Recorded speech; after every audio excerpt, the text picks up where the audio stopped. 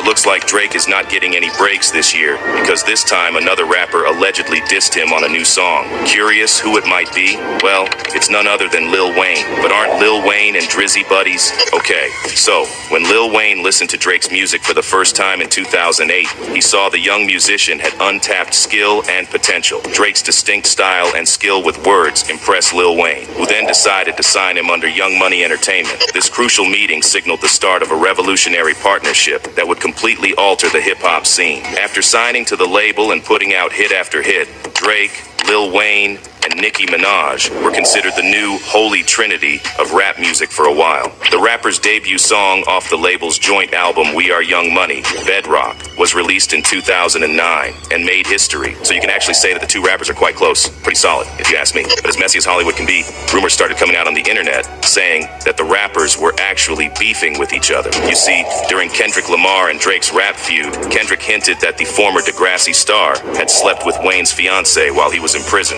And because of this, many people were wondering what really happened behind the scenes. After the accusation pushed the internet into a frenzy, did it affect Drake and Lil Wayne's friendship? Also, many had pointed out how Lil Wayne remained silent all throughout the course of Drizzy and K-Dot's feud. Is it because he's not on good terms with Drake anymore? Or does he just choose not to get involved with someone else's business? But aren't friends supposed to mind each other's businesses? Like, when your buddy gets picked on, will you not come to back him up? And now, the rumors about their torn relationship have intensified after fans are saying that Lil Wayne actually dissed Drake on his latest song. The song in question was Lil Wayne's collaboration with Cordae, entitled Saturday Mornings. The song's latter half features some of Lil Wayne's greatest lyricism in years, and some of the verses have been seen as Drizzy bashing. One of the verses that caught many people's attention is where Wayne raps, "It fit me like a glove, OJ hand. I'ma need a little love from your hating."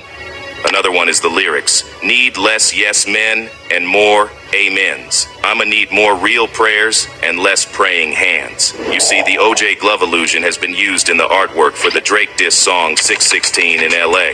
Meanwhile, it's hypothesized that the praying hands relate to Drake's 6 God emblem. However, the part that truly has fans scratching their heads when Drake's last name, Graham, is mentioned. In the song, Lil Wayne raps, "You standing on business, I'm a businessman, I'm a goat.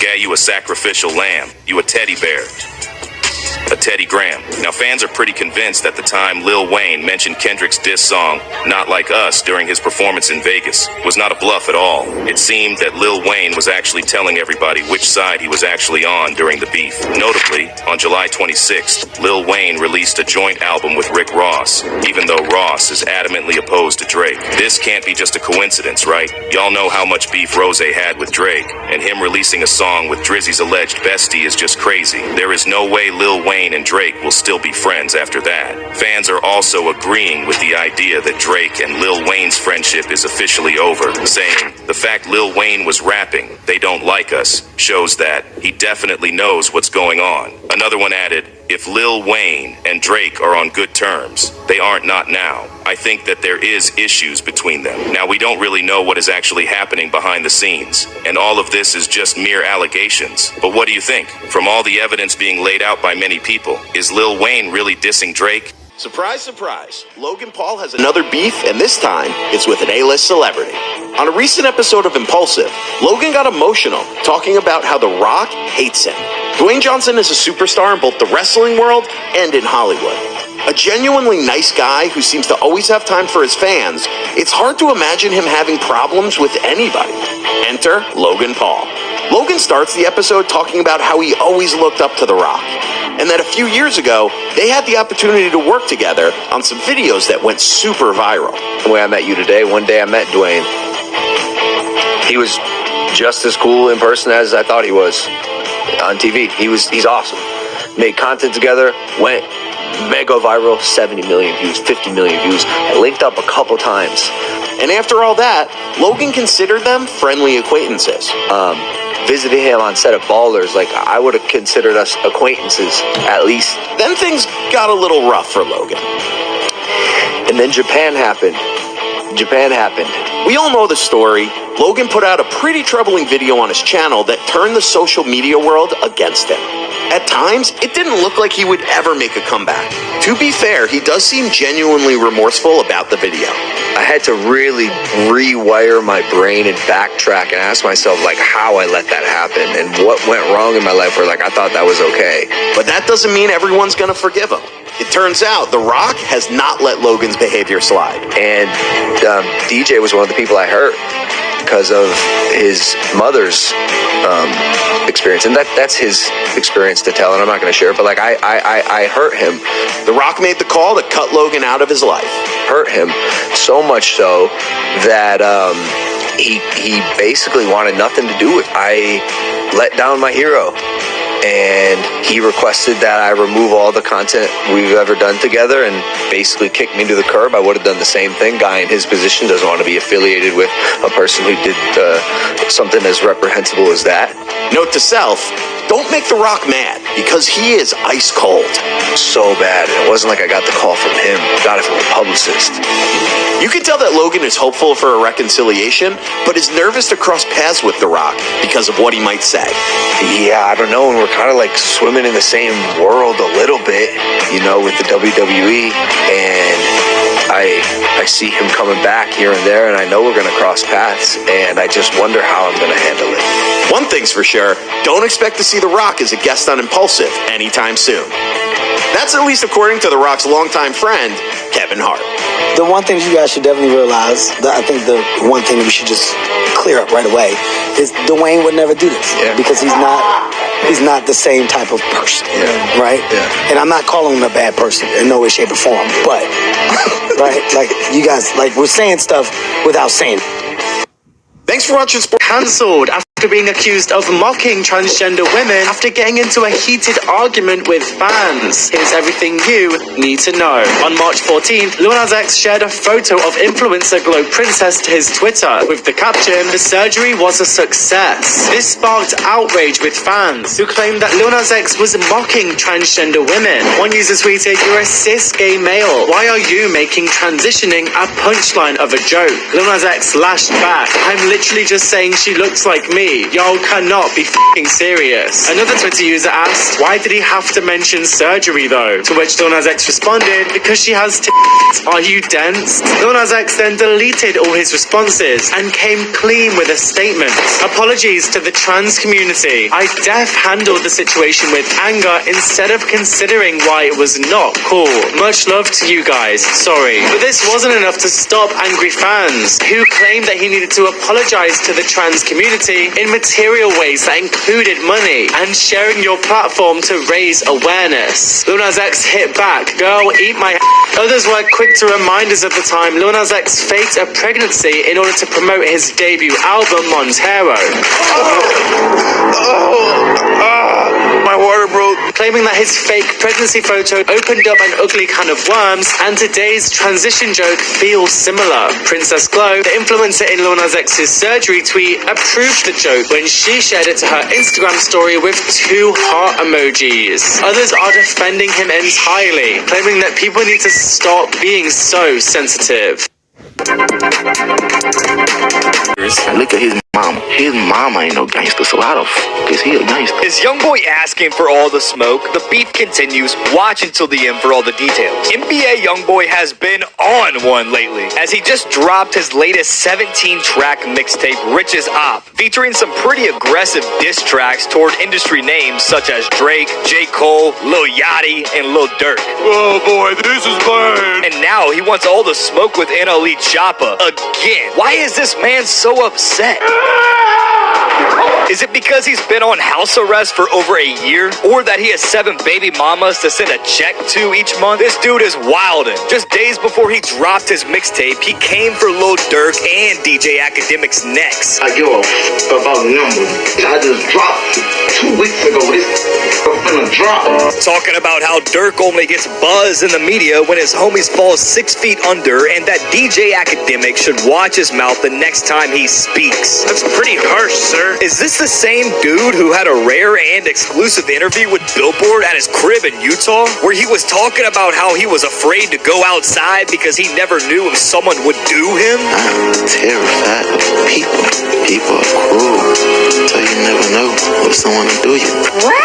The same dude that said he didn't want to spit the same kind of bars in his new music that used to be in his old tracks. The guy that wanted to convert to Mormonism. What reality you live in? It can't be, because NBA Youngboy is asking for a hit to be made on him, and it may just come from NLE Choppa next, or his mom. Let's break it all down. Let's jump right into it. Since Choppa became popular, people have constantly compared him to NBA Youngboy. Whenever anyone had ever asked Choppa about Youngboy, he always had good things to say about him. It always seemed like Choppa was a massive fan of Youngboy, and they didn't have any noticeable beef with one another. However, in 2019, NLE Choppa hopped on a song with one of NBA Youngboy's ops, Fredo Bang, and even allegedly sneak dissed him on that song. Following that, they made some minor league disrespectful comments to each other on IG Live, but nothing crazy sparked from that. Although a few months after that, NLE Choppa and Quando Rondo, who is signed to NBA Youngboy's record, got into an altercation at the club. And the first time anyone had ever heard about it was when Quando Rondo went IG Live seconds after that, talking about how he cracked NLE Choppa's homie up. I just cracked NLE Choppa homeboy in this.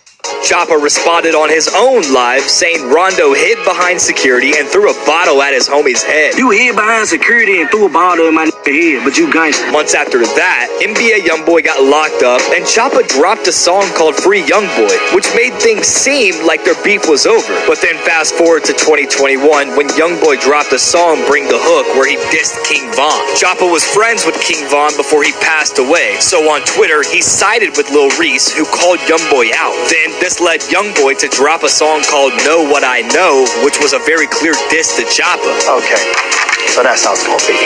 Y'all wanna play. The two also allegedly have a history of dating the same girls in the past, which NBA has referenced several times in his songs, that he didn't care about any of the past girls in his life and how Choppa could have them since they were for the streets anyways. Jimmy, that's messed up. And now, in a more recent video online, NBA Youngboy told an interviewer that NLE Choppa isn't a gangsta after all. More so, he talked about how his mom isn't a gangster, so how could he be? And look at his mama. His mama ain't no gangster, so how the f is he a gangster? He added the math didn't add up. That's almost like saying to your barber, yo mama ain't a barber, so you ain't no barber. Straight up fact. Choppa has yet to respond to the most recent diss, but if we had to take one guess, he's probably cooking up a diss track as a response. The beef between the two has been going strong for years now, and obviously it doesn't seem to be slowing down anytime soon. Subscribe. Yes, wherever Drake goes, a trail of violence usually follows. Now, it might just be that he's a target of a lot of unwanted attention, given he's one of the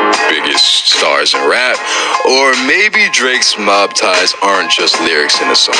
In March of 2018, Delia nightclub in LA was packed with celebrities turning up for the night. Some of the guests in attendance included Odell Beckham Jr., Yowns Benjamin, a former boxer who'd been dating Kourtney Kardashian, and Drake, all of whom were enjoying the club from the VIP section.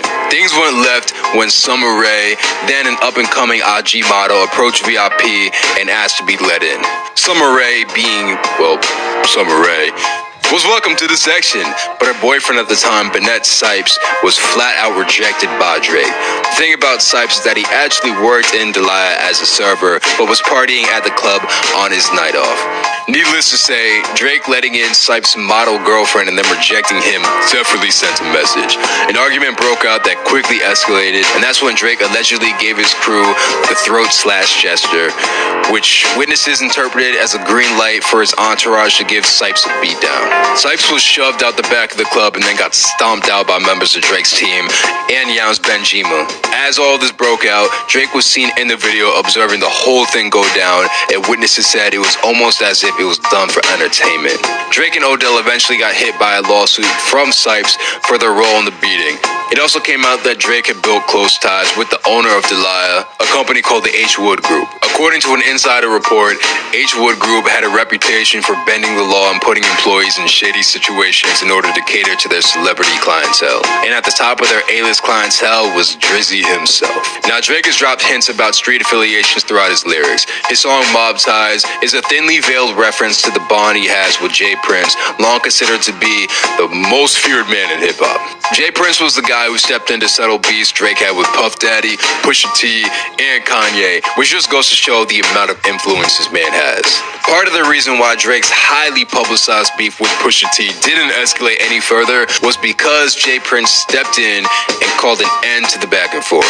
It's pretty much well known that any rapper coming up through Houston is supposed to check in with Jay Prince and his mob ties crews in order to ensure their security. The fact that Jay Prince's team rides so heavily for Drake signifies just how deep their business and street connections are. One of the most well-known people in Drake's inner circle is Chubbs, who is routinely referred to as his muscle and head of security. Drake is routinely referred to Chubbs as the member of the team that would catch a body for him, and Chubbs has even backed it up himself, saying in an interview, "I'm not ever gonna let nothing happen to him." Chubbs was famously accused for beating up Detail, a music producer who refused to offer a work exclusively for Drake. In retaliation, Detail was invited to Drake's Calabasas mansion, where Chubbs allegedly met him in the door and broke his jaw. Drake and Chubbs were also co-owners of Pick 6, a classy downtown Toronto sports bar where a 28-year-old man named Jaden Jackson was brutally murdered in 2018. Jackson had been partying at a private event hosted at the restaurant when he left with a young woman. As he was leaving, a black Civic spun around to pull up on Jackson. Jackson got spooked by whoever he saw in the car and took off running, while two gunmen jumped out and chased him into a parking garage, shooting him 20 times. All of this was caught on video, and it looks like gangland hit. Now, Drake has no affiliation with Jackson and never released a statement about the murder, and to be honest, there's no real need to. Drake wasn't at the party when Jackson got shot. He has no relation to the victim whatsoever, but the killing did put a dark cloud over Pick 6, which later closed in 2020. Baca Not Nice is another notorious member of Drake's inner circle. Baca allegedly used to run with Chubbs, and he served time for armed robbery, assault, and various weapons charges. Baca even got locked up for human trafficking charges in 2014 under accusations that he forced a 22-year-old woman into prostitution and then assaulted her. Drake name drops Baca frequently, implying that Baca would be quick to settle any beef with violence. Drake declared on Know Yourself that he might declare it a holiday when Baca gets on the road. And true to form, Drake helped boost Baca's music when he got out of jail in 2015, signing him to the label OVO and using him for background vocals on his projects. A lot of this street stuff, unfortunately, is bound to end in tragedy, and that's exactly what happened to one of Drake's close friends, Anthony Soares, better known as Fifth. In September of 2017, Fifth was walking into his apartment complex when two masked men ran up on him, gunning him down in the lobby. The footage was absolutely brutal. You can actually see one of the shooters fire point blank on Fifth's body before wiping his fingerprints off the door handle.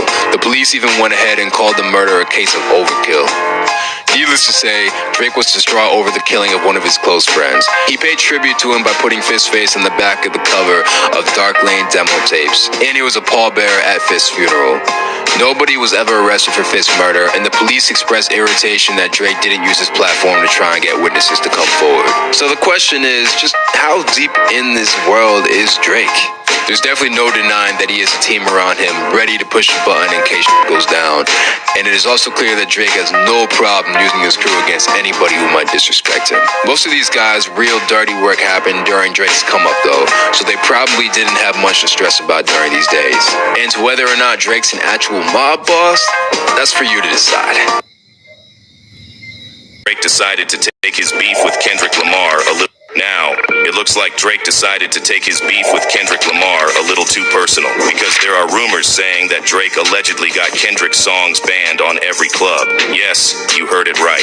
Drake is not moving on from his feud with Kendrick because now he is being accused of having K-Dot's Not Like Us banned in Houston. This news spread after a DJ from Houston named DJ Airy responded to an ex-user post that reads, "Drake really got Not Like Us banned in Houston." And while fans were just trying to make sense of the lack of Kendrick's songs being played in Houston, they did not expect to get confirmation right after. This was after DJ Airy quoted the tweet and wrote, "I done already got in trouble a few times for playing it at some clubs, but why did Drake choose Houston of all places?" Although it's unknown if Drizzy is actually in charge in this situation, it is known that the rapper has had quite a sentimental attachment to Houston since his early career. Jazz Prince, the son of well-known Rap-A-Lot Records founder Jay Prince, was primarily responsible for Drake's debut. Drake considered considered H-Town to be a second home and maintained a tight bond with the powerful hip-hop family. Drake also acquired a $15 million house in October of last year called The Inn at Dos Brisas, which is west of Houston. You can say that Houston is pretty special for him, and somehow Drake must have felt that there was no way he'd be hearing any of Kendrick's tracks in his territory, especially Not Like Us. This song might actually be one of the most loved diss tracks from all that Kendrick released during the beef, and obviously, K-Dot also loves the song as well, since he even performed it 5 times in a row during his recent concert.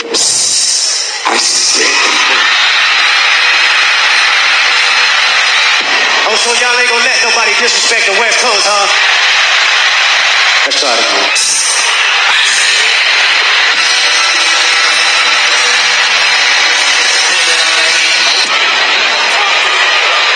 One more time.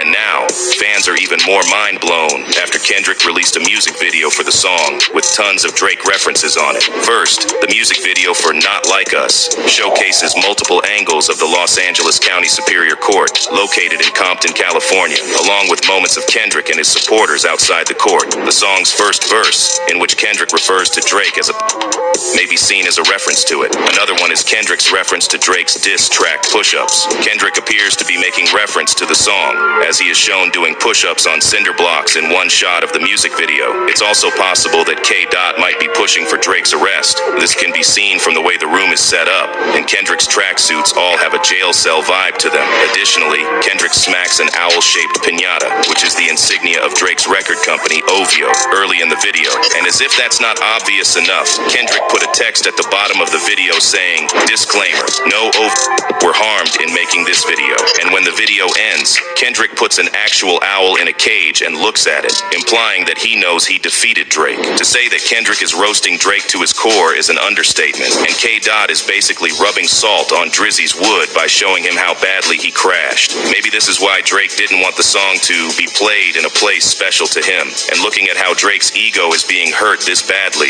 it's not surprising if this rumor is really true. So how is Kendrick reacting to this? Well, obviously not happy. Though K-Dot did not release any public statements about the situation, many believe that he might be brewing new diss and is preparing to spat some nasty verses at Drake once again. A fan commented, "You basically beg a man to drop, and when he do, and it's a banger, you can't take it." Another one added, "Drake and Jay Prince corny ASF, accept that L and get in the studio to make a better song, but Drake can't. K-Dot done bruised that Canadian ego." There is no doubt that Kendrick destroyed Drake during their fiery beef. Even fans agree that Drake looked extremely devastated and looked like he had aged 10 years after the feud. And with Kendrick continuously mocking even after the fight, there's no doubt that Drake might actually pull some strings and get K-Dot's songs banned. I mean, who would want to listen to a diss track aimed at you, right? Guys, it looks like Drake isn't getting away from controversies anytime soon, and this time it's Schoolboy Q who's beefing with him. Buckle up, y'all, because we've got some fresh drama brewing in the hip-hop world. So picture this, Schoolboy Q, you know, the guy from TDE, was all set to kick off his Blue Lips weekend tour in Toronto. Sounds cool, right? Well, hold on to your hats because things just got messy. Schoolboy's show in Toronto got canceled out of nowhere. And get this, he thinks it's all because of the beef between Kendrick Lamar and Drake. Oh, snap. Now, if you haven't been following, Kendrick and Drake have been going at it lately. It's like watching two rap titans duke it out and everyone's picking sides. Schoolboy Q, he's Team Kendrick all the way. I mean, they've been buddies forever in TDE. He even popped up in Kendrick's latest diss track video, Not Like Us. Talk about loyalty, right? So Schoolboy's show was supposed to go down at this place called History in Toronto. Fun fact, Drake actually helped open this club back in 2021. Small world, huh? After 3 years of construction and COVID delays,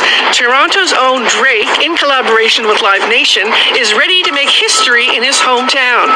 History as in his new club. But then boom, the show gets axed. Schoolboy took to Twitter, or X, or whatever we're calling it these days, to spill the tea. He wrote, "They just canceled my show in Toronto. Canadian police don't want nobody from TDE performing. Yikes." Now here's where it gets extra juicy. Schoolboy's not just mad, he's throwing some serious shade. He's basically saying, look, if we wanted to cause trouble, we would have done it already. Ooh, the tension is real, folks. But wait, there's more. Schoolboy also dropped this little bomb. Apparently, TDE's big boss, Top Dog, was just hanging out with Lil Wayne and Baby. And get this, Party Next Door, who's with Drake's OVO crew, just had a show in LA, which is TDE territory. It's like like a rap game of chess, and everyone's making moves. Schoolboy wrapped up his Twitter rant with his zinger. Now, when somebody gets hurt, don't cry. Whoa, is that a threat, a warning, or just some good old-fashioned smack talk? Who knows? But here's the thing. Schoolboy's not all doom and gloom about it. He actually found the whole situation pretty funny. He even joked about why Kendrick put him in that Not Like Us video. Gotta love a guy who can laugh at himself, right? Now let's talk about Drake for a sec. The Sixth God hasn't said anything directly about this mess, but you know he's gotta be aware of it. I mean, it's his hometown and it's his club. Plus, Drake's not exactly known for staying quiet when someone comes at him. And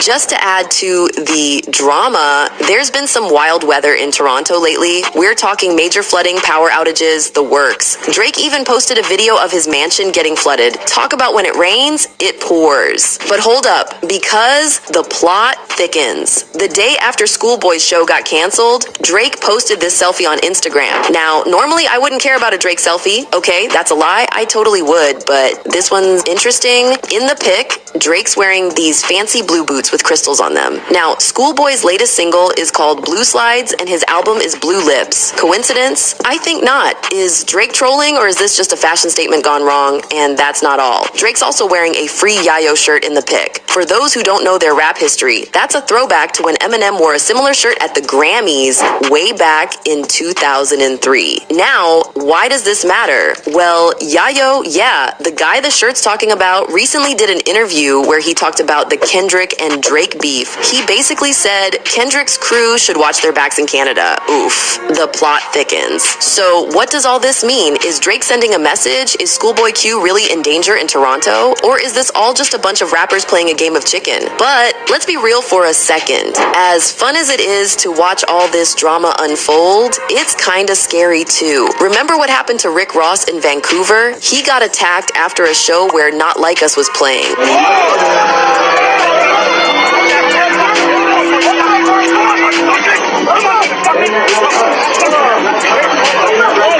And back in 2018, Pusha T was attacked during a show in Toronto. This rap beef stuff can get real dangerous, real quick. One thing's for sure, this beef is getting more complicated than a Rubik's Cube. It's not just Kendrick versus Drake anymore. Now, we've got Schoolboy Q involved. Yayo's throwing in his 2 cents, and who knows who else might jump in next.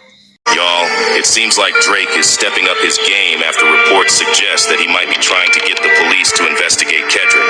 If you have been wondering what the hell is going on between Kendrick Lamar and Drake, I got you. I'm gonna break it down for you in like a couple minutes. But here's the kicker. It seems like things are not looking pretty good, and Drake allegedly got busted for this stunt. I mean, talk about an unexpected twist, right? Buckle up, guys, because we are going to get into every detail of this mess. Okay, so we all know what went down between Drake and Kendrick, and unless you are living under a rock, it's almost impossible to miss their pretty public beef earlier this year. I mean, we got the best diss songs ever on top of the classic rap beef fans had been looking for. Well, fighting with each other in this industry is not a pretty sight to witness, but we can't deny the fact that waiting for the next diss to drop is undeniably entertaining. And at this point, the beef is not yet over. It's a little tame, but it's not going to end anytime soon. In fact, fans are saying that Drake and Kendrick are stepping up their games by sabotaging each other. Like recently, there have been reports that Drake is trying to get Kendrick's songs banned in Houston. Drake bans Kendrick Lamar's Not Like Us. Either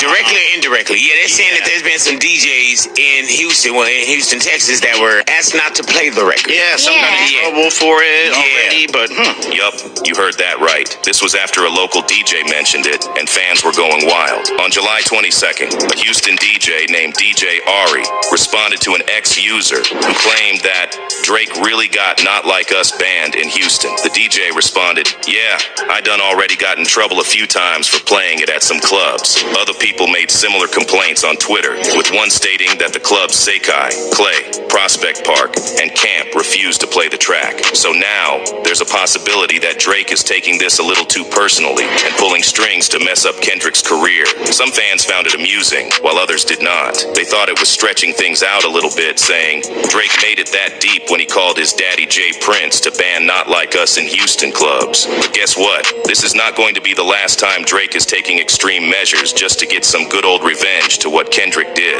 This time, he is accused of getting the police involved and dragging Kendrick into the mess. Everything started after Schoolboy Q's concert in Toronto got canceled. Fans were understandably upset, and of course Schoolboy was furious about it. And then he blamed Drake for what happened, saying this had something to do with his connection with Kendrick, like implying that Drake is going to mess with anyone close to Kendrick before he finally takes on Kendrick himself. For those who don't know, Schoolboy has been a longtime member of TDE and Kendrick Lamar's entourage.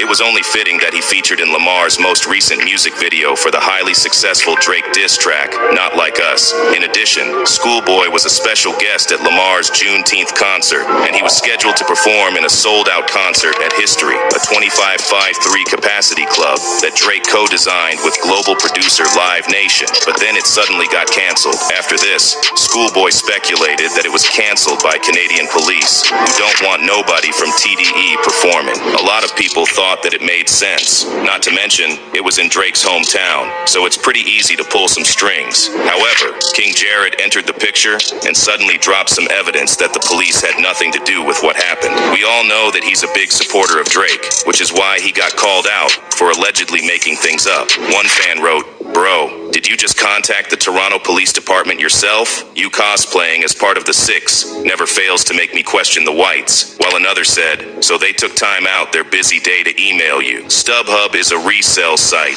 Don't Aubrey has ties with that particular venue? Is that the reason he worn the shirt?" Referencing Yayo comment on Vlad interview, King Jared insisted that he did not make things up, but he was not convincing anyone. Now they are saying that it's only a matter of time before Drake pulls the same stunt on Kendrick. I mean, he allegedly tried banning his song, so getting Kendrick in trouble with the cops is a piece of cake. Well, fans are saying that it's starting to make sense, and by the looks of it, he was actually warning us about Drizzy all along. Can you like Drake? No.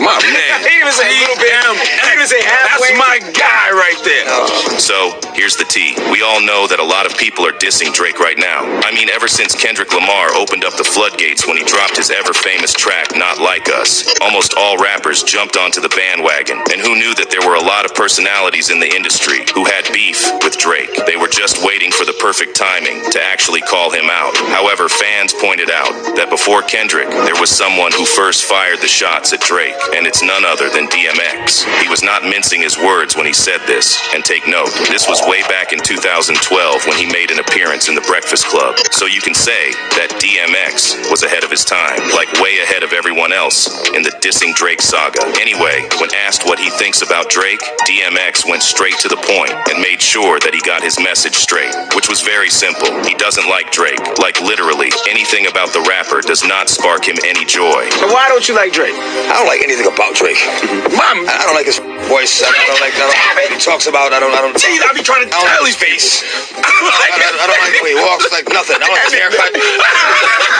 I might just let me shut up. And if you have listened to Euphoria, you'll probably realize that Kendrick used the same wording in one of his verses. Genius? Going back, fans were quick to pull up the video of the interview, and soon after, it went viral on the internet. This also opened up a new conversation about whether or not DMX knew something. I mean, there have been a lot of things being thrown at Drake lately. One of the biggest might be his alleged connection with Diddy. And if you have been living under the rock, getting dragged into a mess with Diddy is not a good sign. Y'all, especially after what happened with Cassie's lawsuit and all the crazy Fed investigations that went after it. For those who don't know, Drizzy and Puff had a previous encounter in December 2014, and reports said that they got into a fist fight at DJ Khaled's birthday party in Miami, leaving the Toronto star hospitalized with an injured shoulder. Diddy is claimed to have confronted Drake at Club Live, telling him, "You'll never disrespect me again," before hitting him. But wait, there's more. While Drake might not have developed a close friendship with Puff, he allegedly likes to do some fishy business with him. Kendrick accused Drake of some nasty things in his diss tracks, one of which involved...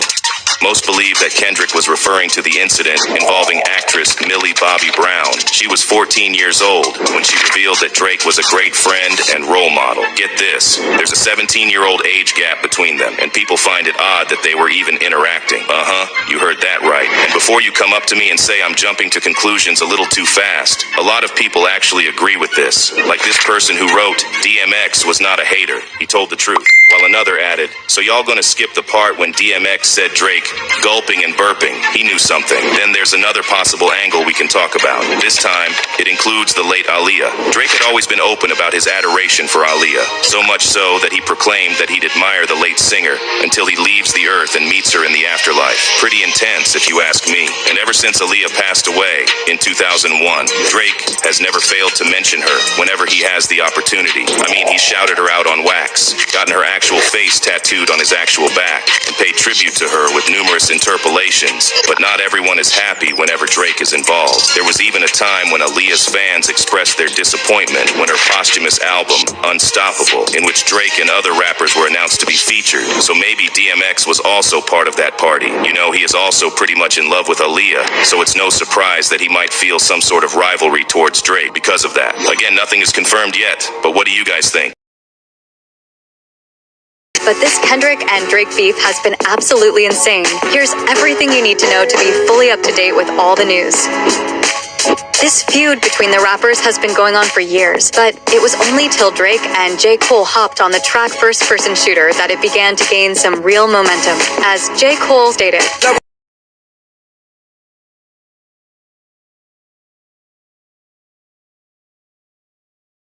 referring to Kendrick and Drake being the top 3 in the rap scene, Kendrick was not pleased to hear this and responded on Metro's new album stating, "Remember, this was on an album titled We Don't Trust You." Quickly after this, J. Cole dropped an album that featured a track called 7-Minute Drill, which was a diss towards Kendrick, but after only being up for a couple days, he removed it from the album. This is what he had to say about it afterwards. I damn near had a relapse, right? And I got my like, what you gonna do, Cole? Bro, I know I don't really feel no way, but the world wanna see blood. That don't sit right in my spirit. So what I wanna say right here tonight, how many people think Kendrick Lamar is one of the greatest motherfuckers to ever touch a microphone? Now Cole had thrown the white towel in for this beef. Drake responded, as he had clearly felt it was him fighting a 1v20, and more diss tracks also started to appear from him, even one from former collaborator Rick Ross.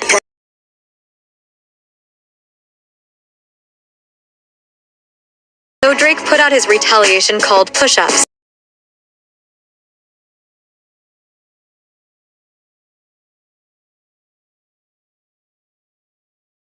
Also threw some shots directly at Metro Boomin, stating, which Metro responded by releasing a beat as requested from Drake titled BBL Drizzy. Then we found ourselves in a back and forth of diss tracks.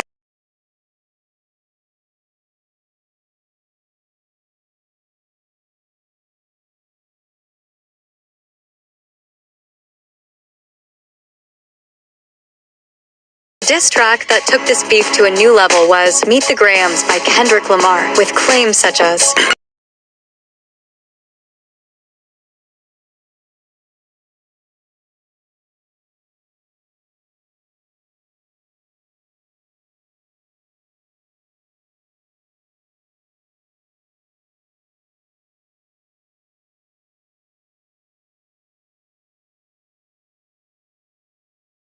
if any of this is true, Drake clearly has some explaining to do, as these are some serious allegations that were thrown his way. Drake, however, did respond with his own track titled The Heart Part 6. The title is a play on Kendrick's The Heart series. This is what he had to say.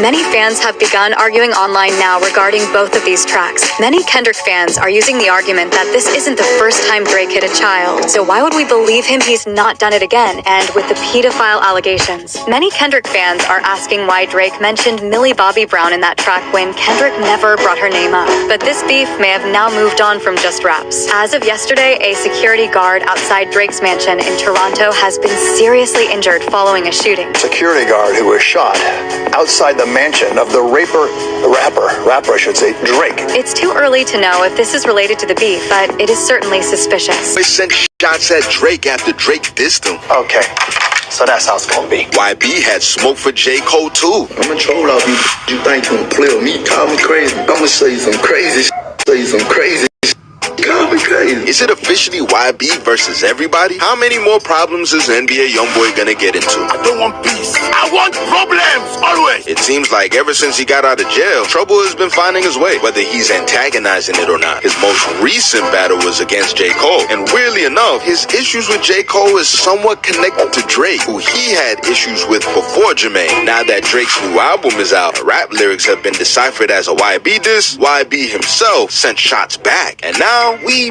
may see a bigger problem arise. This has got bad news written all over it. Drake and Youngboy's issue started when Youngboy got a call from Drizzy telling him how much he likes his music, but can't get any features done with him because of his relationship with Lil Durk. If you didn't know already, Lil Durk and NBA Youngboy have been going through a lengthy beef that could possibly take more lives than just King Von. NBA Youngboy didn't like that Drake seemed to be taking sides, so he lashed out on a song and online. J. Prince Sr. got involved, warning NBA Youngboy that he shouldn't make enemies with Drake. But if you know NBA Youngboy, then you know he doesn't care. I don't give a fuck. Especially when it comes to J. Prince Sr. Youngboy has found himself lashing out again on Drake after it seems like Drake sent shots his way on his new album For All the Dogs.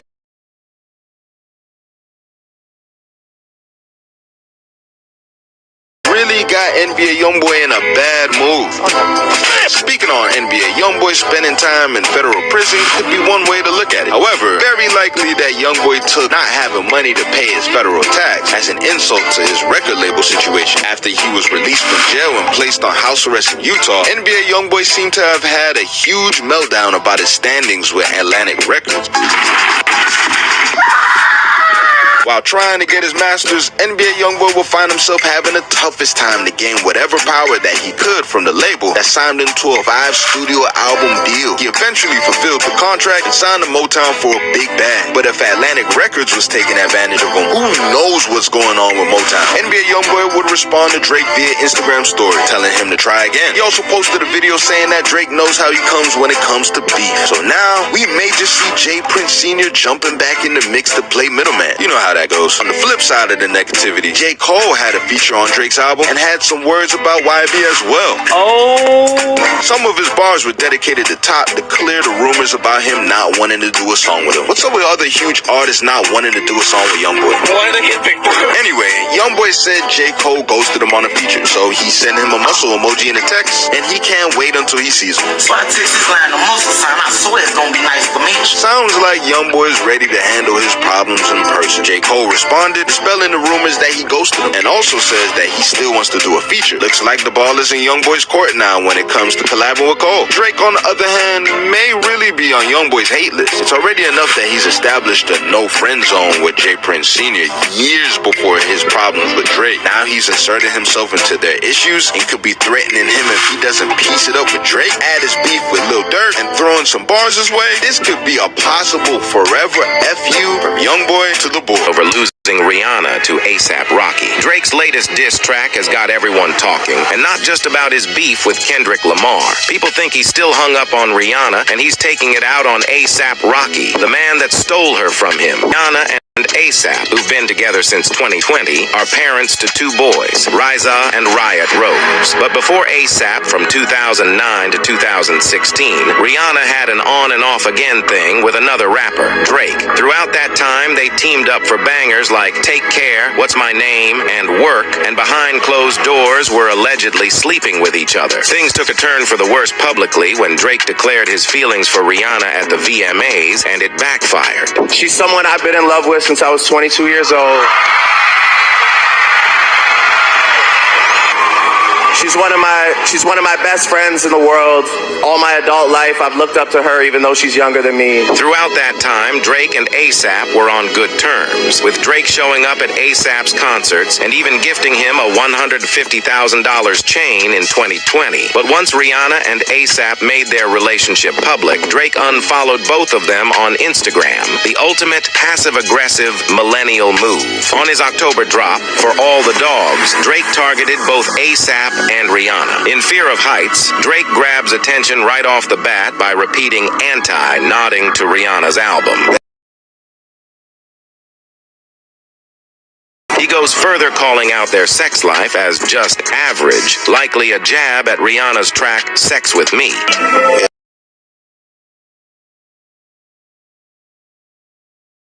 Drake lashed out at people who think he's still hung up on Rihanna. Look.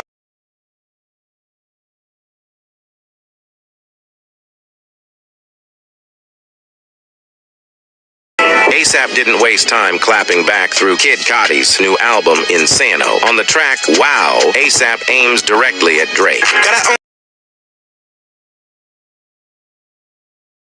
A mandrake is a plant root used historically to treat stomach problems. A clever dig at Drake, who once canceled multiple shows because of stomach issues. On Metro's latest album, while everyone was focused on Kendrick dissing Drake, ASAP was also taking shots on Show of Hands.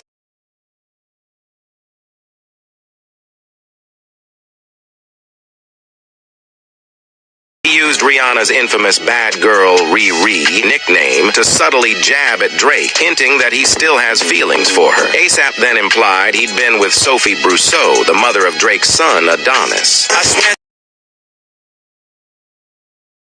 Now, in the middle of his rap battle with Kendrick, Drake also took aim at ASAP again in Family Matters. Rakim is Rocky's real name. Drake is referencing Sophie, his baby mama.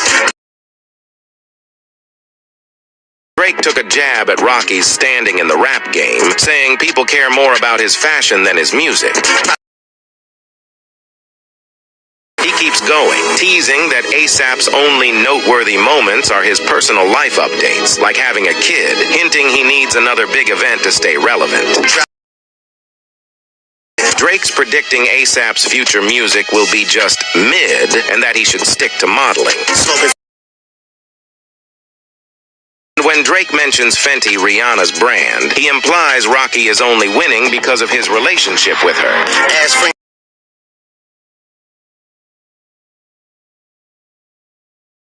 Finally, Drake's saying even Rihanna would tell Rocky to steer clear of beef with Drake.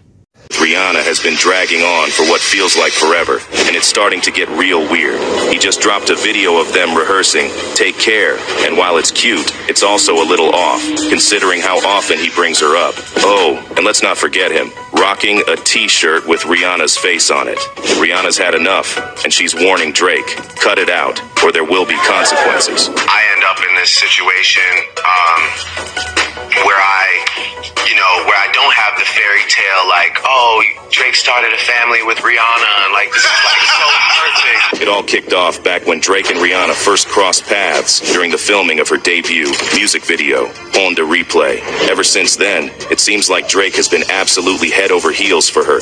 They had an on and off thing going on until around 2016. But while Drake was all about showing his love for Rihanna, she was always pretty clear that they were just good friends. Drake has even gone on record saying that he once dreamed of settling down with Rihanna, painting a picture-perfect family life. On LeBron James's HBO show, The Shop, Drake got real about how life didn't exactly go the way he planned, reflecting on his missed fairy tale ending with Riri. Oh, Drake started a family with Rihanna, and like this is like so perfect. Or like, Drake, yeah, it's like it looks so good on paper. I wanted that too. But life, as it does, had other plans. Fast forward to that infamous moment in 2016 at the MTV Video Music Awards when Drake declared his love for Rihanna while presenting her with the Video Vanguard Award. She's someone I've been in love with since I was 22 years old. But when he leaned in for a kiss, Rihanna straight up dodged him. Riri later opened up to Vogue about how uncomfortable that whole situation was, saying she doesn't like being put on blast like that. Wading through that speech was probably the most uncomfortable part. I don't like too many compliments. I don't like to be put on blast. When asked about the current state of their friendship, she made it clear, we don't have a friendship now, but we're not enemies either. It is what it is. Since then, Drake has kept dropping references to Rihanna in his music, and it's clear he hasn't fully moved on. Like, remember when Rihanna announced her pregnancy with ASAP Rocky in January 2022? The very next day, Drake unfollowed her on Instagram. And if that wasn't enough, reports later surfaced that Drake was hopeful that their kids could have play dates one day. And let's talk about the music. Drake has definitely let his feelings slip through his lyrics. On his track, Virginia Beach, he makes a not-so-subtle reference to Rihanna and A$AP Rocky's relationship, rapping about how he could have treated her better. Then, in Fear of Heights, he went even further, dissing her relationship with Rocky and suggesting that sleeping with Rihanna wasn't all that great. The shade didn't stop there, though. Drake also claimed he's been with way better women than her. In February 2024, during one of his performances, he refused to sing his part from Work, a 2016 collab with Rihanna, saying, "I don't sing this song no more. You can sing it for me." But then he went ahead and sang parts of it anyway. Like, why include the song in your set list if you're not about it? Unless, of course, you're just trying to get her attention. Fans have been calling out Drake for his behavior, labeling it as peak loser vibes. Even during his feud with Kendrick Lamar, he couldn't resist throwing shade at Rihanna and A$AP. He took shots at Rocky for having kids with Reed, while he had his son with Sophie Brousseau. The comparison was so unnecessary and felt like Drake was just bitter. Rihanna, on the other hand, has been living her best life, seemingly unbothered by Drake's antics. The only time she's ever come close to addressing the situation was when she posted and quickly deleted a message saying, "None of my exes are married or in happy relationships, so it's safe to say I wasn't the problem." Kanye West said the elimination of Drake is motivating him and others. Is World War Drake just beginning? Kanye West just dropped the remix for Like That, and he is full-on dissing Drake and J. Cole. While every rapper associated with Drake you can think of is starting to turn against him, Kanye West has jumped into the melee looking for all the smoke. He says that Future called him up to be a part of the plot to eliminate Drake from the music industry. Do me a favor, please. Get out of here. Get out of here. And since they already had problems before, he's gone straight to work. He threw some light jabs at J. Cole by saying his music will always ruin the moment when women are around. And aside from the diss track, he may have revealed why he wants to eliminate Drake so bad. Let's break it down. Check this out.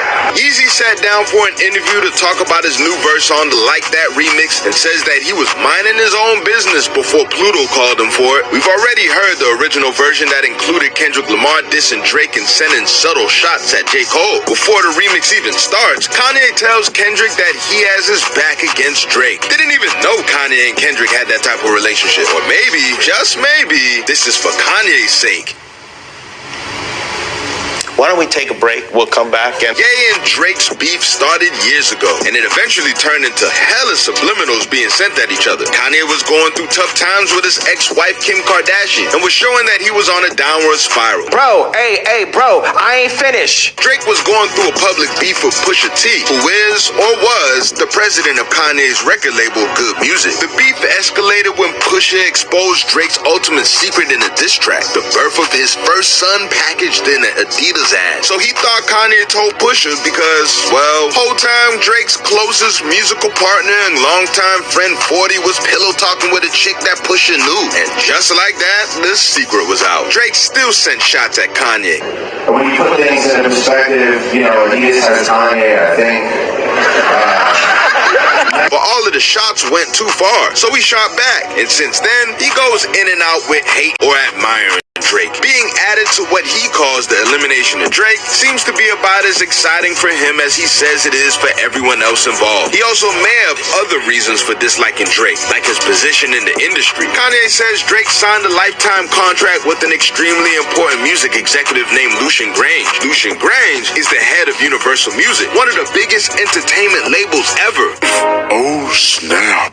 Kanye calls Lucian Drake's rich baby daddy. According to Kanye, since Drake is a top earner for Universal, he can simply call his rich baby daddy to get him whatever he wants, which gives him a way bigger advantage over other artists when it comes to streaming and other incentives. Could there be a chance that Drake can control the careers of every other artist signed under Universal if they move him the wrong way?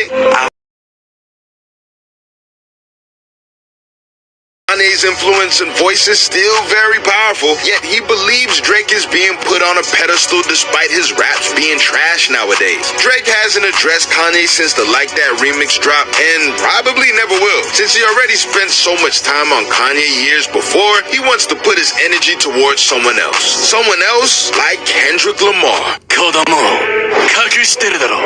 Since that Like That verse, Drake has been trying to get Kendrick to stop hiding so they can get the beef over with. He's already released 2 diss tracks toward Kendrick, one of them including AI verses by Tupac and Snoop Dogg. He's also been making it clear that he's extremely ready to address the decade-long shots Kendrick has been shooting at him. He also wants him to drop the secret diss track everyone has been talking about for years that suggests it would ether Drake's career.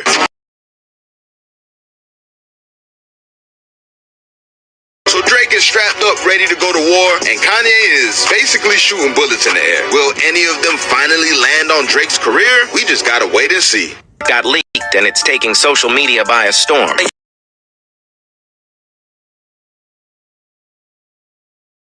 Fans have been eagerly awaiting a response from Drake ever since Future, Kendrick Lamar, Rick Ross, The Weeknd, and Metro Boomin went after him on the collab album, We Don't Trust You, referring to all of them not trusting Drake. Now, an audio that was leaked this morning of Drizzy called Drop and Give Me 50 is making its rounds on social media, throwing shots back at all of them. The majority of the track's anger is reserved for Kendrick Lamar. Drake has several bars attacking smaller Kendrick, calling him a pipsqueak that he had to hike down to for this reply, and a so-called big stepper that wears size 7 men's. The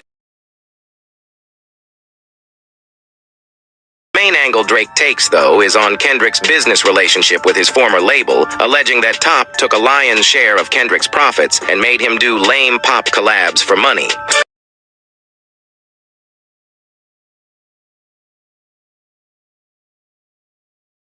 The push-up theme plays off the jokes fans have been making about Kendrick being war-ready because he posts workouts on Instagram. Drake ends the song daring Kendrick to drop the nuclear diss he's reportedly sitting on, or shut your mouth, alleging that Kendrick has had one for 4 years and still hasn't pushed the button. Metro Boomin gets an extremely quick shot in this track. Drake essentially tells him to stop talking and keep playing with instruments. Drake also goes after The Weeknd, referring to the amount of features The Weeknd has given to Future and Metro. Drake states that The Weeknd is generating a high amount of money for Cash XO, his manager, and then spending it on men in the form of tricking. He also blasts Future, who seemed to go after him on his latest album. Drake claps back by insisting that he was the one who granted Future his first song to chart #1. Many clips have surfaced of the rappers that dissed Drake not too long ago, showing how they thanked Drake in the beginning of their career for helping them get to the top. Without this man, Drizzy motherfucking Drake, there'd be no motherfucking Weeknd, there'd be no XO.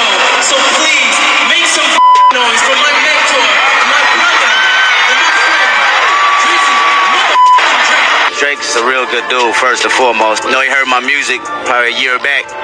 Reached out and just gave me respect on it. The only person that put on for me when I ain't have nobody was Drake. I'm talking about Drake was the first person to put on, like, before anybody. He didn't want to sign me. Yeah. It was like, yo, that's raw talent, yo. Like, you gotta shine, yo. I'm gonna see to it. I forever owe Drake. Fans are concerned about what could have possibly happened for all of these artists to come forward and attack Drake at the same time. But according to Drake's team, this is only the beginning, and they're ready with a lot more ammunition if they keep slandering Drake's name. Tune back for more updates. Yo, what's up, hip-hop fam? So, let's dive into this juicy drama with Drake and J. Cole. Seems like things are heating up between these two, and it's got the internet buzzing. Remember how Drake and J. Cole dropped that fire track, First Person Shooter? Well, looks like they're not exactly on speaking terms right now. Yeah, you heard that right. Drake's been throwing shade at J. Cole like a high school kid with a broken heart. Drake's been acting all kinds of petty lately. He's been low-key on social media, but when he popped back up, he did it in classic Drake style. he made a fake Instagram account. Yeah, you read that right. A secret Instagram account where he's been posting a bunch of stuff.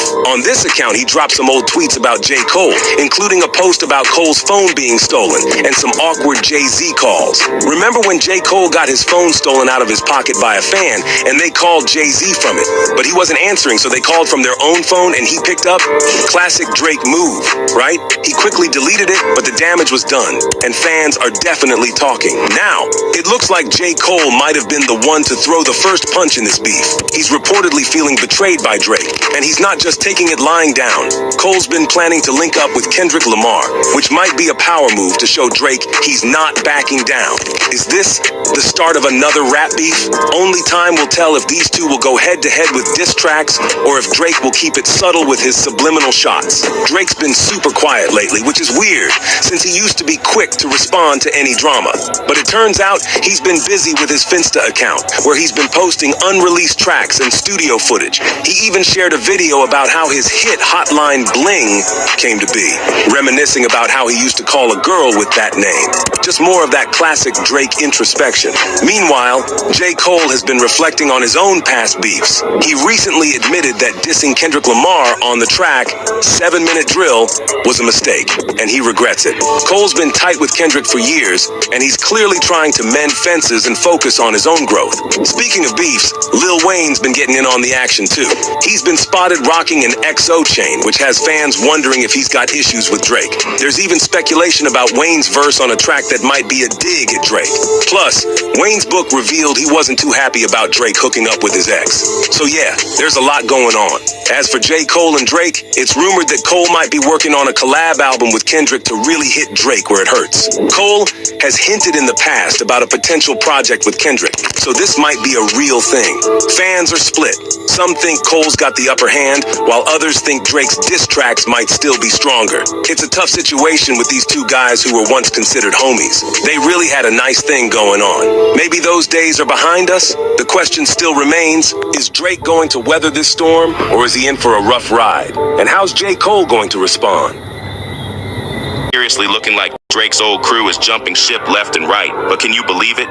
Even his Young Money fam, the same folks who practically made him a star, are throwing shade at him in public. Oh my God, neighbors, y'all gotta get in here and check this out. Lil Wayne just had a show out in Vegas, and during his set, his DJ mixed in Kendrick Lamar's Not Like Us. Now, while he made some lyrical changes to the song, They Don't Like Us, They Don't Like Us, it's really starting to look like Drake's old crew is done with him. I mean, who would have thought we'd see the day when even his Young Money fam, the very people who put him on the map, would start throwing shade? Remember when Lil Wayne, Nicki Minaj, and Drake were the ultimate trio back in the Young Money glory days? They weren't just making bangers together. Wayne and Drake were practically brothers, and Drake and Nicki were so close that the internet was convinced there was more going on between them. This is my, Oh, this is you. Oh, yeah. I was about to tell him. I was about to be like, yo, son, but it's you. So. Yeah.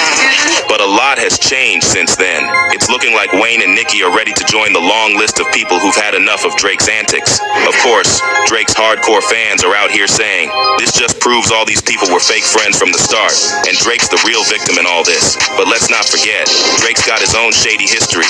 Remember when he hooked up with Lil Wayne's girl while Wayne was in jail?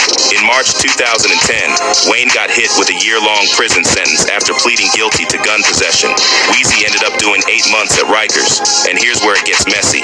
While Weezy was behind bars, Drake hooked up with his then-girlfriend Tammy Torres. Fast forward to 2015, and TMZ dropped a major bombshell, which they later deleted, by the way, saying Wayne was so mad about Drake getting with his girl that he was ready to throw hands. According to TMZ, Wayne spilled all the details in a book proposal he sent out to publishers. He supposedly claimed that while he was locked up, Drake visited him at Rikers and straight up confessed that he'd already slept with Tammy, telling Wayne to stop messing with her. Wayne wrote, "This is the type of ish that a man never wants to find out when he's locked up. Or maybe so, cause only God knows what I would have done if I wasn't locked up right now. Finding out that she messed with Drake was the absolute worst thing I could have ever found out." Now Wayne later claimed in an interview that he doesn't hold any grudges against Drake, but fast forward to the latest Drake and Kendrick Lamar drama, and it's clear Wayne's picked a side, and it's not Drake. Weezy was recently spotted rocking an XO chain that The Weeknd supposedly gifted him, right after Abel threw some shade at Drake. And to make things even messier, The Weeknd posted a pic of Wayne wearing the chain on his Instagram story, just to stir the pot a little more. Now as for Nicki, she and Drake hit it off as collaborators from the start, and their chemistry was undeniable. And through all the ups and downs in their friendship, Nicki always had Drake's back.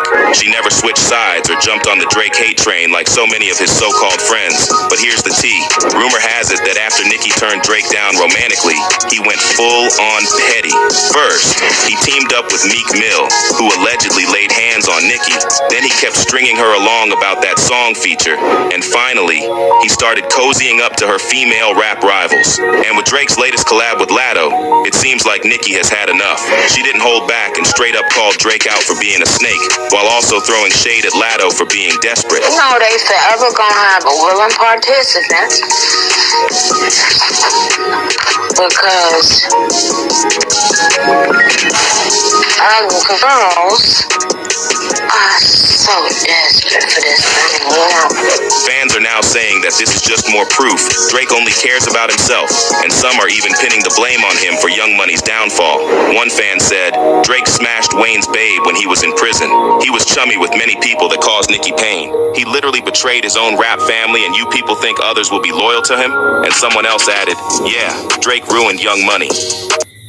Mike Van Wyck just dropped some bombshells about his time guarding one of the biggest names in the game. This isn't your typical bodyguard tale. Mike's pulling back the curtain on what it really took to keep Drizzy safe and secure, but he's also letting slip some secrets Drake probably wished would stay buried. Yeah, he saw the hustle, the grind, and what it takes to stay on top, but he also witnessed some things that were less than picture perfect. And now, Mike's ready to expose Drake for it all. I used to guard Drake for a long time, 6 years.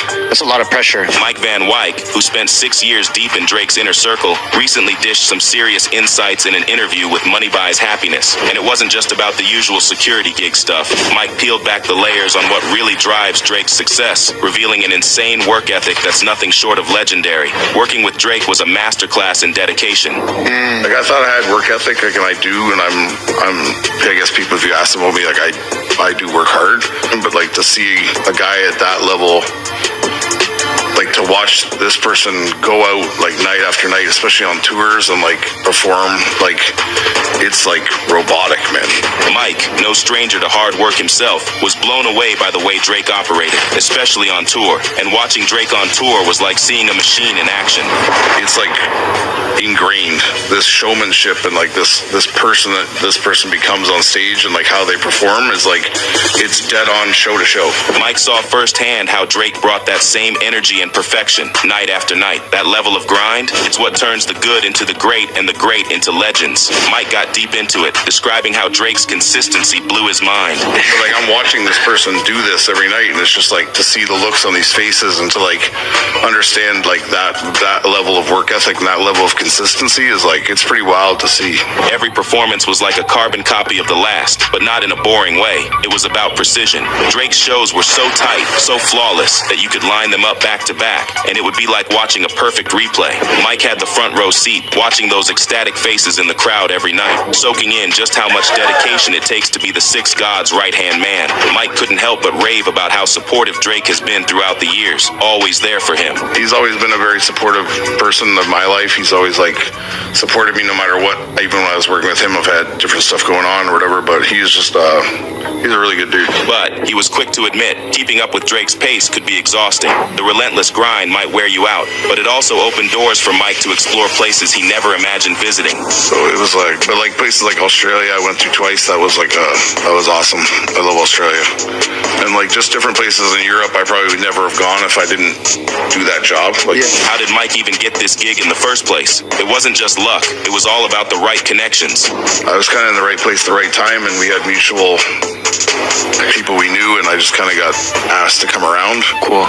and then it just took off from there. Mike and Drake's producer, Noah 40 Shabib, go way back, like summer camp flashbacks way back. They weren't exactly BFFs at camp, but they knew of each other, and that little connection ended up being Mike's golden ticket. Fast forward, and Mike's just doing his thing, when suddenly, 40's name starts popping up next to Drake's everywhere. Before he knew it, Mike's in the mix, keeping Drizzy safe and sound. Mike wasn't just a bodyguard, he was part of the crew. He and 40 even hit the gym together sometimes. Drake's team, definitely more family than work buddies. But let's be real, not everyone's buying the bromance vibes. Fans are still side-eyeing Drake, seeing through the stories and calling him out for who they think he really is. One commented, and the press tour goes on. Don't think a skinhead interview helps the case. Just proves the point. Drake's people gotta be the dumbest people on the planet. Some people are sure Drake set up the whole interview as a slick PR move to save face.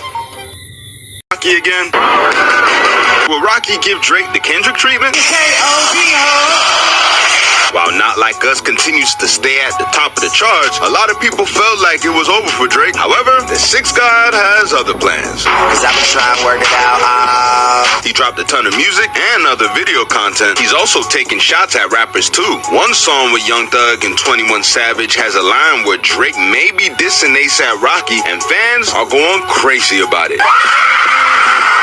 Was it really a diss at A$AP, or is it a reach? Fans believe Drake gave Rocky a few bars at the end of the song It's Up. Not only that, he called him an idiot.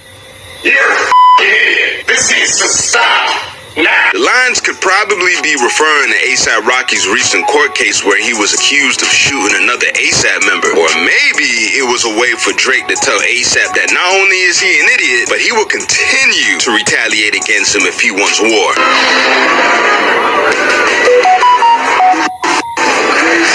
Regardless of what it meant, it's not the first time Drake has sent shots at A$AP Rocky, and what better way to do it than doing it at the same time you're dropping hella music. He leaked 100 gigabytes of unreleased music when everyone advised him to keep dropping hits after clashing with Kendrick Lamar. Unfortunately, some of the songs that would usually work didn't. It didn't do a goddamn thing! A$AP Rocky sent shots at Drake too before this even happened. Rocky has been peeping the way Drake constantly talks about Rihanna and throws little stones at him, so at some point, he had to respond. Shut the up. He revealed that he knows guys are hating on him for getting Rihanna on his side and is gonna keep doing him. It be like that sometimes. But A$AP also mentions being with Drake's baby mother before he did. So when Drake called out A$AP Rocky by name on his rebuttal track Family Matters, that was not just aimed at Kendrick Lamar, but other rappers like Rick Ross and A$AP Rocky, he made sure to set the record straight too. Let me tell you something. Let me tell you something. He admitted that A$AP says he was with his baby mom before him, but didn't put enough thought into realizing it was the same time he was with Rihanna. Throughout the Uno reverse card, Drake and Rihanna's relationship has been rocky from the eyes of the industry, making music together and being seen hugged up and whatnot. But at some point, it looked like everything fell apart. Rihanna started doing her thing and building her brand. Drake did the same. I'll take care of you. Soon enough, Rihanna and A$AP Rocky got in a relationship and had 2 kids. Now they're looking happily ever after, and Drake has been side-eyeing them since. Drake has also been treating A$AP Rocky like he's a little guy. He says that A$AP Rocky relies on Rihanna to remain relevant because his music is mid, so his best bet is to continue being with her while also keeping his likeness and fashion instead of music. Boom, roasted. It's just a lot of attitudes being thrown around now that Drake and Kendrick's beef has shown the true colors of a lot of other artists. So far, Drake is accused of canceling Schoolboy Q and Sir's concerts in Toronto. Whack. And DJ Mustard believes Drake convinced Gordo, who was formerly known as the electronic dance producer Carnage, to drop his album on the same date as his to disrupt his sales. Because we're smart. Drake may be getting his lick back in other ways outside of rap lyrics, so sending more shots at A$AP Rocky on record may not be as bad in hindsight. It's just a matter of how long he's gonna keep shooting, and since he's still shooting after all these years of Rocky and Rihanna being together, then perhaps the shooting will never stop. Yo guys, this Kendrick versus Drake beef right now, it just continues to escalate. Drake just posted this to his Instagram story. I hate the way you talk to me and the way you cut your hair.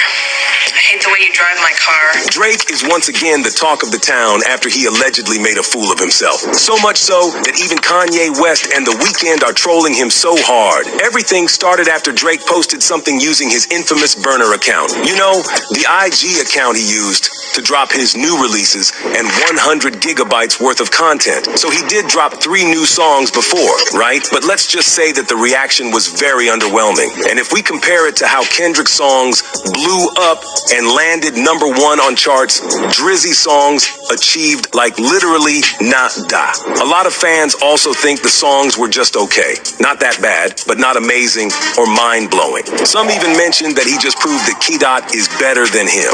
Yikes. Anyway, Drake is not yet done, and despite not getting the reaction he was expecting, he decided to release yet another set of songs. At this point, it seems like he just can't sit around and let this mess pass. I mean, people will forget about it if he stops stirring the pot, but guess what? Drizzy has other plans. So again, he posted yet another piece of content on his burner account, and it's another set of collab songs. Because of this, fans are saying he is trying to reignite the beef between him and Kendrick. I think K-Dot had moved on, but Drake is not going down without taking the win. This time, he released Circadian Rhythm, S.O.D., and No Face, featuring Playboi Carti. However, it seems like sources are saying that Drake is trying to score a collab with Kane, to somehow get the upper hand with the Kendrick situation. But we all know that's going to be hard, especially if we consider the history between the two, right? And then Drake suddenly shared a video during the time he and The Weeknd were still pals. Like, why? And while Drake thought it was a good move, it's just cringy. At least, that's what most fans are saying. On top of that, they are confused about his agenda. Is he trying to win them over? Is he hoping they back him up with his beef with Kendrick? Well, Drizzy should rethink his approach, because he is the one trying to feud with Kendrick again. I mean, have you heard his new songs? This guy doesn't know the word move on, huh? No Face is particularly gaining attention because fans are saying he is shading Kendrick again. In the song, Drizzy rapped about being delighted that Gas, who envied and held that side in, got to finally show it. But wait, there's more, because Drake isn't going to stop with just one diss track, right? Fans speculated that Drake was referencing a phrase from Lamar's 616 in LA in another song called Circadian Rhythm. However, there's a much darker truth waiting to be unpacked. But the problem is, people think Kendrick beat him so badly that he didn't stand a chance. And let's just say the comments from those who saw what he posted are just savage. Just like this person who wrote, "The Weeknd wanted to pop on him. You can see it in his face with the disrespect walking around me shit." While another added, "The energy between Drake and The Weeknd is off here, and this is 2013. But what do you guys think? And it looks like Abel still has some major issues with Drake over what he sees as a betrayal. How about a security, guard got shot outside The Weeknd's manager's house a couple weeks ago? Weeknd and Drake got issues. How come you don't connect those dots? Because The Weeknd don't rap? Huh? If The Weeknd rapped, y'all would connect the dots. So in case you missed it, The Weeknd was featured on Metro Boomin and Future's anti-Drake project, We Don't Trust You, and the track All To Myself had everyone buzzing. Abel's lyrics seem to be taking some serious shots at Drake, particularly highlighting how relieved he is that he never signed with Drake's OVO sound label. Now, if you're wondering how Abel and Drake went from friends to enemies, here's the lowdown. Back in October 2010, Drake put The Weeknd on the radar by featuring him on his October's very own blog. Drake's manager, Oliver El Khatib, introduced Abel to the world with a couple of his tracks and a note saying, "Introducing The Weeknd." And a few months later, Drake upped the ante by tweeting a lyric from The Weeknd's song, Wicked Games, and posting the track on his blog. Drake later jumped on The Weeknd's track, The Zone, and pretty soon after that, the two started working on Drake's classic album, Take Care. By 2012, The Weeknd was on fire, and Drake was set on locking him down for OVO sound, with rumors swirling that he wanted Abel to be his main ghostwriter. But in a twist, The Weeknd chose to sign with Republic Records instead, scoring his own XO imprint in the deal. And Drake's reaction to Abel's move was anything but subtle. He took to Twitter soon after the news broke to seemingly threaten Abel and wrote, "You won't get away with just a thank you. You owe me a favor." Jump to October 2015, and The Weeknd decided to spill the tea on his role in Drake's album Take Care. With whispers about Drake leaning on ghostwriters, Abel set the record straight in an interview with Rolling Stone, revealing that he handed over a bunch of tracks he'd originally cooked up for his own album to Drake. "I gave up almost half of my album. It's hard," Abel said. "I will always be thankful. If it wasn't for the light he shined on me, who knows where I'd be. And everything happens for a reason. listen, you never know what I would say if this success wasn't in front of me now. So around 2017, it looked like Drake and The Weeknd had mended fences. However, it quickly turned out that Drake was just playing nice until the perfect moment to strike. And in true Drake style, he decided to go after Abel's ex, Bella Hadid. Drake went all out and threw Bella a lavish 21st birthday bash at NYC's Socialista Lounge. Since then, Drake and Abel have been throwing subtle shade at each other every now and then, and Drake just stirred things up again by dropping an old clip of them together in his latest 100 Gigs release. In this throwback video from OVO Fest 2013, Drake is seen giving warm hugs to everyone backstage, but he pretty much freezes The Weeknd out, and it's only at the very end of the nearly 1 minute long clip that Drake finally acknowledges Abel with a quick dap. However, the footage cuts off before we get to see the whole interaction. Good to see you. That's it. How are you? You have one? I almost tried to force it. Okay, what's up, man? Yes. Glad you came, man. What's up, yeah, no, it's crazy. What? Yo, where's Willow? Yo, your heart didn't drop when Ye was like, yo, stop the music. I was like,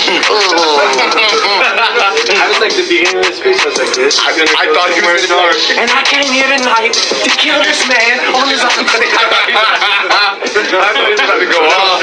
Don't judge us. I was like, oh no, it's gonna go dark. It's going dark.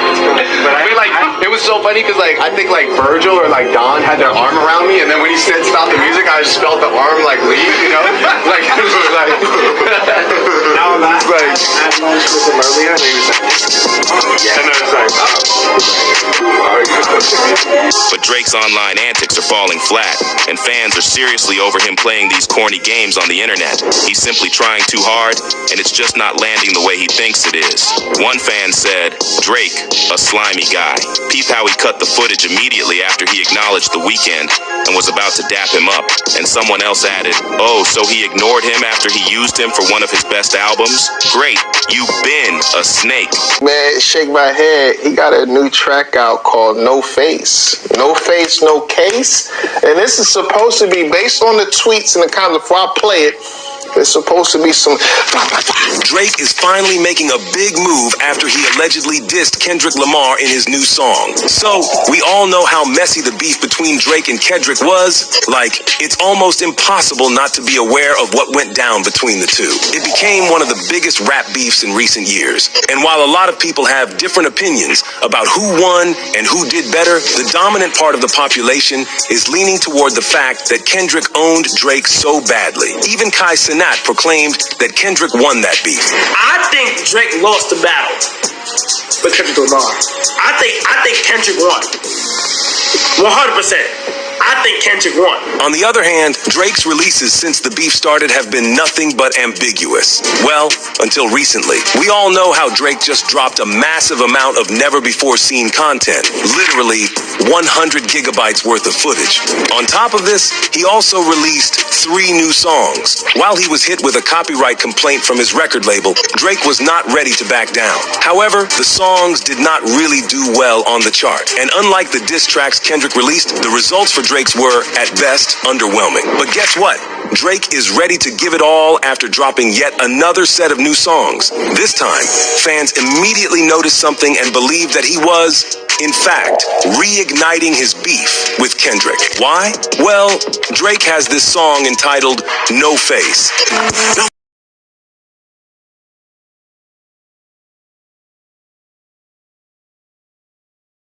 It's a collab with Playboi Carti, and the lyrics are pretty telling. It's almost like Drake was directly trying to address what went down between him and Kendrick, which was the first time since the feud started. So just imagine how fans reacted. It was crazy, and understandably so, because this new beef is brewing. However, the other songs also caught everyone's attention, and now listeners are trying to determine whether Drake is really taking jabs at Kendrick once more. For instance, many notice clear indications that Drake is shading Kendrick. On Circadian Rhythm, for example, Drake raps about avoiding funeral dates. Some speculate that this is a reference to Kendrick's Juneteenth pop-out event in Los Angeles. which fans jokingly termed a funeral for Drizzy online. The song's title also appears in Kendrick's second Drake diss, 616 in LA. So this is not just plain coincidence, right? In addition, it is also described as a follow-up to Drake's 2013 single, The Language, which was widely assumed to be a response to Kendrick's Control verse. But wait, there's more. The song No Face is also gaining so much traction. Let me explain. On No Face, Drake raps about his therapist and how they gave him a 30-day notice. In case you don't know, Kendrick made the same statement in his song Meet the Grams, where Dot stated that Drake's therapy was insufficient and that he should instead use ayahuasca to strip his ego.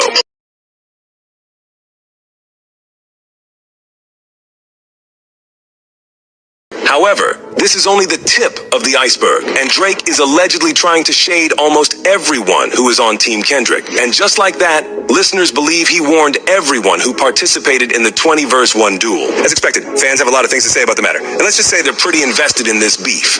Based on the looks of it, they're not impressed with Drake's new songs. Just like this person who wrote, "The thing about Drake is that he can't let it go. His insecurities and massive ego can't fathom losing. Expect the next few years of nothing but sneak dissing Kendrick if he's around for that long." While another added, "IDK why Drake wants it with Kendrick again. It'll be K-Dot beating a dead horse." Follow Drake on Insta, and it's got fans flipping out. Looks like Drake's devil luck continues as fans noticed Yachty's unfollow right after a clip of Drake's new track Super Soak dropped. Remember, Yachty was originally on this track, and he leaked the version with him on a live stream. Why? Because of some sample clearance drama with Mr. Hotspot, the artist behind the sample who wanted a clean version for religious reasons. Lil Yachty and Drake have always been tight, both personally and professionally. So when Yachty suddenly unfollowed Drake, it got everyone buzzing. Are they just trolling us, or is there something real going on? Theories are flying that Mr. Hotspot might have pressured Drake to drop Yachty if he wanted the track out. But hey, that's just one theory. Now don't freak out just yet. This could actually be a promo move. Remember, Drake and Yachty have had their fair share of drama before, so this might just be another way to stir up some hype. But plot twist, Yachty has since refollowed Drake, which kind of squashed the drama for now. Fans are still buzzing though, wondering if this means their collabs are going to keep rolling or if there's something more going on. Oh, and Yachty's got other beef too. He's in a fashion battle with Jim Jones over the Atlanta versus New York style showdown. Classic Yachty always keeping things interesting. Speaking of stars who had us questioning everything, Stunna Girl had fans reeling when she spilled that she split from her husband, young Rich Moolah. As for Moolah, well, he broke down in tears on Insta Live on his birthday, also spilling that the pair have gone their separate ways. No, as long as a nigga kept it solid, that's all that matters. It's my birthday, y'all, yeah. The news had fans split. While some were totally feeling Stunna's decision to break things off, many think she's done him dirty, especially after she dished that she was cheating on him for 2 years. This divorce bombshell comes a month after Stunna had fans sweating over news she got shot in the chest. Are they connected? Fans think so. The Like That rapper slammed Moolah hard for abandoning her after the shooting. In now deleted Insta stories, the rapper went off about how Moolah had fled the scene and called her little brother crying about it. And she wasn't done. She added this to add to the drama. While fans were showing Stunna mad love after the shooting, her rival Anna Mac hopped online with a totally different take, laughing and mocking the injured rapper. Yo, ain't shit funny about that? When I told karma is real. Now this die. Like, no shade, bitch, you be wishing death on people. I really hope you don't make it through. She even went as far as saying Stunna had it coming. But as far as Moolah and Stunna go, this wasn't their first dramatic incident. Back in April, the former couple got into a brawl with a dude who touched the Ratch rapper inappropriately while she was on stage. She told Moolah, who was clearly not having it, and things got real fast. Stunna herself hopped off stage to give the dude a slap. Talk about taking justice into your own hands. Speaking of justice, Sean Diddy Combs found himself at the center of yet another lawsuit. Diddy and Bad Boy Entertainment are getting slapped with a crazy lawsuit for $666,000 by a dude called Alfredo P. Gonzalez, who's apparently rolling with the Sinaloa drug cartel. Gonzalez, who's currently locked up in a Colorado prison, is claiming that Diddy and his squad seriously wrecked his illegal drug business. The story goes that Diddy supposedly asked Gonzalez to traffic minors for his parties. When Gonzalez refused, Diddy's crew started threatening him, and he lost his drug connections in New York. But wait, the plot thickens. Later, a judge tossed out the lawsuit. Why? Because Gonzalez was involved in illegal stuff, and the court said his claims were basically basically a joke with no legal backing. The judge wasn't having it, and even denied Gonzalez's attempt to fix his complaint. Ouch. And if this news had you shook, you're not the only one. 50 Cent was totally shocked when he read the news and couldn't help but share it with his followers. And if you think that's all the drama Diddy's dealing with, think again. The dude's been hit with a bunch of assault accusations, and there's even talk of a federal investigation. A former white party dancer, Adria English, also threw another lawsuit at the hip-hop mogul. She's claiming Diddy trafficked her while she was working those parties back in the early 2000s. And get this, she's actually the 9th person to sue Diddy. It's like the drama just keeps piling up. Why does Drake keep texting teenagers? Everyone remembers when Drake was texting Millie Bobby Brown giving her dating advice, which many people found to be super weird. We just texted each other the other day and he was like, I miss you so much. I was like, I miss you more. Kendrick Lamar's Not Like Us put the spotlight on Drake, accusing him of being a predator to minors. And after combing through evidence of the Toronto rapper's history, there are many suspicious activities that point to the claim possibly being true. First was his experience with a 17-year-old on stage at one of his concerts in Denver. The video starts with her on stage where he asks her name and where she's from. And then it starts to get really weird. He puts her hand on his shoulder and they start to slow dance for a second before he spins her around and then stops her with her back facing him. Then he puts the mic down and exposes her upper back by pulling her shirt down and then kissing her shoulder and neck, then fondling her. A few seconds later, he picks up the mic again and finally asks for her age.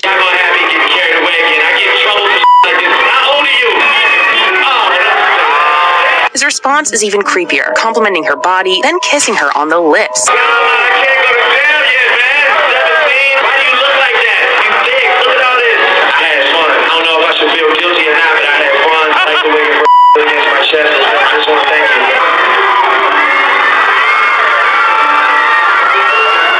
His behavior was also put on display for the world to see when a 14-year-old Millie Bobby Brown revealed in an interview that her and a 33-year-old Drake regularly exchanged text messages, saying that Drake told her that he missed her and even gave her boy advice that may or may not contain explicit content. I love him. I met him in Australia. He's honestly so fantastic. A great friend and a great role model. We just texted each other the other day and he was like, I miss you so much. I was like, I miss you more. He's coming to Atlanta, so I'm definitely going to go and see him. I'm so excited. You and Drake? What advice does he give you? About boys. He helps me. What? His advice with boys? You know, that stays in the text messages. Millie has commented publicly about the allegation against her and Drake, denouncing them as nothing more than a sexualization of their friendship. However, if Millie was 14 at the time, she wouldn't have known whether or not Drake was grooming her. Drake himself also defended their friendship on his song Another Late Night.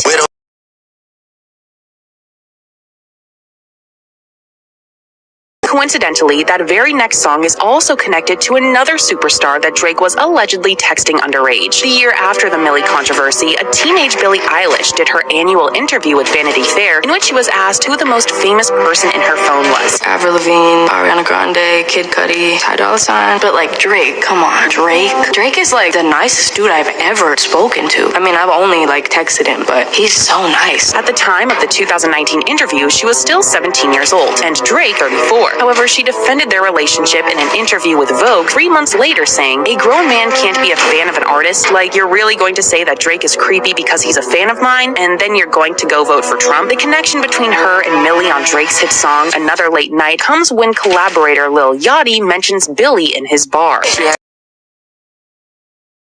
Despite this not being Drake's line, many thought that Drake should have asked Yachty to omit the line if he truly was Billie's friend, since Eilish herself has been extremely vocal about being sexualized. Next is Bella Harris, the daughter of the successful producer Jimmy Jam. Through her father, she's been around the music industry her entire life, so it's no surprise that she'd meet Drake, and the two snapped up at several concerts. Most of these photos were taken when Bella was just 16 years old. However, many believed it was innocent, as the photos were taken at concerts and music award shows, somewhere Drake would have naturally been. However, their relationship took a sinister turn when shortly after Bella turned 18, her and Drake reportedly began dating romantically. He was 31 at the time, after Drake reportedly rented out a restaurant in Washington, D.C. for the pair to have a romantic dinner. His pattern of grooming underage women only continues to grow with more megastars, such as Kylie Jenner. In 2013, 26-year-old Drake performed at Kylie Jenner's Sweet 16, a birthday that was mostly remembered for Drake kissing the newly minted 16-year-old on the cheek Drake in front of everyone, including her boyfriend at the time, Jaden Smith. While this isn't extremely out of the ordinary for a performer, there is a clear pattern between Drake and underage fans, and many believed this was an early sign of grooming when he and Kylie reportedly began dating 6 years later when she was 22 and Drake was 33. There are several other reports of Drake's behavior, such as him following Lil Cece on Instagram when she was 15 and he was 27, as well as his very public obsession with Aaliyah. Drake has yet to respond to Kendrick in their feud, and many are taking his silence as an unconfirmed confession to his predatory ways, but his fans hope that he will speak out and clear his name. Was a roller coaster,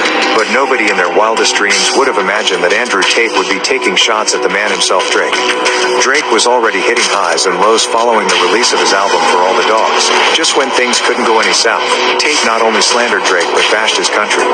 Here, take a look. Imagine saying, I'm a man. From where? From Canada. What? Wait, you're a man? From Canada? Can't be. Drake commented on this post and gave the green light to Tate. To know about Tate, but even if Drake ever fails to make his country proud, the little Drake in making will sure as heck carry the mantle and make sure he follows the road his dad paved, now only for him, but for millions. I don't give a fuck. Describe your ideal man. My ideal man is Drake, but loyal. You know the problem with Drake? Let me tell you something. He's gay, I know. I know. I've had about 1,000 women say the same thing to me. Drake has the hands indoors. Oh my god. You can look at a man and see a man's hands. You understand? That's his hands.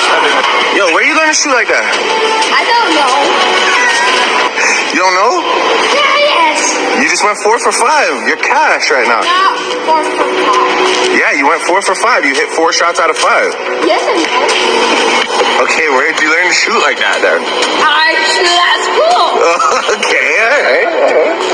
Say less then. Also send that to a girl. You want your highlight?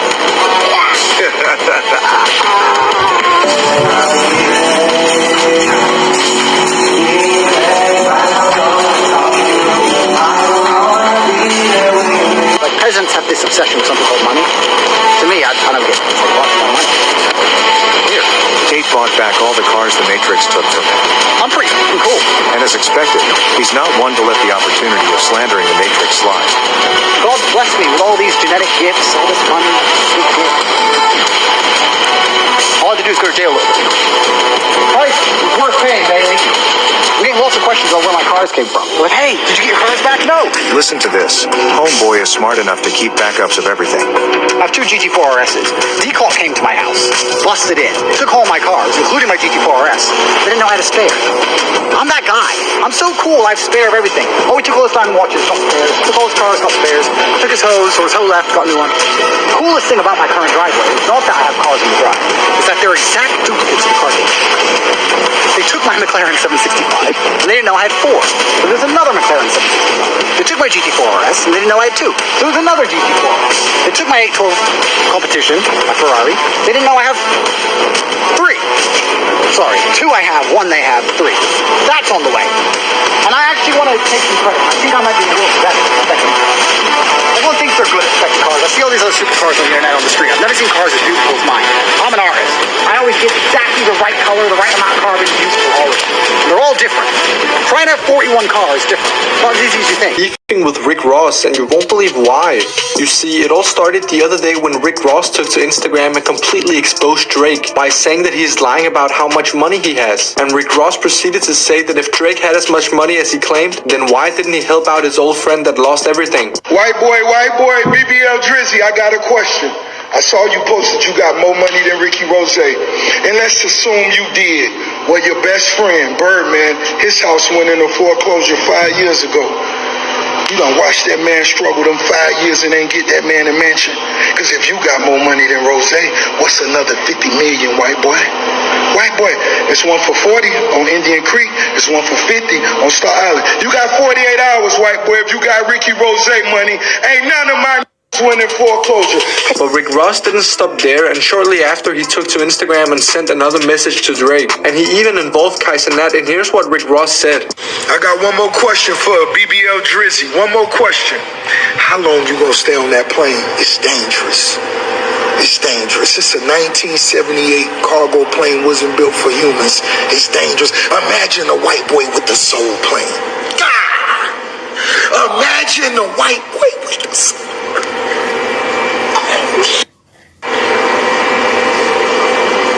that boy Casanadu? Hey, no. Let's pray for Drake. Soul Plane, come on, man. You rich. You deserve better. And Drake was not happy about this and ultimately decided to clap back at Rick Ross by saying this. Imagine you having $88 million to spend on a crib. Your be steals like you get them from a police auction. Your Star Island house on a silver of cheesecake. Your lot 40,000 square feet. My crib is 40,000 square feet, Leonard. And you put a wrap on your timeshare jet. That coming off when it's other people's turn to fly. Your Brett Barish worker. How many cases you gotta move before you get a check finally? Probably took a lifetime to see some real bread. You're Brett's son now, you're not Rosie anymore. But Drake didn't stop attacking Rick Ross and he decided to take to Instagram and expose him even further by saying this. Rick, you sandwiched in cause the Deshaun land is not yours. This the Miami starter pack. You living in a content creator crib. But that's not all because the beef continued as Rick Ross posted a video on social media claiming that Drake didn't write his verse for the song Sicko Mode. Who wrote this? Guess who wrote this? You would never guess who wrote this. But who do you think won this beef? Swipe up and follow if you think Drake took this one.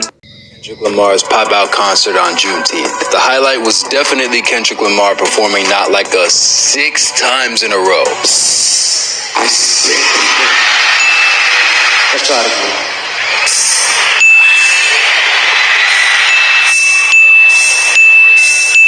Now, maybe the audience screamed encourage 5 times, or maybe this was a subtle jab at the sixth god himself. Either way, it's clear that Kendrick was taunting Drake. So the question is, what does Drake do now? Let's face it, hip-hop has never seen a humiliation on such a huge scale before. Fans, podcasters, DJs, rappers, everybody is basically crowning the battle between Drake and Kendrick Lamar as the greatest rap battle of all time. J-Dot, you are the king of the West. That's the kind of kings do. But at the same time, Drake's stock has taken a huge nosedive when it comes to public perception. Drake has deleted his diss tracks Family Matters and The Heart Part 6 off his social media pages. There's videos going viral of middle schoolers mocking Drake by singing along to Kendrick's diss track Not Like Us, where he calls him a p***ball. A minor. That lit. Drake is one of the best-selling artists in the world, but after being embarrassed by Kendrick, he's definitely in uncharted territory. Maybe Drake should take some pointers from past rappers who have also had to salvage their careers after beefs didn't go their way. If you are Drake's PR team, you are his strategy team. What are you doing? What's the strategy? Let's start with one of the most vicious feuds of the 2000s, 50 Cent and Ja Rule. Both 50 and Ja were rappers who came up from Queens, New York. 50 claims their beef started when a member of Ja's crew, Murder Inc., stabbed him. Ja, meanwhile, claims that 50 was jealous of his success and popularity in New York. What I've realized is when you entertain clowns, you become a part of the circus. 50 was absolutely relentless in going after Ja and dragging his reputation. He dropped song after song on Ja's head. Your Life's on the Line mocked Murder Inc. and had 50 saying,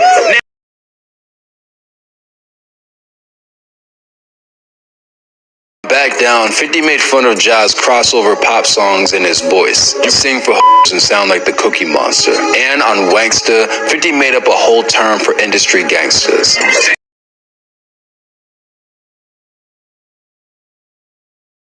The song blew up in popularity and became a Billboard Hot 100 hit. Ja, meanwhile, struggled to come up with a knockout response. His response track, Clap Back, promised to take 50 to war, but didn't achieve the notoriety that 50's tracks did. Another song, Loose Change, labeled 50 as a snitch, but 50's strategy of spamming Ja Rule with as many diss tracks as possible was too overwhelming for Ja to overcome.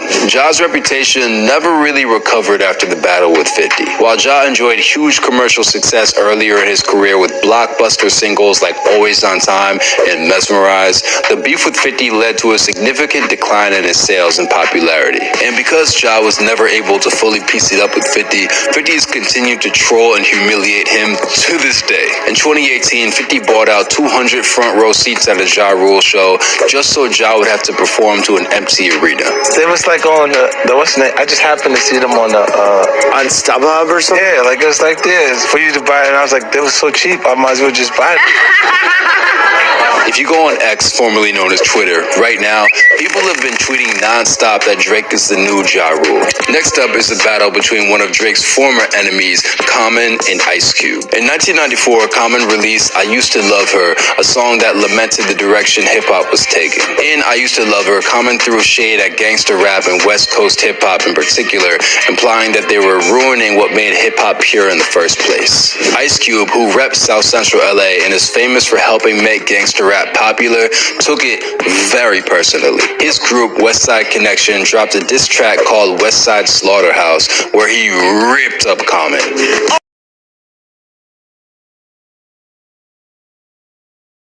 Common fired back with The in You, where he systematically targeted Ice Cube's entire career, claiming that he had fallen off since his first album, alleging that Ice Cube had jacked the East Coast sound to get popular in the first place, and calling him out on his so-called hypocrisy. I heard a say you were a favorite rapper, so I had to slap her and violate you, a Muslim drinking brew. In fact, The in You has since been called one of the best diss tracks of all time. Despite all this, both Common and Cube have gone on to enjoy long, successful careers. In fact, the two of them have actually reconciled and became close friends. There's some pretty important parallels between Common and Cube and Kendrick versus Drake. A lot of people speculated that Drake would win the beef because he was more battle-tested because of his feuds with Meek Mill, Ye, and Pusha T. Meanwhile, some claim that Kendrick, a so-called conscious rapper, didn't have the viciousness and strategic discipline to win a battle against someone as seasoned as Drake. And I'm sure Drake paid super close attention to what happened after Jay-Z and Nas went head-to-head. As New York rappers, Jay and Nas experienced years of tension between one another before things finally blew up in the early 2000s. Nas was heralded as a critically acclaimed protege who released Illmatic when he was just 20 years old. Jay was seen as the drug dealer turned #1 hustler in the rap game who methodically grew a music career into a multi-million-dollar business empire. By 2001, though, Nas's career was seen widely as trending downward. His follow-up albums to Illmatic got mixed reviews, and fans claimed that he had lost the grit that gave his career a spark in the first place. Jay, meanwhile, was on a rapid ascent to become one of the best-selling rappers out there. When he put out Takeover in 2001, he systematically dismantled Nas's credibility as an artist, breaking down his discography and echoing whispers that he had fallen off.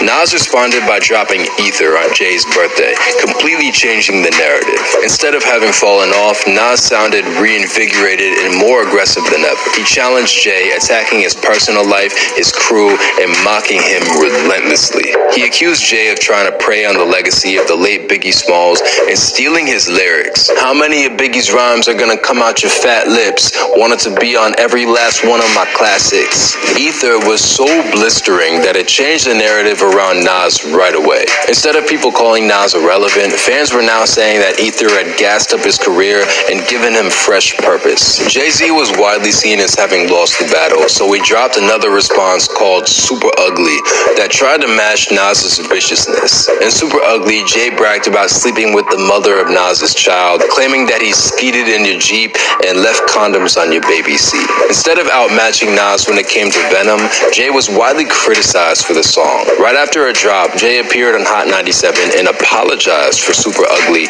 claiming that his own mother told him the song went too far. And then I go to do a Rockwear campaign in Arizona when this dumb is on the radio, and That's crazy. Nas is almost unanimously seen as being victorious over Jay. At first, it seemed like their beef had became too bitter and personal to ever come back from. But in 2005, Nas made a surprise appearance at Jay-Z's I Declare War concert, and the two of them performed together. In the years since, they've collaborated numerous times and professed their mutual respect for each other. When the Drake and Kendrick battle first popped off, a lot of people compared their feuds to what Jay and Nas went through. Like Jay and Nas, both Drake and Kendrick are commercially successful, extremely famous artists at the top of the rap game. Jay and Nas's beef is considered the heavyweight battle of their generation, just like how Drake and Kendrick's battle is seen today. Maybe the best way for Drake to move past this is to take a page out of Jay's book. If you can't beat him, join join him. But maybe the most relevant case study for Drake is a battle he was already involved in, his longtime feud with Pusha T. Back when Drake was a teenager, dreaming of being a rap star, he was a Pusha T super fan. He even went on eBay and bought a microphone that was supposedly autographed by Pusha. Years later, when Drake became a rising star in the rap game, they became bitter rivals. In the song Dreams Money Can Buy, Drake said, "My favorite rappers either lost it or they ain't alive." Pusha interpreted that line as a shot towards him. For years, the two of them went back and forth with subliminal disses. On Exodus 23:1, Pusha threatened Drake and his label bosses Lil Wayne and Birdman. "Beef will have you praying to God, move your kids and have you hiding your mom." On Crosses, Crutches, and Caskets, Pusha implied that Drake doesn't provide for his own mother. Is there shame when a multi-platinum rapper lives in squalor? Drake replied on Two Birds, One Stone, where he tried to undercut Pusha's street credibility. "But really it's you with all these drug dealer stories. That's gotta stop though. You made a couple of chops, now you think you Chapo." In 2018, things heated up when Pusha put out Infrared, where he called out Drake's persona and his reliance on ghostwriters. "How could you ever right your wrongs when you don't even write your own songs?" Drake responded immediately with Duppy Freestyle, where he continued to downplay Pusha's cocaine-selling past and his relevance. "I had a microphone of yours, but then the signature faded. I think it pretty much resembles what's been happening lately." Maybe most notably, Drake decided to mention Pusha's then-fiance's name by saying, "I told you keep playing with my name and I'ma let it ring on you like Virginia Williams." For his response record, The Story of Adidon, Pusha T went absolutely nuclear. He not only mentioned Drake's mother and father by name, but he made bombshell claims that Drake was hiding a child and was a deadbeat playing border control. He doubled down by mocking Drake's producer OVO 40 for having multiple sclerosis and even shared photos of a younger Drake posing in blackface. And Pusha's response made headlines. He not only outed Drake for having a son named Adonis, but he exposed an alleged Adidas marketing campaign that Drake had planned to use to introduce his child to fans. Instead of recording an official response, Drake posted a written apology for the blackface photos and eventually appeared on LeBron James's interview show, The Shop, to explain why he didn't release another diss record. "I wanted to do other things. I didn't want to further your reputation or your career by rapping back at you and having this exchange. And that was it for me." Many hardcore hip-hop fans criticized Drake for resorting to PR to reply to Pusha instead of jumping in the booth and making another song. During an interview with Rap Radar, Drake outright admitted that Pusha had won the beef. "So it's not really much I can say better than Drake has a baby. He won. He won off that." The specter of his loss to Pusha T still haunts Drake's career. During the height of his Kendrick battle, there was a lot of callbacks to his battle with Pusha. Kendrick repurposed lines Pusha used to mock Drake's label situation on Euphoria, and even mentioned Pusha by name. "Yeah, all that pushing P, let me see you Pusha T. You better off spinning again on him, how you think about pushing me. He's Terrence Thornton, I'm Terrence Crawford, yeah, I'm whooping feet." And on Kendrick's Meet the Grams, he accused Drake of hiding another child, doubling down on similar attacks Pusha had used on him years earlier. While Drake's loss to Pusha is obviously a lingering wound, it's safe to say that Drake could try his best to replicate the same strategy he used 5 years ago. Pusha outmaneuvered Drake with what Drake called himself a brilliant chess move. Now that Kendrick's done the same, Drake's best path forward might be copping to the L and moving on to release his next hit record. Even though Drake's battle with Kendrick is generational, there are clearly so many parallels to other famous rap beefs from years ago. So what kind of action plan can Drake craft that might help him move forward? Obviously, he needs to reflect and regroup. This means he should probably acknowledge that Kendrick beat him and that popular opinion is not on his side. Trying to ignore this reality is only going to make him look much more bitter and out of touch. Drake also may want to consider doing some artistic renovation. After taking such a public L, it's only fair to assume that fans are going to want something different from Drake. Drake definitely could take his own lessons when it comes to image management. He locked all the way in on that route after his war with Pusha. If Drake focused on addressing the beef in a controlled manner by relying on documentaries or interviews, he might be able to reclaim his own narrative. But maybe most importantly, Drake could focus on quality over quantity. One of the most persistent criticisms of Drake over the last couple years is that he simply drops too much music. Since 2020, he's dropped 5 different projects, not to mention dozens of feature verses. If Drake were to just dial it back and focus on being a little more selective with his product, it might create more demand for his music post-beef instead of fans taking him for granted. Exposes Drake affair with Kim. Like, you are silent in all black issues, Drake. You really are. You are really, really silent. I don't hear about anything. You don't stand for nothing. You don't say nothing about nothing. You don't.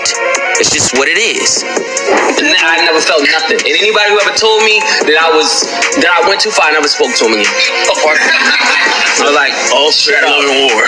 So word on the street is that Pusha T might be getting ready to drop another bombshell on Drake. And get this, it's all about Drake's alleged affair with none other than Kim Kardashian. Can you believe it? Who could have guessed that? Now, we all know Pusha and Drake have been beefing for years. Remember when Pusha exposed Drake for having a secret son back in 2018? That track, The Story of Adidon, was brutal. But apparently, Pusha held back some even juicier info back then for personal reasons, and of course didn't want to expose Drake's other alleged daughter, which K-Dot just did if y'all been keeping up with the Kendrick Drake drama. What I'm saying is, my peers who, like, you know, in this, you know, they on the gram, they taking pictures, you know, put chains on their sons for their birthday. Yeah. And, you know, Khaled, he walk around with his son like it's like a thing.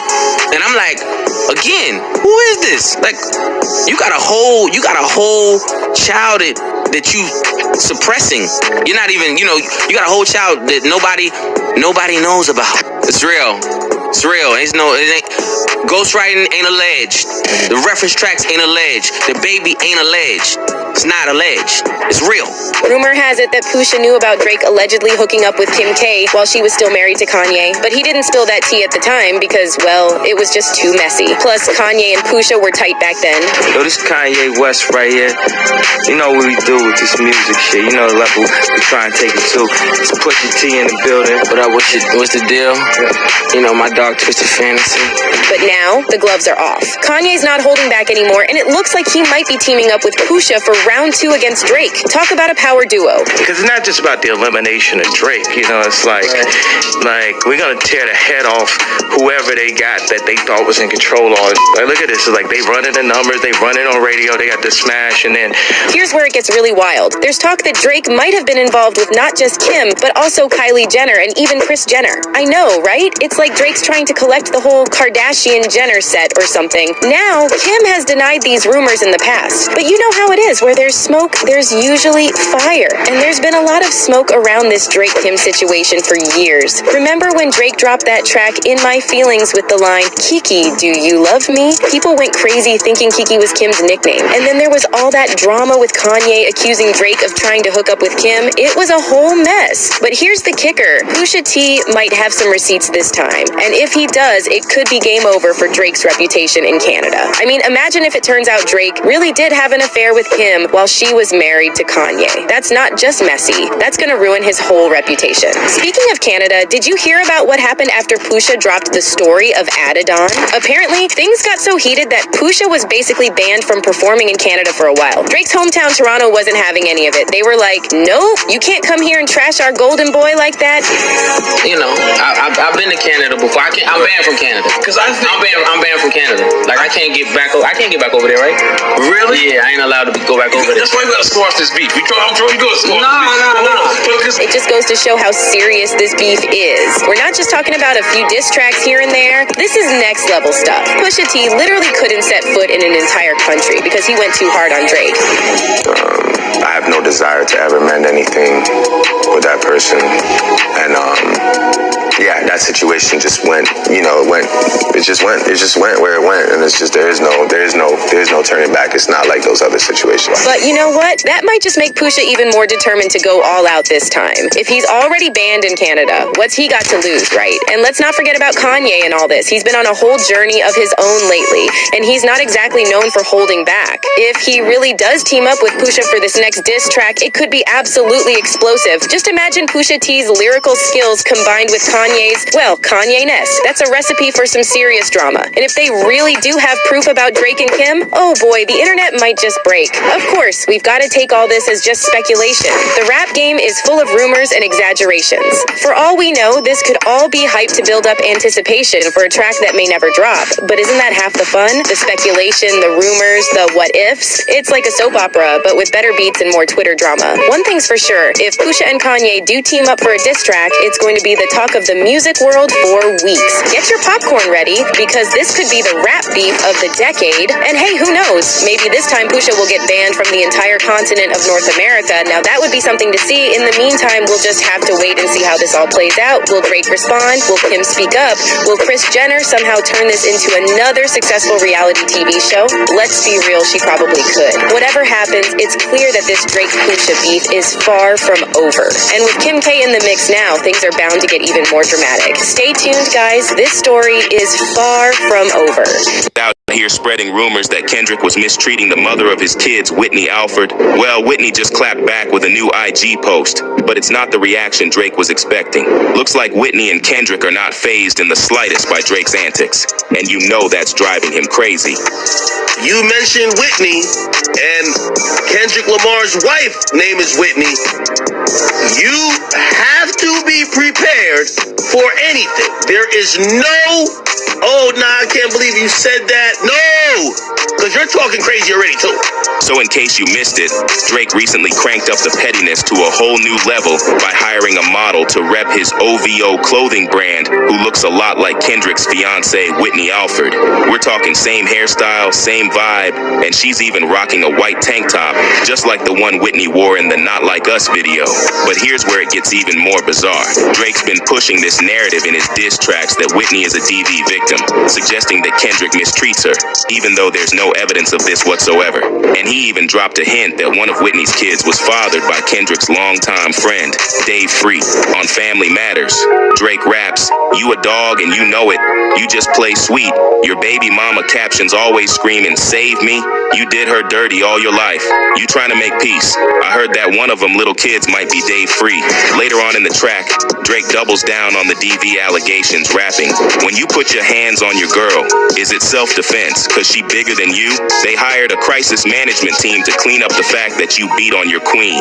Now what possessed Drake to start spreading rumors about Kendrick putting his hands on Whitney, especially with zero evidence to back it up, is still a mystery. But whatever his plan was, it seriously backfired. No one's buying those allegations, and to top it off, Kendrick and Whitney seem totally unbothered by the whole thing. And you can bet Drake is losing his mind over it because he's been trying to get under Kendrick's skin ever since Kendrick obliterated him with Not Like Us, which turned out to be more than just a diss track. It became a full-on cultural movement. So Whitney, who very rarely posts on social media, just shared new pictures of her and the kids on Instagram. And she also debuted her nonprofit organization called Love Plus Ethos, based in LA, whose goal is to help women through postpartum and their journey into motherhood. Whitney posted a carousel with 16 photos, including some super sweet snaps with her kids. And in the caption, she talked about being grateful for her life and living inside of her answered prayers. "Loving me, loving my family," Whitney wrote, "working daily to assist in lifting the collective frequency. Happy to be outside in the sun, chilling with my babies. Grateful for the opportunity to be their mommy." Oh, and in case you're wondering where's Kendrick, Whitney dropped a big hint that everything's good between them by posting a photo of herself wearing Kendrick's glasses, the same ones he wore at that pop-up concert in Inglewood back in June. As for fans, they're saying at this point it's sad to see Drake crashing out like this and still acting like a teenager at his big age. One fan said, "I'm convinced Drake is a grown-ass man with the attitude of a kid and the mind of a teenager." And another person wrote, "From everything we heard on Mr. Morale, Whitney is a very grounded person who has worked on herself and developed her emotional muscles. So I'm sure that she can read Aubrey's desperation better than most folks. His antics would be sad if he wasn't trying to destroy someone's family." Before, he's drenched now. The Super Bowl just dropped a bombshell. Kendrick Lamar is headlining the halftime show, and Drake's stands are scrambling for cover. And Drake's reaction to this news, it's got him feeling every type of way. I have to know what Kendrick Lamar's problem is, because the beef started because Drake had a song that said, big as the Super Bowl. And now Kendrick said, say Drake, I'm performing at the Super Bowl. First things first, let's talk about Kendrick's announcement video for the Super Bowl. He was smooth with it, throwing that corporate swagger around like a pro. He hit us with his best code-switching voice, all proper and polished. What the deal, everybody? My name's Kendrick Lamar, and I'll be performing at Super Bowl 59. Will you be pulling up? I hope so.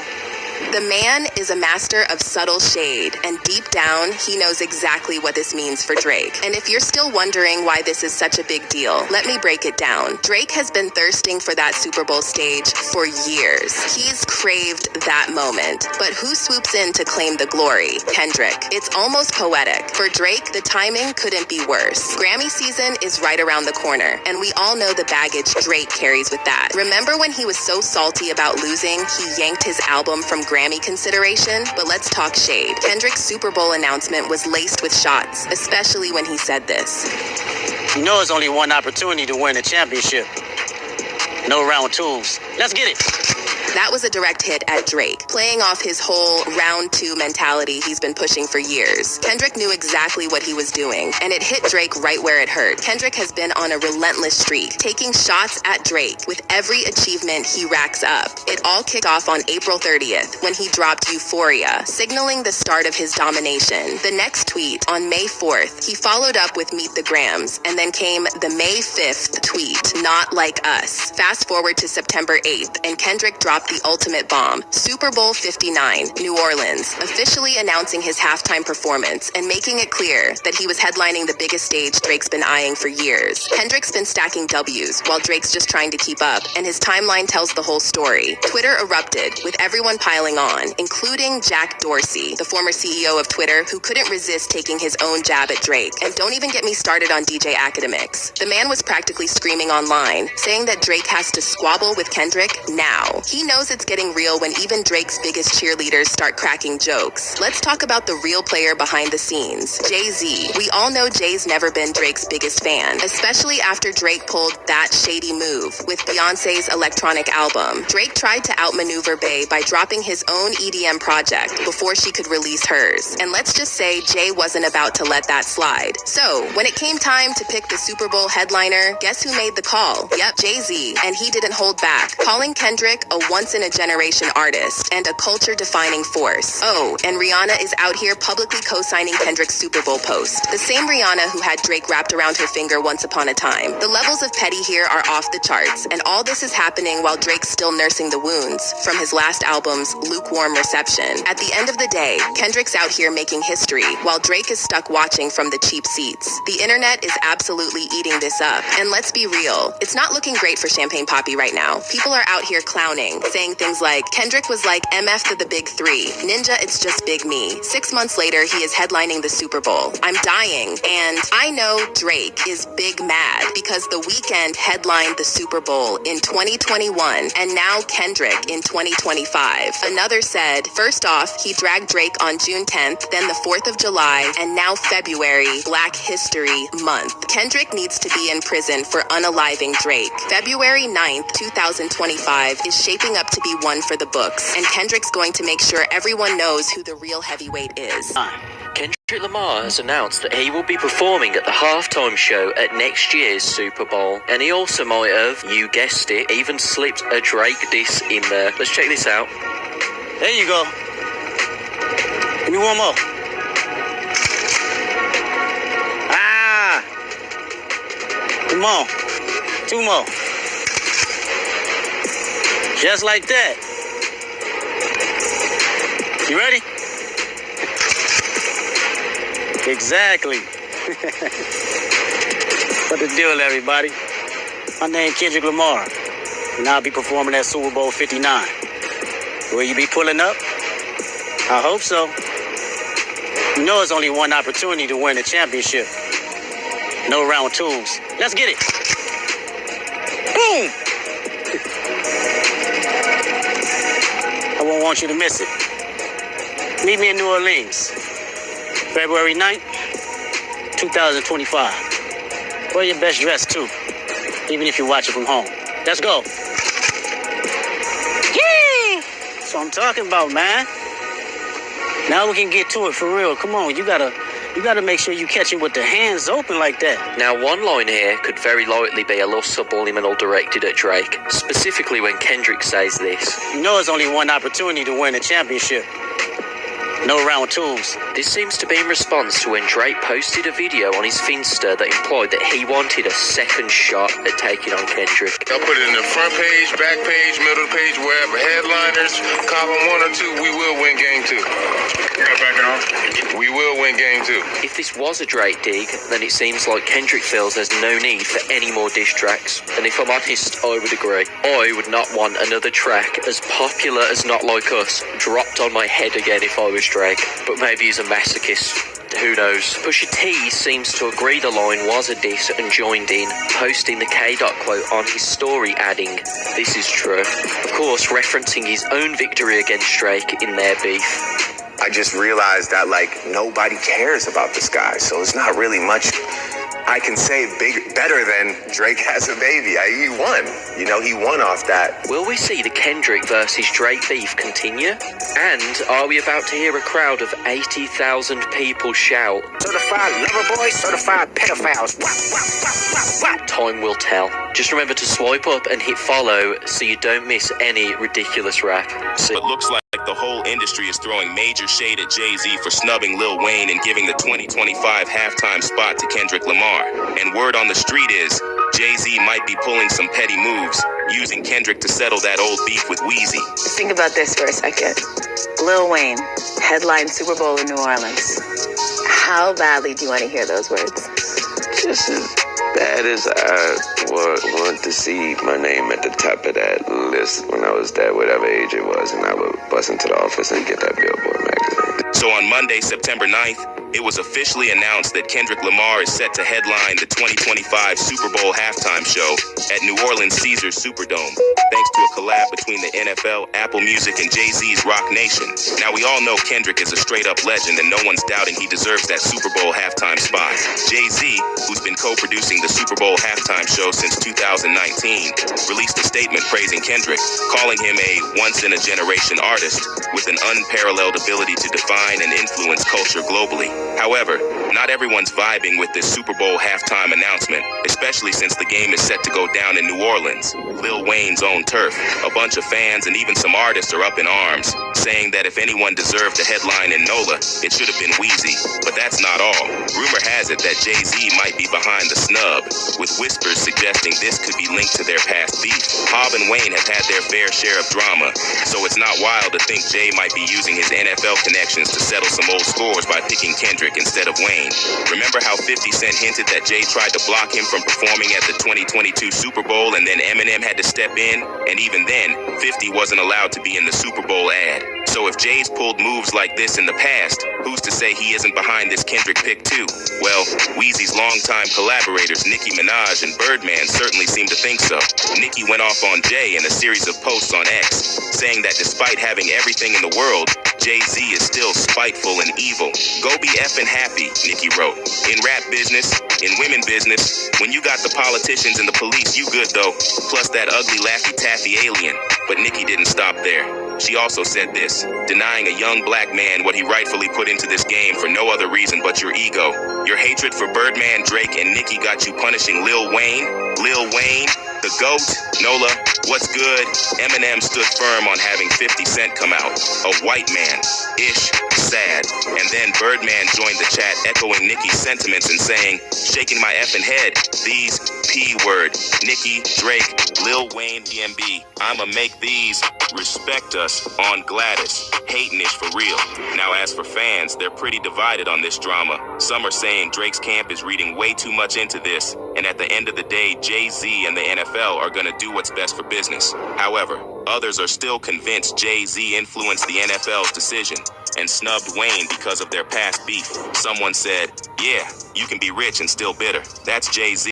Birdman threatened Jay-Z and the NFL for choosing Kendrick Lamar over Lil Wayne. How is he gonna make them put respect on his name? Another NFL season is underway and the preparations for the Super Bowl in New Orleans are too. On the first NFL Sunday of the season, Kendrick Lamar was announced to be the 2025 Super Bowl halftime show performer, and it pissed a lot of people off, including the Cash Money family. Birdman says he's gonna make the NFL and Jay-Z respect them after Lil Wayne was snubbed as headliner. But how is he gonna do that? Is all of this just making matters worse between Roc Nation and Cash Money? Fans were taken aback by the decision to let Kendrick Lamar perform at the 2025 Super Bowl instead of Lil Wayne. The last time the Super Bowl was held in New Orleans was back in 2013, and ironically enough, Beyonce performed. Now that Jay-Z is co-producer of these decisions, more hip-hop acts are starting to be selected for the gig, so everyone felt like Lil Wayne was the perfect person to perform in his hometown. But clearly, that's not the case with the committee who makes these decisions. The announcement for Kendrick Lamar comes shortly after he engaged in a battle with Drake, who was signed to Lil Wayne in the beginning of his career. So really, some fans are even looking at it as a way to entice the beef. YMCMB members, specifically Nicki Minaj and Drake, have responded in their own ways about what they deem to be a snub. Nicki went on a social media rant to show her anger towards the selection, and out of all the times she's been rumored to have issues with Jay-Z and Beyonce, this is the most direct she's been about it. But during her rant, Birdman tweeted that he's feeling the same way. So because of what they believe is a clear snub to be petty, jealous, and just pure hatred for the Cash Money family, he's gonna make Hov and the NFL respect him. And not only did he tweet that, but he put it on Gladys, his late mother. But what does he mean? Is this a violent threat, or is this a way for him to say he's making this personal on his end too? The beef between Cash Money and Roc Nation, Jay-Z specifically, has a long history. The subtle beef went as far as causing Lil Wayne to send bars at Jay-Z, but then they pieced it up, and it took Lil Wayne to go against Birdman to make it happen. Unfortunately, Birdman has an awful reputation when it comes to paying people, especially his artists. Nobody would have thought Birdman would treat the guy he calls his son like that, but when it happened, things got weirdly difficult. Lil Wayne wanted to drop his long-anticipated album, The Carter 5, but was blocked from doing so. Then, it turned out that Birdman may be stealing from him. Birdman made it worse when he took in Young Thug and formed the group Rich Gang, which included Thug and Rich Homie Quan. Young Thug has always been vocal about Lil Wayne being his favorite artist, but because of the feud between Birdman and Wayne, Wayne didn't seem to accept Thug with open arms when they finally met. Young Thug eventually released his debut album, The Barter 6, during the time Wayne was trying to fight for The Carter 5 to drop. It started to look like Birdman and Thug were trying to block Lil Wayne from continuing his Carter series while also replacing him as the top dog on the label. Lil Wayne eventually announced that Jay-Z came in the clutch and paid $14 million of his taxes so he could be free from the IRS. And since then, Lil Wayne's eyes were open. He realized he and Hov didn't necessarily have a problem with each other. So every now and then, they'd be seen hanging with each other, sharing laughs and conversations. Actually, that's exactly what happened a couple of weeks before the Super Bowl announcement. Is Lil Wayne even upset about not being chosen as the halftime performer? Despite everyone speaking up for him, he hasn't said anything about it. Even his engineer turned manager spoke on it. Could that be the representation for how Wayne really feels? Possibly. Some people believe Kendrick will bring Lil Wayne out during the show since Lil Wayne is one of, if not his top favorite rappers ever. But regardless if he does or not, Birdman seems to have a great disdain with the decision and is taking it out on Jay-Z. What's even crazier is a memo was released saying that Jay-Z and his Roc Nation team aren't the final say-so for the performances. Instead, the city's council is. They agree on the artists and send their choices back to the NFL to make things final. So there's a chance the city of New Orleans were the ones who didn't want Lil Wayne performing. Will Birdman eventually send threats to his hometown if that's true? The whole thing is just a pile of confusion, anger, and personal beef. But one thing for sure, Kendrick is performing there no matter how many threats Birdman makes. And that's on Miss Gladys. in XXXTentacion's death. Kendrick and Drake have been trading jabs like it's nobody's business, but Kendrick just cranked up the heat to a whole new level. Kendrick's pointing fingers at Drake, suggesting he might have had a hand in X's death. Fans are convinced Kendrick's dropping hints about Drake and the whole X beef in his latest diss track, and they might not be too far off. This feud didn't just appear out of thin air. It actually started back in February 2017, when Drake was in Amsterdam, teasing snippets of his track KMT featuring Giggs. People started noticing some similarities between Drake's flow and X's signature style on Look at Me. And when the accusations started flying, Drake tried to brush it off like it was no big deal. I'm seeing all this on my IG under like some random picture of people being like, you took this kid's flow or whatever, right? So I'm just like, yo, what's happening to me right now? You know? So I'm sitting there, I'm trying to read, like figure out who they're talking about. I find out who they're talking about. Is this the extension guy? I don't even think that's how you say his name. But yeah, that's I tried to find. They call him extension. I go and I find what song they're talking about, and I listen to it. I'm like, okay, I see where people could draw like this comparison off of like the first two lines, whether it be the cadence or the rhyme pattern, whatever. And I'm just like, yo, it's crazy that people think that after all this time, after all I've been through, that I'm the type of person to go pre some song that's on SoundCloud. It doesn't have like 2 plays. It has plays. You know, he has his cult following, and go and think that I'm gonna like take that and make it my own. Like, I'm not stupid. I'm not like a person like that, you know? But X wasn't having any of it. He went full-on Twitter rampage mode, blasting Drake for supposedly stealing other artists' tunes. Then he called out Drake's career trajectory, warning him to start investing in real estate, because when the music gig dries up, he'll have nothing left. X didn't just leave it at that. He also hopped on the line with DJ Academics from Behind Bars, calling Drake out on his claims of never hearing about X before. Drake knew who I was at that point in time. Long before that. Long before the videos, long before he was exposed for what he did. He knew.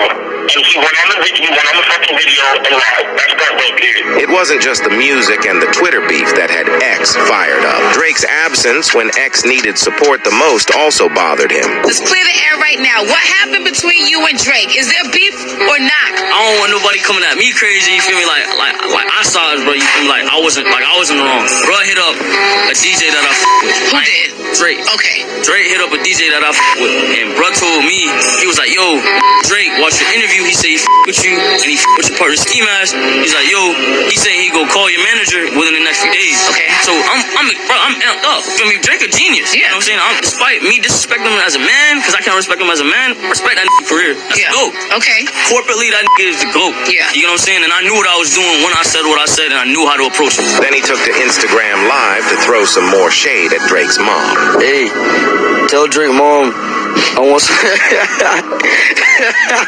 hey, tell Drake mom I want some tapioca pudding.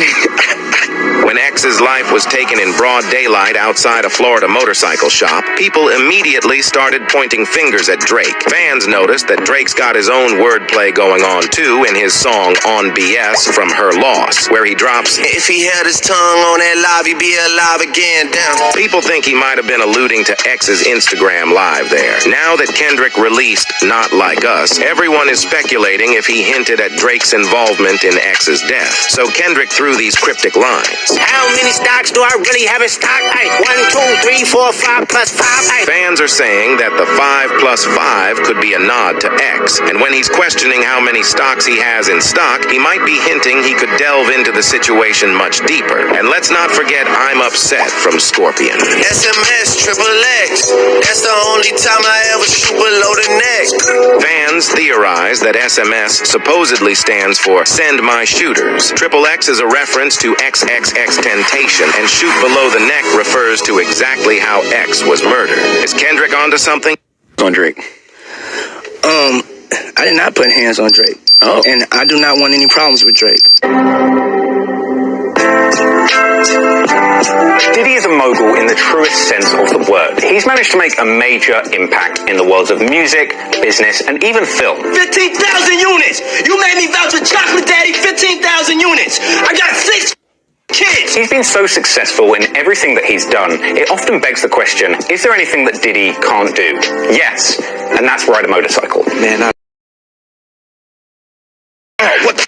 Oh, goddamn, I should have wore a helmet. Anybody that's followed Diddy's career from the early stages will know that his hit-making abilities transcend the world of music and into the realm of physical violence. In fact, as long as Diddy has been making hit records, he's also been bashing people up. Let me give you a quick rundown on P. Diddy's illustrious career of people. He the general manager of MCA Records in the Face when he was 19. One day, I come in and I have an argument with the general manager. I shirt off, I him in the face. In 96, he threatened the president of Bad Boy Records with a baseball bat if he wasn't given back the 25% equity that person owned. He also smashed a champagne bottle over Steve Stout's head because Steve didn't remove a scene of him nailed to a cross in the 1999 music video for Hate Me Now with Nas. So in a now famous incident at Club Live in Miami, Diddy decided to put hands on arguably one of the most famous and successful hip-hop artists of our generation, a hitmaker that's actually got more Billboard slaps than the Beatles, Drizzy Drake. Now, prior to this incident, you would have thought that Drizzy and Diddy were the best of friends. Drake brought out Diddy and Mace at a 2013 OVO Fest performance. Tonight was one of the best nights of my life, man. He's a great host, but you know, he's a king, you know what I'm saying? Young king. And the two had even collaborated as early as 2010 on the track Loving You No More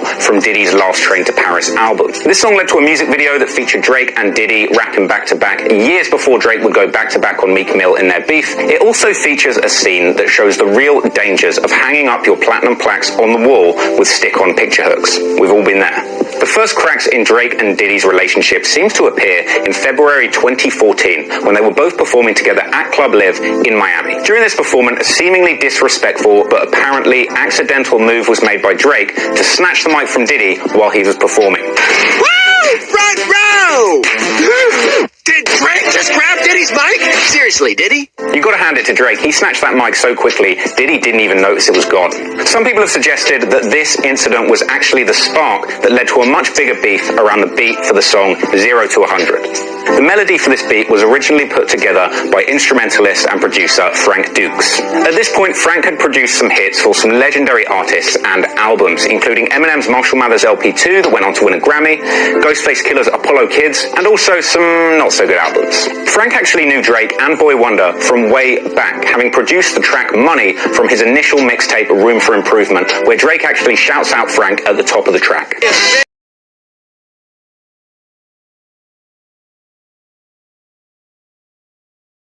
Frank actually sent the beat that he was working on over to Boy Wonder, who was in a studio session with Diddy in Miami at the time. Boy Wonder is of course famous for producing countless hits in the hip-hop scene, including the classic Forever, which featured Drake, Kanye, Eminem, and Lil Wayne. Boy Wonder took Frank's work and pieced it together into a full beat on the spot in the session with Diddy.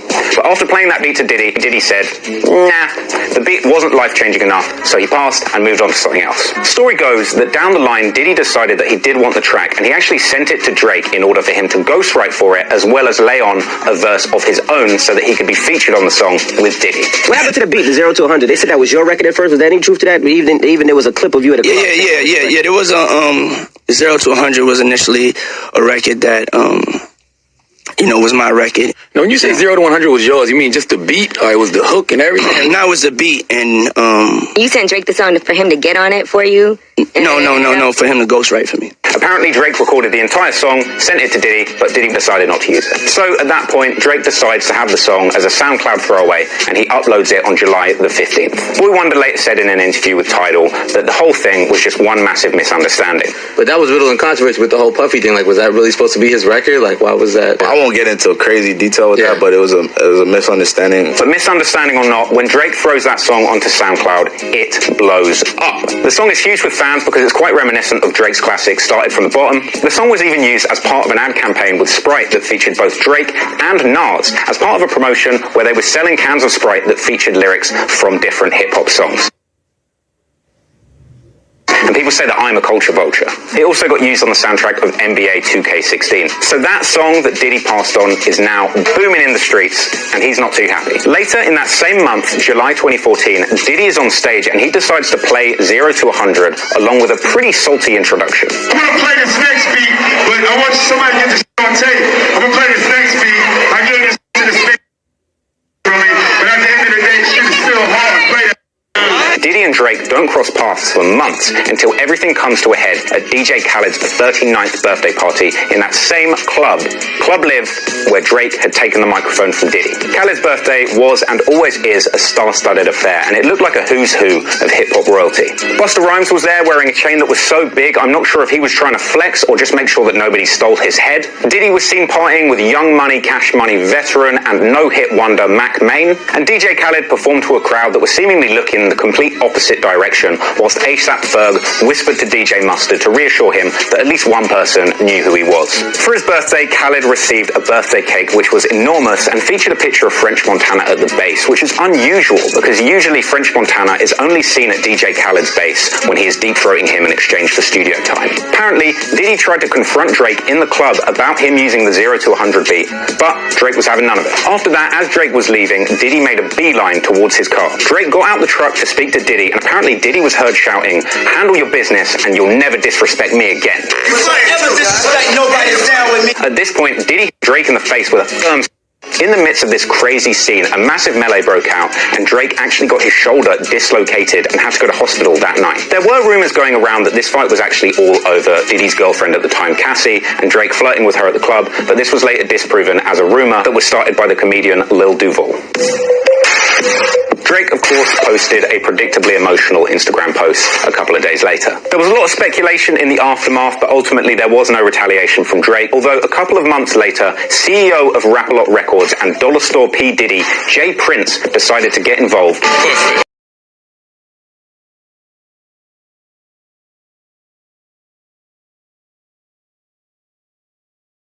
It's funny to go back to this story and see Jay Prince sticking up for Drake just like he did after the whole Pusha T beef kicked off. Drake is like the disrespectful kid that goes around starting fights and tells people that they need to fight his brother. This retaliation by Jay Prince probably would have been helpful had it not come 3 months after the incident itself. Diddy never actually addresses this incident, not until months later in August of 2015 when he appears on The Breakfast Club denying that this thing ever happened and also saying that Drake is actually his favorite rapper. Honestly, it was a misunderstanding. Honestly, Drake is actually my favorite rapper. For countless credible people in the industry like Academics, Charlemagne, and Rick Ross's DJ Sam Sneak all corroborate that this went down.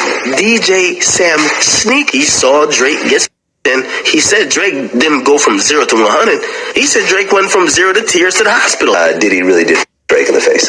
Oh, I got that call 4 o'clock in the morning. Diddy just Drake. And lo and behold, it turned out that it was true. I heard it was over the 0 to 100 beat. Exactly. Well, the funny thing is, Drake didn't even address this until an entire year after Diddy's Breakfast Club interview. In June 2016, Drake dropped the song 4 p.m. in Calabasas on OVO Sound. This song was actually the 4th installment in Drake's AM/PM series. This series included 9 p.m. in Dallas, 5 a.m. in Toronto, and 6 p.m. in New York. Sometimes I can't tell whether Drake is a musician or a train conductor. If we've learned one thing from this series, it's no matter the city or time zone, we know that Drake is probably in his feelings about something.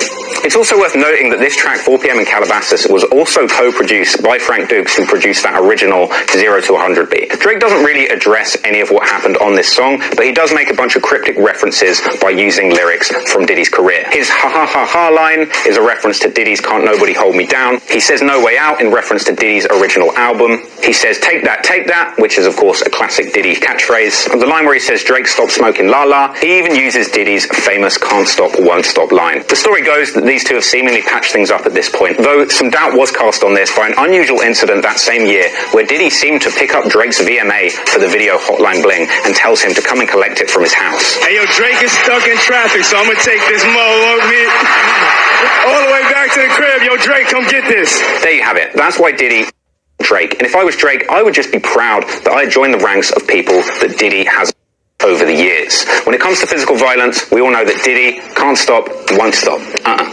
It's a new theory going around about who the actual OVO mole was this whole time. And when Kendrick Lamar mentioned a possible mole in OVO, no one knew who he was referring to. But now we finally have a name for the one in charge of spilling all the tea about Drake. So, ever since the beef between K-Dot and Drizzy exploded, people can't stop talking about it. Like even after months. And rightfully so. especially since there's been a lot of tea spilled during the back and forth between the two artists. However, I think most of you will agree that in the ocean of diss songs and shady remarks, there's one allegation that Kendrick made that stuck with the listeners. Do you have any guesses? Well, I am referring to his song 616 LA, where he mentioned that he has a mole in OVO that literally exposes everything to him. Shocking, right? Fans were actually puzzled when he said this. Some did not believe a single word he said, while others started connecting the dots just to disclose who this alleged mole is. Let's just say it was a hard task to complete, but now things are starting to get more interesting, especially after the TikTok video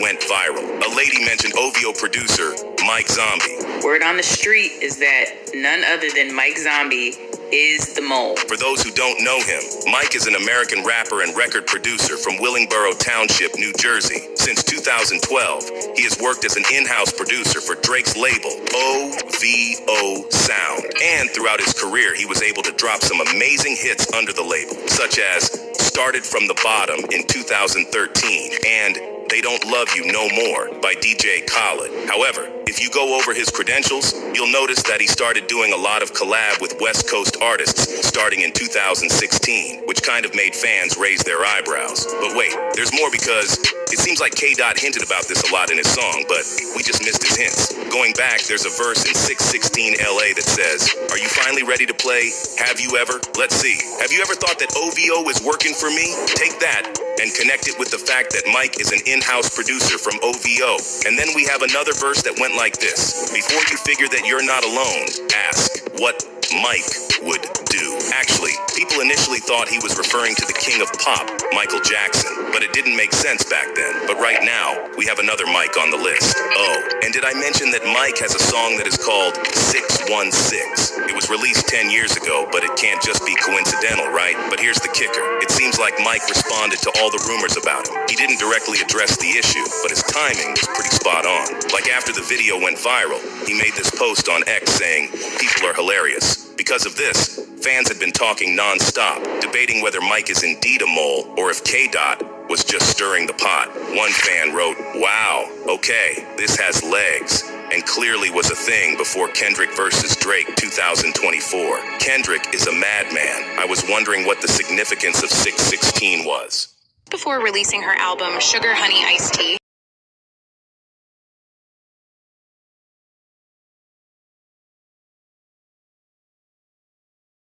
dropped a banger teaser on her Instagram. And guess who she has collaborated with? None other than the 69 God himself. Drake's music in her video made fans go crazy over it. The comment section flooded with comments like, "Is that Drake? And Drake? OMG, you won." Then some people thought Latto's music could not be saved by collaborating with Drake. It has even been said that the song sounds like a Sexy Red song, and it is giving Sexy Red videos. Recently, rumors have been going off about Drake dating Latto's younger sister, Brooklyn. And thus the collaboration is a breath of fresh air for the duo and their fans. And even at that point, Latto tried to confirm that rumor in a recent act. People are even connecting the dots between the scandal between Latto's sister and Drake, and I feel they only got a song together because he was messing with her sister at one point. Some fans are saying, their voices don't sound right together. While some say, I don't think a Drake feature is enough to help her album do numbers. Around the same time, eagle-eyed fans noticed Drake following a suspicious account named Plot Twist, which piqued their curiosities and made fans wonder what plot twist Drake had to offer. And on 6th of August, he made that account public and posted the link to 100 GBs of unreleased songs, collaborations, sneak peeks, and behind the scenes. The data included audio songs with Latto, 21 Savage, and Young Thug, with the same song that Latto had posted on her video. Not only that, but the account Plot Twist also posted the same video of Latto as well. The song with Latto is not the only bump in the road, though. Moving on to his other story. After teasing his fans with new content from a mysterious Instagram account, he released 2 other songs as well, which are It's Up, featuring 21 Savage and Young Thug, and Blue Green Red, which was produced by Gordo. It's being said that the song It's Up has shade for Kendrick, as Kendrick and Drake have been going through beef for a long time now.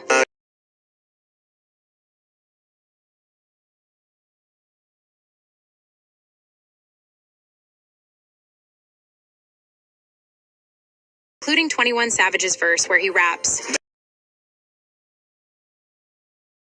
referencing Tupac Shakur's iconic diss track, Hit 'Em Up. Nothing has been the same ever since Drake and Kendrick Lamar collaborated in 2011.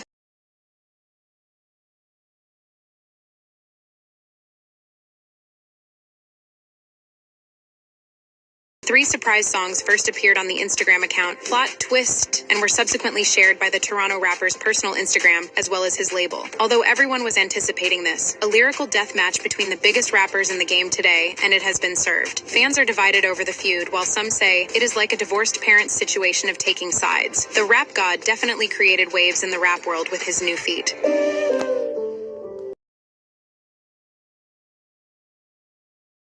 Stay tuned to 010 for the latest updates. So a highly inappropriate video featuring Drake has been leaked, and the world is going crazy over it. I haven't even drank my morning coffee yet, and I see Drake wiggling his good stuff on my timeline. But who is the devil behind the leak? There was no other way. The world had to be fixed. A purpose given to me. As you can imagine, the video, which I cannot show here for obvious reasons, went absolutely viral in seconds. If you wonder what was in it, let's just say, if rumors are true, it showed the singer filming himself undressed from the bottom down, engaging in inappropriate behavior while sitting on a bed. So look, and what Brick look like this? Like it was like this. Then he drank it. You feel me? Like this, right? Yeah. He's making a BBL face. He's squinting and he's like, I will never unsee that ever again. Thanks to that video, Drake is now blowing up X and other platforms, being one of the top trending topics out there. And the best part? Drake's reaction to the leak. Fans thought it was going to be something like this. But it wasn't. After the video blew up and got millions of reactions online, Aiden Ross sent Drake a voice message. Yeah, bro, I'm still live, bro. We were just looking at the shit. It's like crazy, bro. Like, god damn.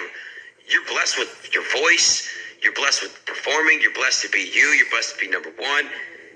But you're also blessed to have a fucking missile. And Drake's response was the opposite of what you'd expect. He said this might be my next album intro. Oh, great. Well, hey, at least he made the cut. Some people claim it might just be another deepfake, like was the case with Taylor Swift's explicit deepfake scandal recently. But there are two reasons why people think it's real. First, why would Drake seemingly confirm it was him to Aiden Ross if it was fake? And second, he's been seen holding the same phone in the exact same way as in the video. Basically, it's got to be him. And all those millions, or who knows how many fans who accidentally stumbled upon the rumored video, well, they have a whole meme fest going online. And it's hilarious.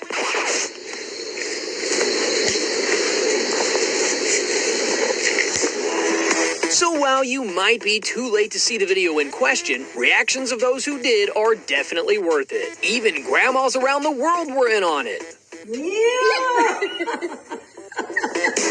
Men expressed concern about their girlfriends seeing Drake exposed, begging they don't ever find the video.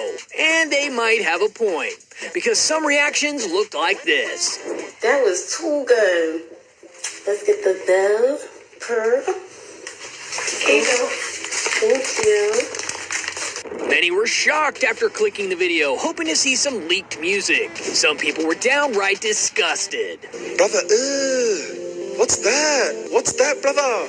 But regardless of the reaction, everyone wants to know one thing. Who did the devious deed? Unfortunately, it's not clear yet, as the person remains anonymous. But here's something else that's interesting. This leaked video drama comes right when the singer made headlines for slamming the Grammys on Instagram right before the show on February 4th. Drake decided not to attend the event and made it clear he wasn't interested in keeping up with the winners.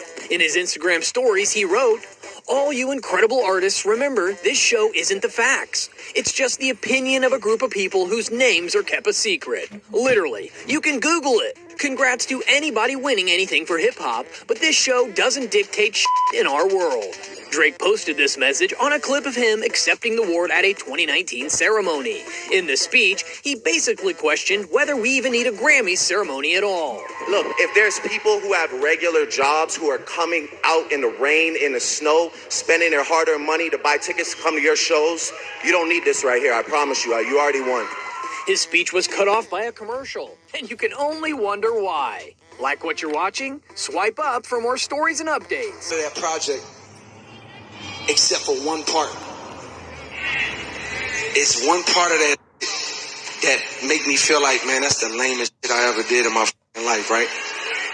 And I know this is not what a lot of people want to hear. I know I can hear my niggas up there right now like, nah, don't do that. But I got to keep it 100 with y'all, right? I damn near had a relapse, right? Because y'all heard some shit that happened 2-3 weeks ago, however long it was.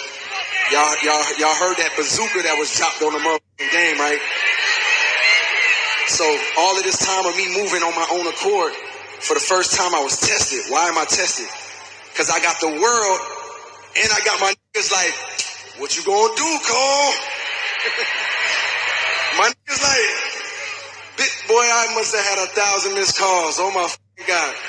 Text flooded. I couldn't even answer my shit. It's wartime. He's basically saying he felt peer pressure into making the diss track. It's like, dog, I'm not gonna lie, bro. If this is how you was feeling all along, like, you should have just never done anything. You should have just done the Drake method and just post little captions, man. Post pictures with some little captions, but you're not even on social media. I don't know, man. Just Twitter fingers at this point. It's better than dropping a whole project with shots throughout the whole thing and then just to apologize right after, bro. Like, yo, as a rap fan, a hip-hop fan, I feel like any hip-hop fan lives for moments like this where the artists that are up there, that was like the big three, that was the conversation. Artists that are up there, spar bars, fight with lyrics, bro. I feel like that's what a lot of us love. When I seen this happen, when Kendrick dropped that shit, I was like, oh, yes. I think we all were like, yes, they got to respond. They got to respond. We were saying it was corny that Drake was just posting pictures and the captions. It's like, bro, he's not going to say nothing, da-da-da. But J. Cole drops, bro, and it's fire. But then he apologizes. I feel like that's worse. I feel like that's the worst thing to do. That's worse than what Drake did. God, bro. It's just hard, bro. This shit just sucks because I really like J. Cole and I really like the project, but I can't listen to it the same anymore, bro. And I was conflicted because, one, I know my heart, you know what I mean? And, like, I know how I feel about my peers, these two niggas that I just been blessed to even stand beside in this game, let alone chase their greatness, right? So I felt conflicted because I'm like, bro, I know I don't really feel no way, but the world want to see blood. Bro, it's not even like blood or like, we just want to see bars. Like, who got the hardest bars? The biggest debate is who is like, what's the order of the top three, bro? But it's like with this, Kendrick's like in first now. It's just Kendrick. And then, you know, I seen memes of people saying that it's Kendrick, Drake, and YoungBoy now. Was he scared? I don't know, bro. I love J. Cole, bro. I love this project. It was so hard. So I say all of that to say, in my spirit of trying to like get this music out, I ain't gonna lie to y'all. I moved in a way that I feel spiritually feel bad on me. Like I try to like jab my nigga back and I try to keep it friendly. But at the end of the day, when I listen to it and when it comes out and I see the talk, that shit don't sit right with my spirit. That shit make me feel, that shit disrupts my fucking peace. So what I want to say right here tonight is in the midst of me doing that and in that shit, trying to find a little angle and downplay this nigga's fucking catalog and his greatness, I want to say right now tonight, how many people think Kendrick Lamar is one of the greatest motherfuckers to ever touch a fucking microphone? Dreamville, y'all love Kendrick Lamar, correct? Bro, we love both of y'all. That's why we wanted to see this shit but go back and forth, bro. Exposing Drake's creepy history with young girls. Drake's history with young girls is extremely creepy, and you won't believe why. You see, it all started when Drake first outed himself through his own lyrics. The rapper claimed in a song titled Mr. Right Now that he has dated SZA back in 2008. While he thought that he was savage for that claim, people started to point out the fact that SZA had just turned 18 when they started dating. But SZA later spoke up claiming that she actually dated him in 2009. So it was actually 2009, LOL. In this case, a year of poetic rap license mattered. LOL, I think he just innocently rhymed 08 with wait. But it only gets crazier because during one of his concerts in 2010, Drake called a fan on stage and started flirting with her, even kissing her on the neck.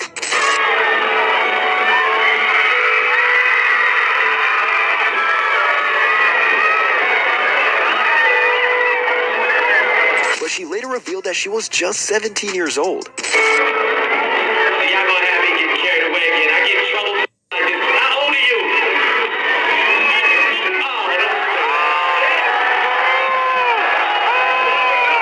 The same girl spoke up about the situation recently and claimed that Drake himself was innocent. I was 17 back then and I'm 31 now. This was a concert that my dad took me to back in high school. Drake's entourage actually picked me out from the crowd of people, not Drake himself. It was nothing then and still nothing now. And it doesn't end there because Drake even became friends with Hailey Bieber back when she was just 14.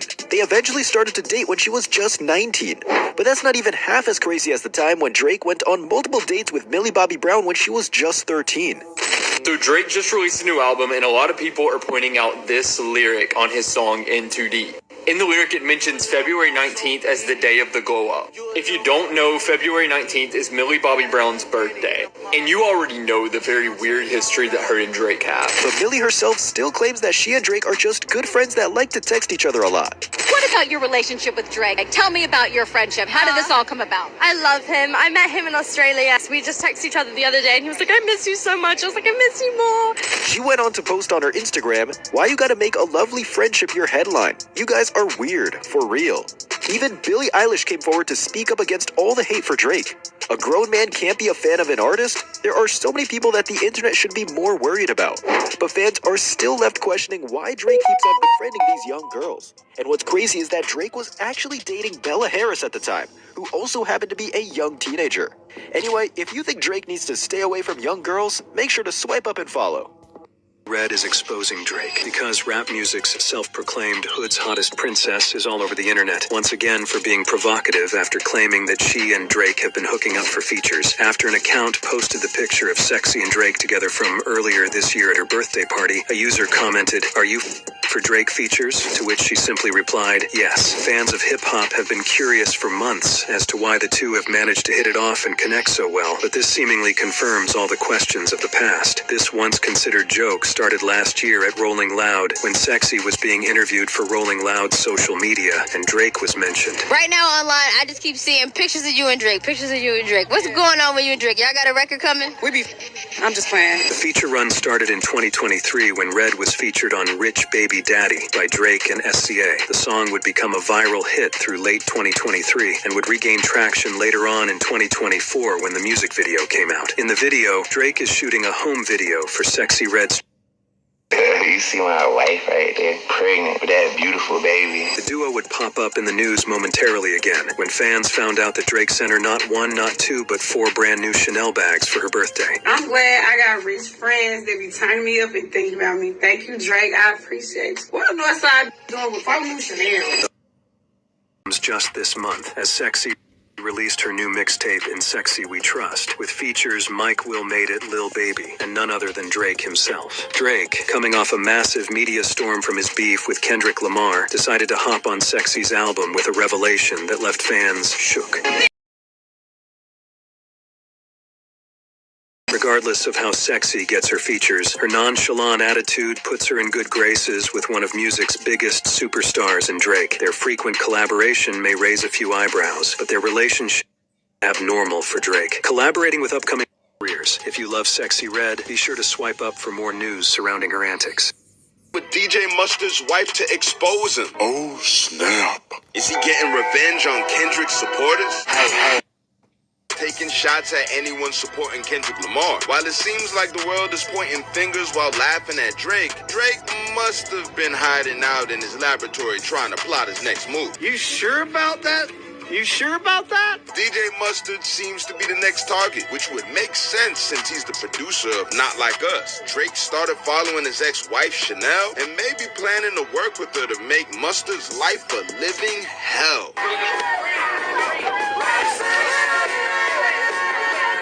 Drake clearly doesn't have a problem including wives in war. There's really no dignity when it comes to war. You just try to get the victory any chance you can get. Drake seems to understand that. So when he and Kendrick started dissing each other directly, Drake was the first to mention significant others. He questioned Kendrick's engagement to Whitney. You did it dirty all your life, you tryna make peace. Proposed in 2015.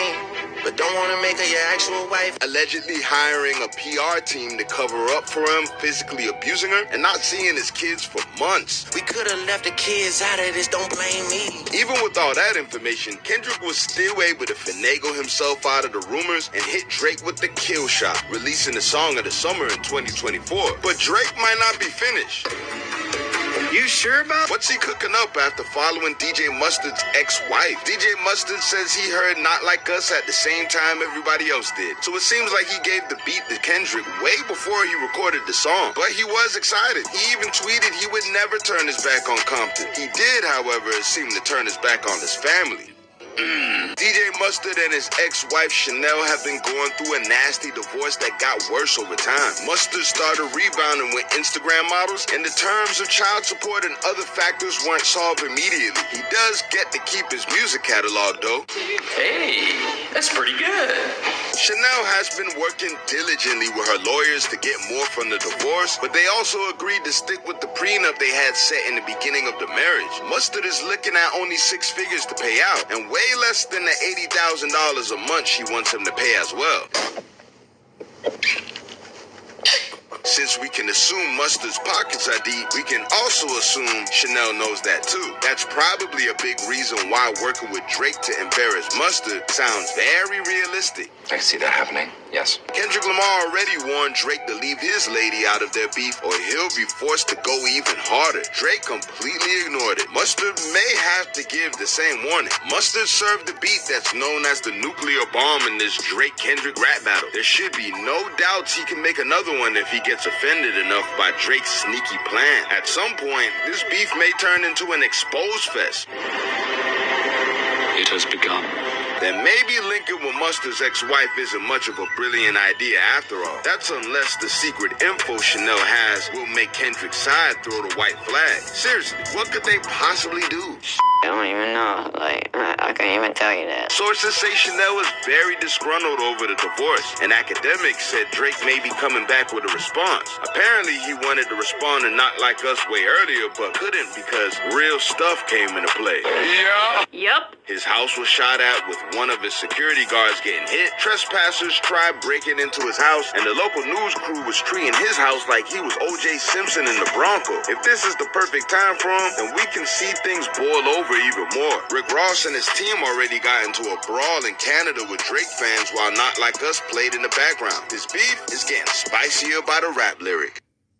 Just exposed him? So you know how Kung Fu Kenny has been going scorched earth on Drizzy with all these insane diss tracks, right? Accusing him of everything from having secret kids stashed away to allegedly being a full-blown creep pursuing underage ladies?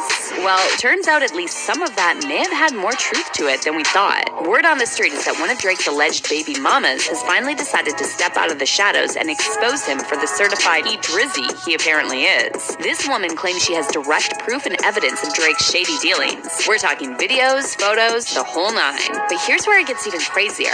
Word on the street is that the woman who claimed to have Drizzy's secret child didn't just come out on her own. Nope, she's apparently being backed by none other than Kung Fu Kenny himself. Can you even picture that? Kendrick's team is guiding her, and she's already handed over some seriously juicy footage that K-Dot plans to use as ammo against Drake on an upcoming diss track. I mean, just imagine how crazy that's gonna be. Kendrick's already been going in on Drake, spitting fire about hiding kids, messing with underage girls, and passing them around his crew. But now there could be actual video proof to back it up? That's taking things to the next level of scorched earth. So you're probably wondering what could possibly be on these supposed videos and photos that have Drake sweating. Well, from what I'm hearing through the grapevine, it's allegedly hard evidence of Drizzy getting way too cozy and inappropriate with young ladies who look underage. We're talking all over them, making nasty comments, just a total creep show that would confirm all the gross grooming and PDFing rumors Kendrick has been putting out there about him. Like, mega yikes if it's real. But that's not even half of it. Remember when K-Dot was going off about Drake having some shady system for picking up chicks? Turns out he might have been onto something, because word is Drake really does run his own personal private Tinder. And he told me that Drake has an employee whose job is to go around town looking for super hot girls. He finds the girls and then he interviews them, and out of all the girls he interviews, he picks the one that he thinks that is the best. This tea comes straight from one of his former tour dudes. Apparently, Drake has an employee whose entire job is to scope out and interview the hottest girls in every city to potentially bring back to the mansion, like full-on casting calls for baddies. This employee will line up a bunch of sexy prospects. Drake picks his fave based on looks alone, and bam, she gets whisked away for some very unchaperoned hang time, if you know what I mean. He drives her to Drake's place. Drake has sex with her, and then he drives her home. So basically, Drake has his own private Tinder. Drake out there really putting the casual in casual encounters, treating women like a hotel breakfast buffet. Just line them up and grab whichever one is most appetizing that day. And you know who warned him about giving off those creepy vibes? The one and only Rick Ross. So Rosé was being super shady in a video, throwing some major side-eye Drake's way. He was low-key insinuating that at first he thought Drake's nasty lyrics about hiding kids and messing with underage girls were just him wildly exaggerating and capping like rappers do. But now Rosé's realizing it seems those bars were coming from a really dark, sinister place of truth. Where they said you said if you was young girls, you promised you would have been arrested. Whoever wrote that for you should have put more thought into that. Of course, Drake played it off cool when asked, but you know that little bar had to low-key sting, having one of your friends imply you move like an alleged sicko around the ladies. With all these shady tales about Drake's dealing lately, though, can you really be surprised Rick felt the need to put a warning out there? Whether the rumors are actually true or not, having your name connected to any hint of grossness with underage girls is a serious situation. Makes you wonder if maybe Ross has seen some sketchy stuff himself that made him want to get ahead of the potential scandal. Or maybe the rappers are just being cautious about cancel culture. Either way, you know we'll be watching closely. Because let's be real, if even an ounce of these crazy Drake tales turns out to be facts, it's gonna be a bigger, nastier situation than we can even imagine right now. The thought of having his own baby mama turn whistleblower and rat him out to Kendrick with sickening visuals? Sheesh, talk about shattering his squeaky clean brand into a million pieces. We're feeling straight up icky just talking about what kind of gross stuff this baby mama might expose about Drake. Some lines should never be crossed, no matter how rich or famous. We'll be refreshing our phone non-stop for any new tea, because you already know this drama is gonna blow up huge. We'll keep y'all updated. There's a new theory going around about who the actual OVO mole was this whole time. And when Kendrick Lamar mentioned a possible mole in OVO, no one knew who he was referring to. But now we finally have a name for the one in charge of spilling all the tea about Drake. So, ever since the beef between K-Dot and Drizzy exploded, people can't stop talking about it. Like even after months, and rightfully so.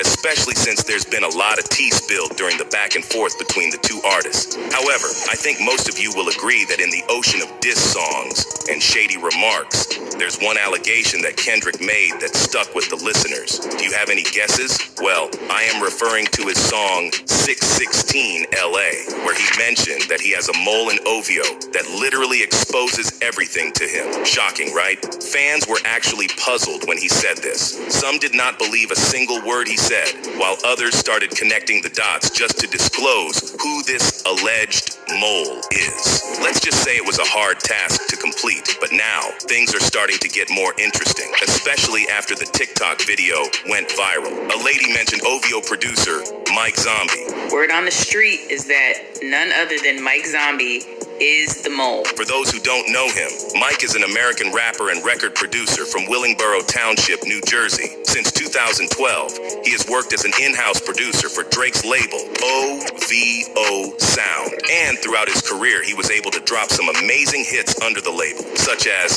Started From the Bottom in 2013 and They Don't Love You No More by DJ Khaled. However, if you go over his credentials, you'll notice that he started doing a lot of collab with West Coast artists starting in 2016, which kind of made fans raise their eyebrows. But wait, there's more, because it seems like K-Dot hinted about this a lot in his song, but we just missed his hints. Going back, there's a verse in 616 LA that says, "Are you finally ready to play? Have you ever?" Let's see. Have you ever thought that OVO is working for me? Take that and connect it with the fact that Mike is an in-house producer from OVO. And then we have another verse that went like this. Before you figure that you're not alone, ask what Mike would do. Actually, people initially thought he was referring to the king of pop, Michael Jackson, but it didn't make sense back then. But right now, we have another Mike on the list. Oh, and did I mention that Mike has a song that is called 616? It was released 10 years ago, but it can't just be coincidental, right? But here's the kicker. It seems like like Mike responded to all the rumors about him. He didn't directly address the issue, but his timing was pretty spot on. Like after the video went viral,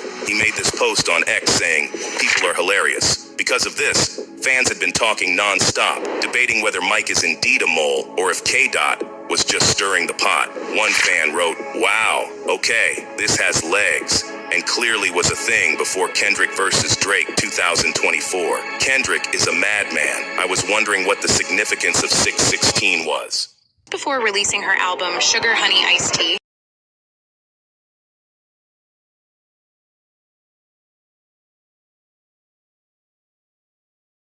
dropped a banger teaser on her Instagram. And guess who she has collaborated with? None other than the 69 God himself. Drake's music in her video made fans go crazy over it. The comment section flooded with comments like, "Is that Drake? And Drake? OMG, you won." Then some people thought Latto's music could not be saved by collaborating with Drake. It has even been said that the song sounds like a Sexy Red song, and it is giving Sexy Red videos. Recently, rumors have been going off about Drake dating Latto's younger sister Brooklyn.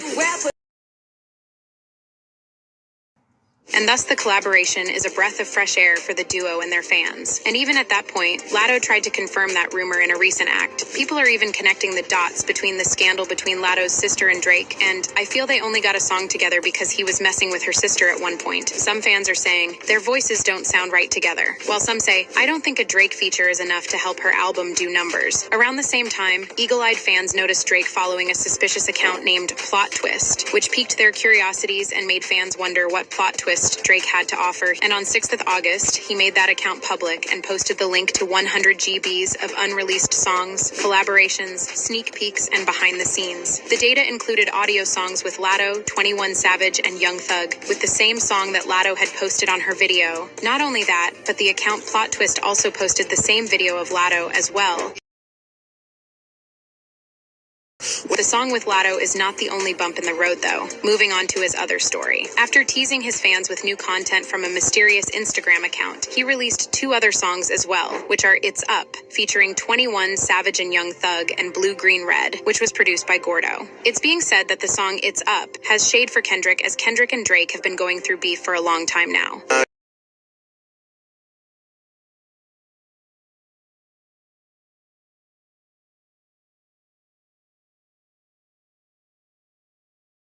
Including 21 Savage's verse where he raps, referencing Tupac Shakur's iconic diss track, Hit 'Em Up. Nothing has been the same ever since Drake and Kendrick Lamar collaborated in 2011.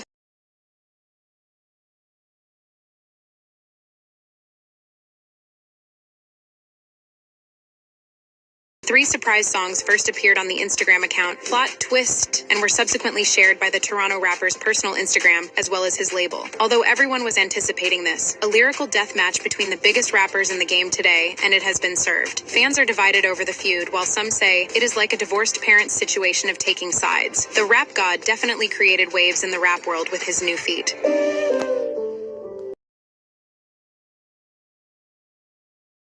Stay tuned to 010 for the latest updates.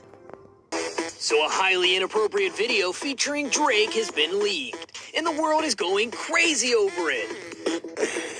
I haven't even drank my morning coffee yet, and I see Drake wiggling his good stuff on my timeline. But who is the devil behind the leak? There was no other way. The world had to be fixed. A purpose given to me. As you can imagine, the video, which I cannot show here for obvious reasons, went absolutely viral in seconds. If you wonder what was in it, let's just say, if rumors are true, it showed the singer filming himself undressed from the bottom down, engaging in inappropriate behavior while sitting on a bed. So look, and what Brick look like this, like it was like this, then he drank it, you feel me? It was like this, right? Yeah. He's making a BBL face. He's squinting and he's like, I will never unsee that ever again. Thanks to that video, Drake is now blowing up X and other platforms, being one of the top trending topics out there. And the best part? Drake's reaction to the leak. Fans thought it was going to be something like this. But it wasn't. After the video blew up and got millions of reactions online, Aiden Ross sent Drake a voice message. Yeah, bro, I'm still live, bro. We were just looking at the shit. It's like crazy, bro. Like, god damn, you're blessed with your voice. You're blessed with performing. You're blessed to be you. You're blessed to be number one. But you're also blessed to have a fucking missile. And Drake's response was the opposite of what you'd expect. He said this might be my next album intro. Oh, great. Well, hey, at least he made the cut. Some people claim it might just be another deepfake, like was the case with Taylor Swift's explicit deepfake scandal recently. But there are two reasons why people think it's real. First, why would Drake seemingly confirm it was him to Aiden Ross if it was fake? And second, he's been seen holding the same phone in the exact same way as in the video. Basically, it's got to be him. And all those millions, or who knows how many fans who accidentally stumbled upon the rumored video, well, they have a whole meme fest going online. And it's hilarious.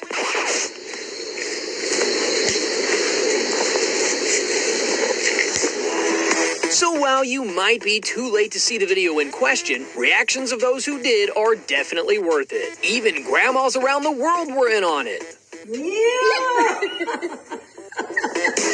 Then expressed concern about their girlfriends seeing Drake exposed, begging they don't ever find the video. And they might have a point, because some reactions looked like this. That was too good. Let's get the Dove Pearl. Thank you. Many were shocked after clicking the video, hoping to see some leaked music. Some people were downright disgusted. Brother, what's that? What's that, brother? But regardless of the reaction, everyone wants to know one thing. Who did the devious deed? Unfortunately, it's not clear yet, as the person remains anonymous. But here's something else that's interesting. This leaked video drama comes right when the singer made headlines for slamming the Grammys on Instagram right before the show on February 4th. Drake decided not to attend the event and made it clear he wasn't interested in keeping up with the winners. In his Instagram stories, he wrote, "All you incredible artists, remember, this show isn't the facts. It's just the opinion of a group of people whose names are kept a secret. Literally, you can Google it. Congrats to anybody winning anything for hip-hop, but this show doesn't dictate shit in our world."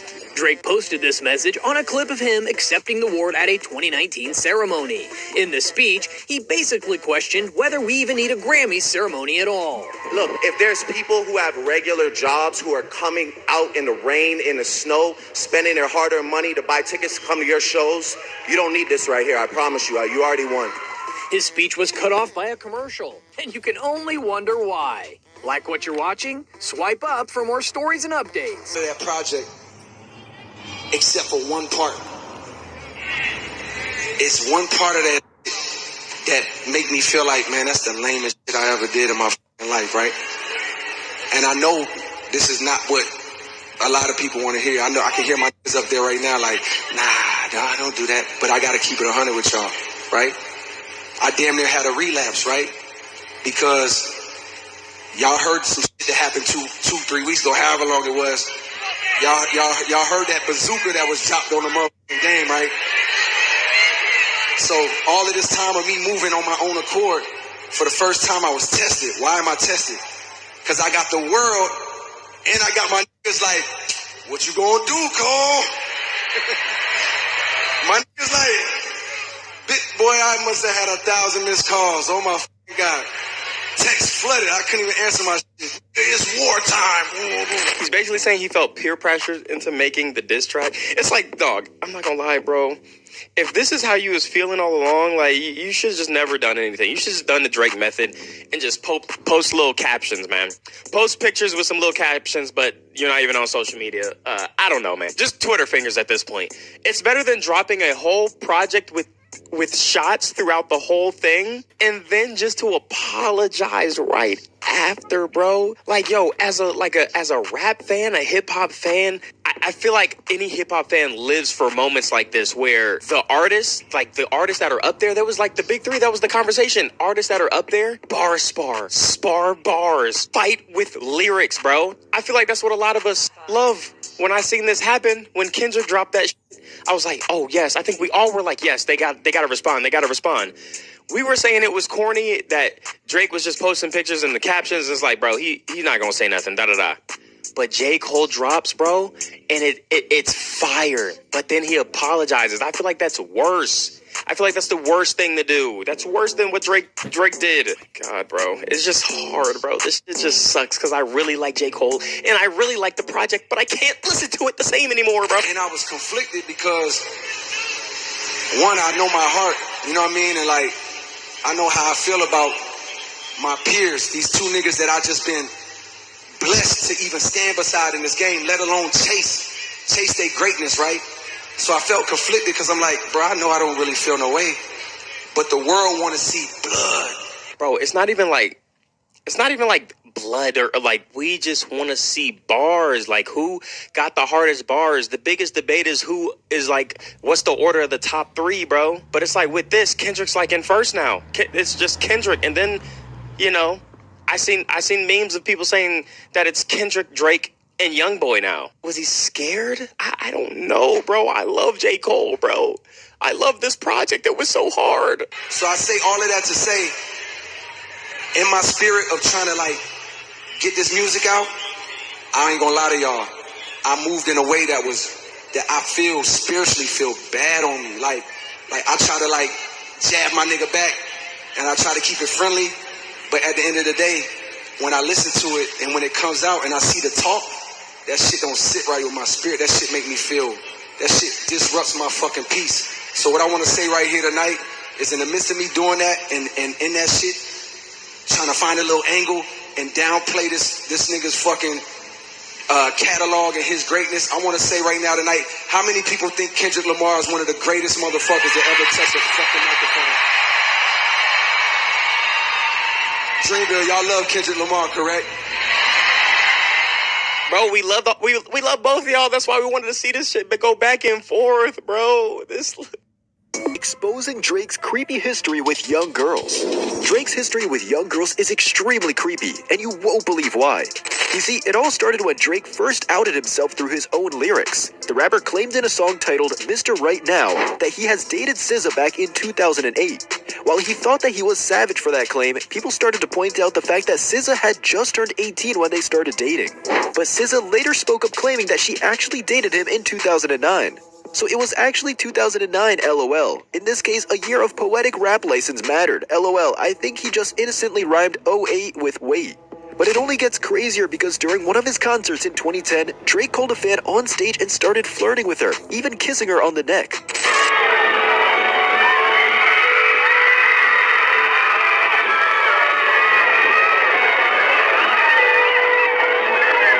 But she later revealed that she was just 17 years old.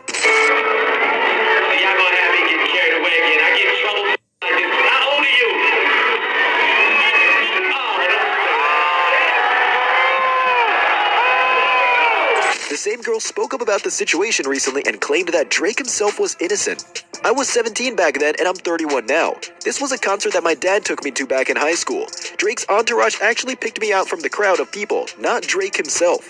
It was nothing then and still nothing now. And it doesn't end there because Drake even became friends with Hailey Bieber back when she was just 14. They eventually started to date when she was just 19. But that's not even half as crazy as the time when Drake went on multiple dates with Millie Bobby Brown when she was just 13. So Drake just released a new album, and a lot of people are pointing out this lyric on his song In Too Deep. In the lyric, it mentions February 19th as the day of the glow up. If you don't know, February 19th is Millie Bobby Brown's birthday. And you already know the very weird history that her and Drake have. But Millie herself still claims that she and Drake are just good friends that like to text each other a lot. What about your relationship with Drake? Tell me about your friendship. How did this all come about? I love him. I met him in Australia. We just texted each other the other day and he was like, I miss you so much. I was like, I miss you more. She went on to post on her Instagram, "Why you gotta make a lovely friendship your headline? You guys are weird, for real." Even Billie Eilish came forward to speak up against all the hate for Drake.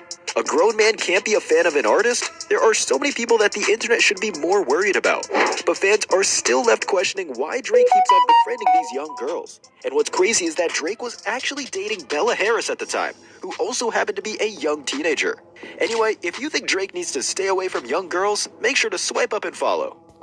Red is exposing Drake because rap music's self-proclaimed hood's hottest princess is all over the internet, once again for being provocative after claiming that she and Drake have been hooking up for features. After an account posted the picture of Sexy and Drake together from earlier this year at her birthday party, a user commented, "Are you for Drake features?" To which she simply replied, "Yes." Fans of hip-hop have been curious for months as to why the two have managed to hit it off and connect so well, but this seemingly confirms all the questions of the past. This once considered joke started last year at Rolling Loud when Sexy was being interviewed for Rolling Loud's social media and Drake was mentioned. Right now online, I just keep seeing pictures of you and Drake, pictures of you and Drake. What's going on with you and Drake? Y'all got a record coming?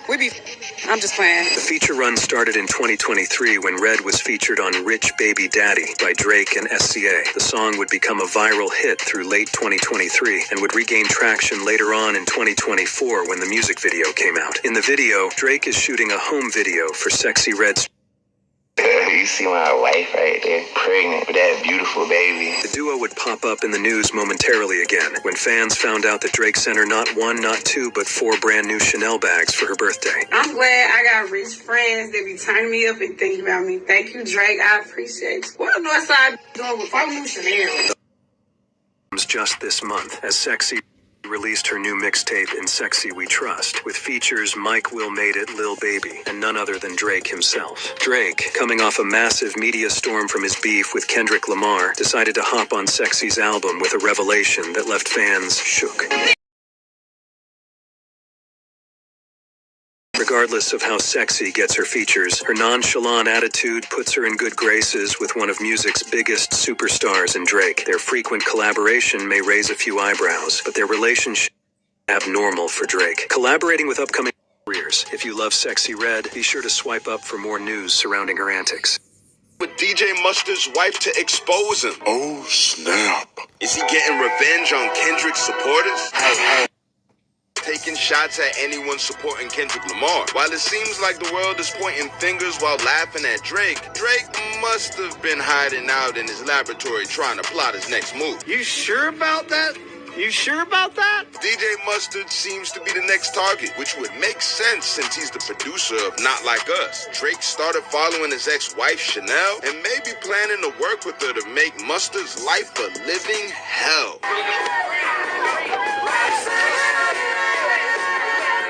Drake clearly doesn't have a problem including wives in war. There's really no dignity when it comes to war. You just try to get the victory any chance you can get. Drake seems to understand that. So when he and Kendrick started dissing each other directly, Drake was the first to mention significant others. He questioned Kendrick's engagement to Whitney. You did it dirty all your life, you trying to make peace. Proposed in 2015. But don't want to make her your actual wife. Allegedly hiring a PR team to cover up for him, physically abusing her, and not seeing his kids for months. We could have left the kids out of this, don't blame me. Even with all that information, Kendrick was still able to finagle himself out of the rumors and hit Drake with the kill shot, releasing the song of the summer in 2024. But Drake might not be finished. You sure about what's he cooking up after following DJ Mustard's ex-wife? DJ Mustard says he heard Not Like Us at the same time everybody else did. So it seems like he gave the beat to Kendrick way before he recorded the song. But he was excited. He even tweeted he would never turn his back on Compton. He did, however, seem to turn his back on his family. DJ Mustard and his ex-wife Chanel have been going through a nasty divorce that got worse over time. Mustard started rebounding with Instagram models, and the terms of child support and other factors weren't solved immediately. He does get to keep his music catalog, though. Hey, that's pretty good. Chanel has been working diligently with her lawyers to get more from the divorce, but they also agreed to stick with the prenup they had set in the beginning of the marriage. Mustard is looking at only 6 figures to pay out, and way less than the $80,000 a month she wants him to pay as well. Since we can assume Mustard's pockets are deep, we can also assume Chanel knows that too. That's probably a big reason why working with Drake to embarrass Mustard sounds very realistic. I can see that happening, yes. Kendrick Lamar already warned Drake to leave his lady out of their beef or he'll be forced to go even harder. Drake completely ignored it. Mustard may have to give the same warning. Mustard served the beat that's known as the nuclear bomb in this Drake-Kendrick rap battle. There should be no doubts he can make another one if he gets offended enough by Drake's sneaky plan. At some point, this beef may turn into an expose fest. it has begun. Then maybe linking with Mustard's ex-wife isn't much of a brilliant idea after all. That's unless the secret info Chanel has will make Kendrick's side throw the white flag. Seriously, what could they possibly do? I don't even know. I can't even tell you that. Sources say Chanel is very disgruntled over the divorce, and academics said Drake may be coming back with a response. Apparently, he wanted to respond to Not Like Us way earlier, but couldn't because real stuff came into play. Yeah. Yep. His house was shot at with one of his security guards getting hit. Trespassers tried breaking into his house, and the local news crew was treating his house like he was O.J. Simpson in the Bronco. If this is the perfect time for him, then we can see things boil over even more. Rick Ross and his team already got into a brawl in Canada with Drake fans while Not Like Us played in the background. This beef is getting spicier by the rap lyric. Just exposed him? So you know how Kung Fu Kenny has been going scorched earth on Drizzy with all these insane diss tracks, right? Accusing him of everything from having secret kids stashed away to allegedly being a full-blown creep pursuing underage ladies? Well, turns out at least some of that may have had more truth to it than we thought. Word on the street is that one of Drake's alleged baby mamas has finally decided to step out of the shadows and expose him for the certified Drizzy he apparently is. This woman claims she has direct proof and evidence of Drake's shady dealings. We're talking videos, photos, the whole nine. But here's where it gets even crazier. Word on the street is that the woman who claimed to have Drizzy's secret child didn't just come out on her own. Nope, she's apparently being backed by none other than Kung Fu Kenny himself. Can you even picture that? Kendrick's team is guiding her, and she's already handed over some seriously juicy footage that K-Dot plans to use as ammo against Drake on an upcoming diss track. I mean, just imagine how crazy that's gonna be. Kendrick's already been going in on Drake, spitting fire about hiding kids, messing with underage girls, and passing them around his crew. But now there could be actual video proof to back it up? That's taking things to the next level of scorched earth. So you're probably wondering what could possibly be on these supposed videos and photos that have Drake sweating. Well, from what I'm hearing through the grapevine, it's allegedly hard evidence of Drizzy getting way too cozy and inappropriate with young ladies who look underage. We're talking all over them, making nasty comments, just a total creep show that would confirm all the gross grooming and PDFing rumors Kendrick has been putting out there about him. Like, mega yikes if it's real. But that's not even the half of it. Remember when K-Dot was going off about Drake having some shady system for picking up chicks? Turns out he might have been onto something, because word is Drake really does run his own personal private Tinder. And he told me that Drake has an employee whose job is to go around town looking for super hot girls. He finds the girls and then he interviews them, and out of all the girls he interviews, he picks the one that he thinks that is the best. This tea comes straight from one of his former tour dudes. Apparently, Drake has an employee whose entire job is to scope out and interview the hottest girls in every city to potentially bring back to the mansion, like full-on casting calls for baddies. This employee will line up a bunch of sexy prospects. Drake picks his fave based on looks alone, and bam, she gets whisked away for some very unchaperoned hang time, if you know what I mean. He drives her to Drake's place. Drake has sex with her, and then he drives her home. So basically, Drake has his own private Tinder. Drake out there really putting the casual in casual encounters, treating women like a hotel breakfast buffet. Just line them up and grab whichever one is most appetizing that day. And you know who warned him about giving off those creepy vibes? The one and only Rick Ross. So Rosé was being super shady in the video, throwing some major side-eye Drake's way. He was low-key insinuating that at first he thought Drake's nasty lyrics about hiding kids and messing with underage girls were just him wildly exaggerating and capping like rappers do. But now Rosé's realizing it seems those bars were coming from a really dark, sinister place of truth. Where they said you said if you was young girls, you promised you would have been arrested. Whoever wrote that for you should have put more thought into that. Of course, Drake played it off cool when asked, but you know that little bar had to low-key sting, having one of your friends imply you move like an alleged sicko around the ladies. With all these shady tales about Drake's dealing lately, though, can you really be surprised Rick felt the need to put a warning out there? Whether the rumors are actually true or not, having your name connected to any hint of grossness with underage girls is a serious situation. Makes you wonder if maybe Ross has seen some sketchy stuff himself that made him want to get ahead of the potential potential scandal. Or maybe the rappers are just being cautious about cancel culture. Either way, you know we'll be watching closely. Because let's be real, if even an ounce of these crazy Drake tales turns out to be facts, it's gonna be a bigger, nastier situation than we can even imagine right now. The thought of having his own baby mama turn whistleblower and rat him out to Kendrick with sickening visuals? Sheesh, talk about shattering his squeaky clean brand into a million pieces. We're feeling straight up icky just talking about what kind of gross stuff this baby mama might expose about Drake. Some lines should never be crossed, no matter how rich or famous. We'll be refreshing our phone nonstop for any new tea, because you already know this drama is gonna blow up huge. We'll keep y'all updated. Drake and J. Cole are giving major, we used to be besties, but now it's kind of weird vibes. J. Cole and Daylit just dropped a plate of collard greens and it's fire. Both are serving up mad wordplay, but Cole's verse definitely throws some shade at Drake. He goes off about Michael Jackson, which is interesting since Drake loves comparing himself to MJ. Remember in First Person Shooter when he flexed about tying MJ for most #1 singles? Yeah, you can feel the tension. J. Cole straight up spits. The king of pop, how well they spin your block. No moves, minimal, smooth criminals. The whole gang doing insane amount of lean.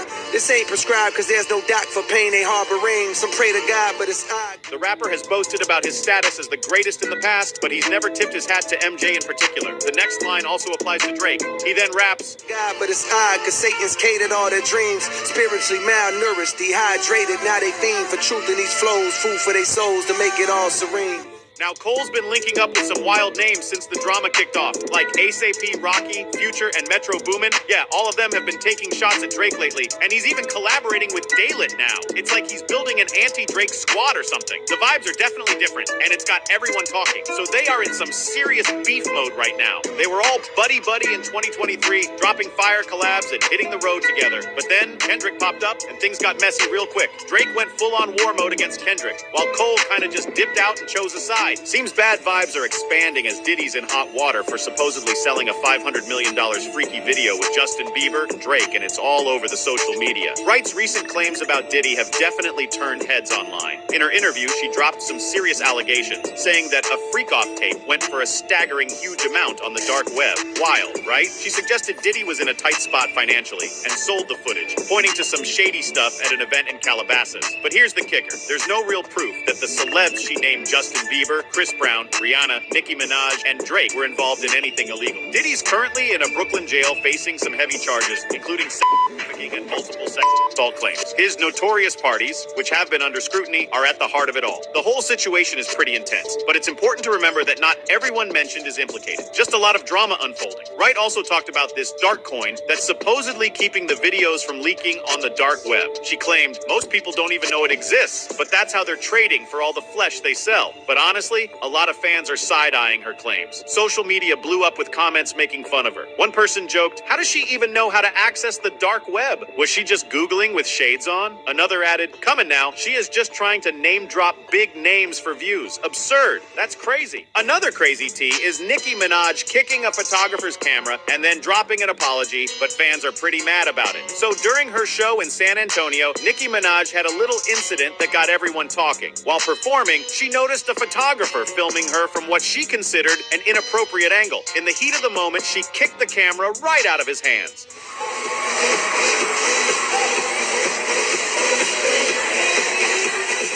You can hear him exclaiming, ow, that's me! No, as it flies away. Nicki later posted the whole thing online, captioning it, this is one of the craziest things we've ever captured. Y'all, please look at this. The clip has been making the rounds, and honestly, it's wild to see her reacting like that. Definitely added some drama to the show. A short while later, Minaj explained the full situation in a post shared on Instagram, apologizing to the photographer Grizz, who's actually one of her fave people in all the land. Apparently, she thought he was a peeping Tom, so she attacked his camera. Minaj might have smoothed things over with her photographer, but she's definitely not feeling sympathetic for those recently laid off from Atlantic Records. She hit up X with a spicy message. Dear fired executives and ARs, don't be mad, UPS is hiring. She even threw out an invite to apply at her label, but with that vibe, and don't get her started on next year's Super Bowl halftime show. She's not here for Kendrick Lamar taking the stage instead of Lil Wayne. She tweeted, one took a knee, the other took the bag, and it sounds like she's calling out the whole vibe. Nicki Minaj just exposed all the rappers Meek Mill slept with. Number one, the resurfaced clip.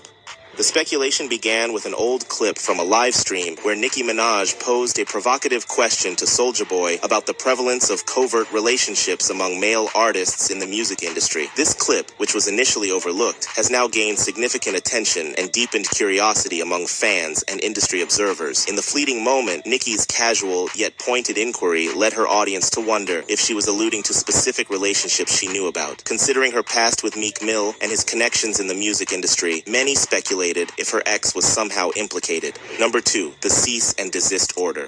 Nicki Minaj had plans to reveal more about Meek Mill and his behavior in an upcoming documentary that was highly anticipated by her fans. However, just before its release, Meek issued a cease and desist order to prevent any related content from being shown. This legal maneuver raised eyebrows among fans and the general public, leading them to question what Meek was so eager to keep hidden. The action added an air of mystery and suspicion around the documentary, hinting that Nicki might have been ready to spill some explosive details about their past relationship. Number 3, the $30 million lawsuit. The controversy deepened when producer Rodney Jones Jr. filed a substantial $30 million lawsuit against Diddy, accusing him of making unwanted advances and pressuring him into uncomfortable situations. This lawsuit did not just stop at Diddy. It pulled in several other names, including Meek Mill. Jones alleged that Meek was present at Diddy's infamous parties and involved in some of the more questionable activities that took place. These claims added a disturbing layer to the narrative, making the industry's darker undercurrents more visible. Number 4, allegations against Meek Mill. Rodney Jones's lawsuit included specific allegations against Meek Mill, describing his involvement in the scandalous activities at Diddy's parties. He claimed that Meek was seen associating with both underage girls and adult workers on Diddy's yacht. These disturbing accusations have led many to reconsider and revisit Nicki Minaj's earlier comments about Meek's behavior. What was initially perceived as bitterness on Nicki's part now seemed to carry more weight, causing a ripple effect of doubt and speculation among their fans. Number 5, the Queen radio clashes.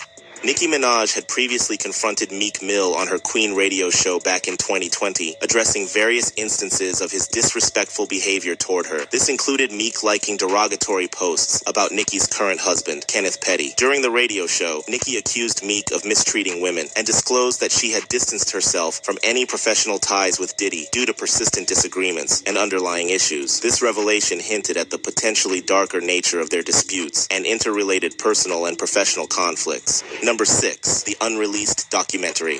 Nicki Minaj's documentary, slated for release on HBO Max, has generated considerable excitement among her fans. It promised to offer an in-depth look into various aspects of her life, including her relationship with Meek Mill and his associates like Diddy. However, the legal intervention by Meek, which resulted in the content being pulled, led to further suspicion and intrigue. Many fans were left wondering what secrets the documentary might have unveiled and why Meek was so intent on blocking its release. Number 7, the federal investigation.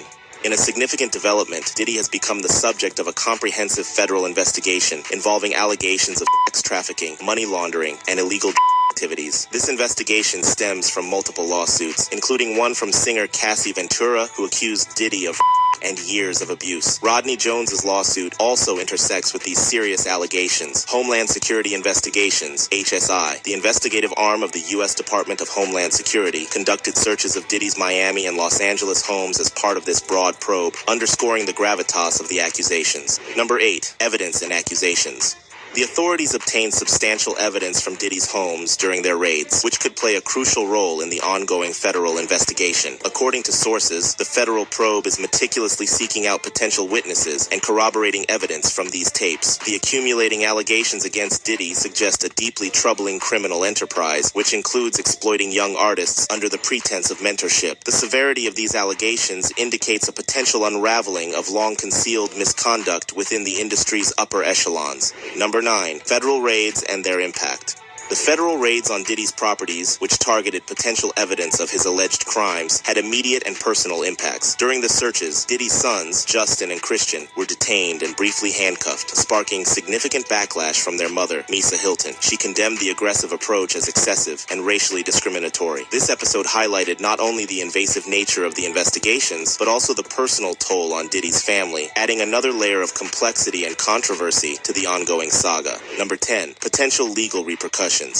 As the investigation progresses, no federal charges have been filed against Diddy yet, but the scope and depth of the inquiry suggests that indictments could be imminent. The federal agents are reportedly following a strategy similar to the one used to secure a conviction against R. Kelly for sex trafficking and racketeering. If the Justice Department pursues a similar approach, it could aim to establish a criminal enterprise surrounding Diddy's actions, potentially leading to significant legal consequences. This approach would require a meticulous and thorough effort to prove the elements of any conspiracy. The ongoing drama involving Nicki Minaj, Meek Mill, and Diddy reveals intricate and dark complexities within the music industry. Nicki Minaj, who was once dismissed for her outspoken and seemingly outlandish comments, now appears to have been aware of deeper and more troubling issues within the industry. The legal battles, social media clashes, and public revelations highlight the tension between celebrities, public personas, and their private lives. Diddy's situation has escalated significantly, with federal investigations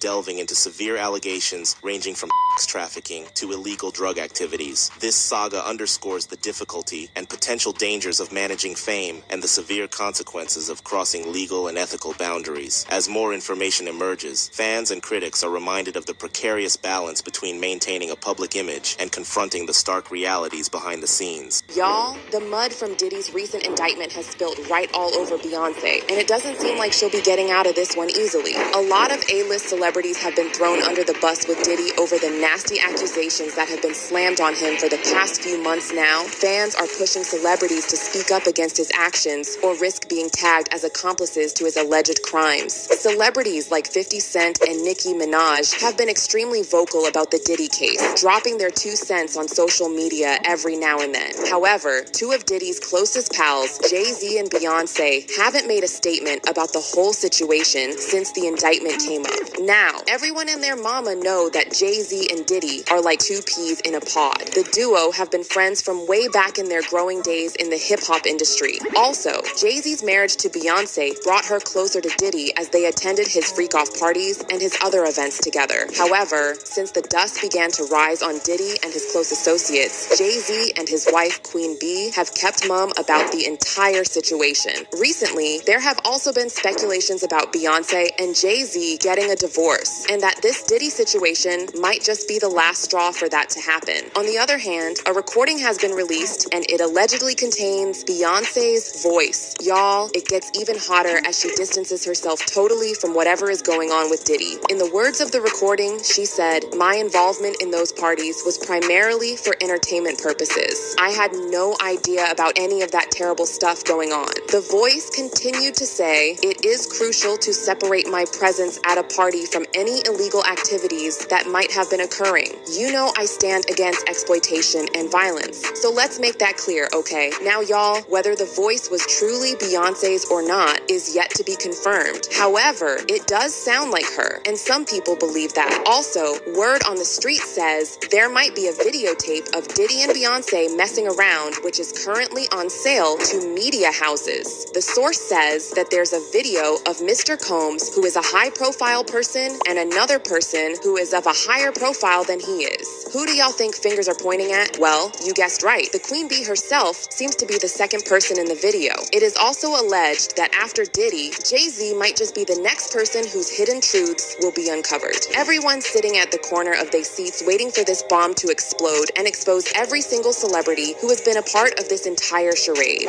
Diddy's current charges are too numerous for us to list, and due to their gravity, he was even denied bail by the judge. The comments on the audio tape, which allegedly carries Beyonce's voice, have been divided as some think it's all fake, while others think it's not. This particular comment says she's definitely reading something. This person who believes the audio was doctored says, "This sounds like a mashup of different speeches and Al." Another comment says, "B would never. This audio fake AI." Y'all, while we cannot exactly state whether it was her voice or not, the fact still remains that she hasn't said a thing about this, and she better do so ASAP.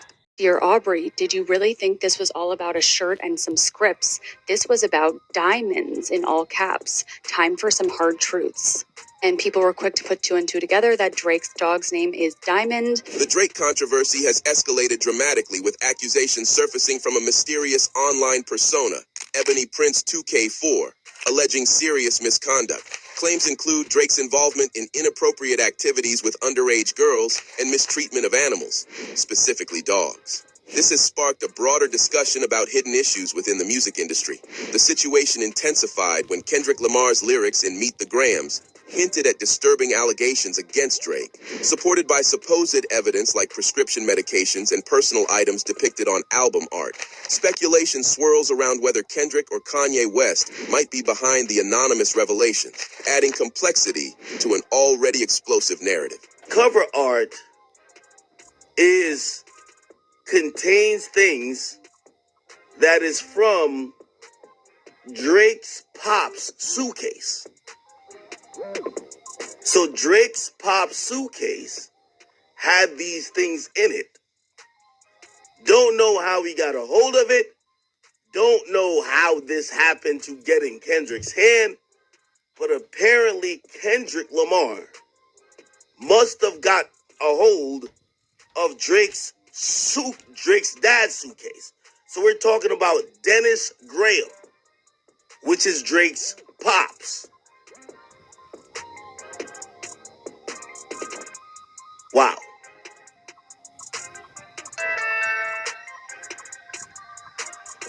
Wow.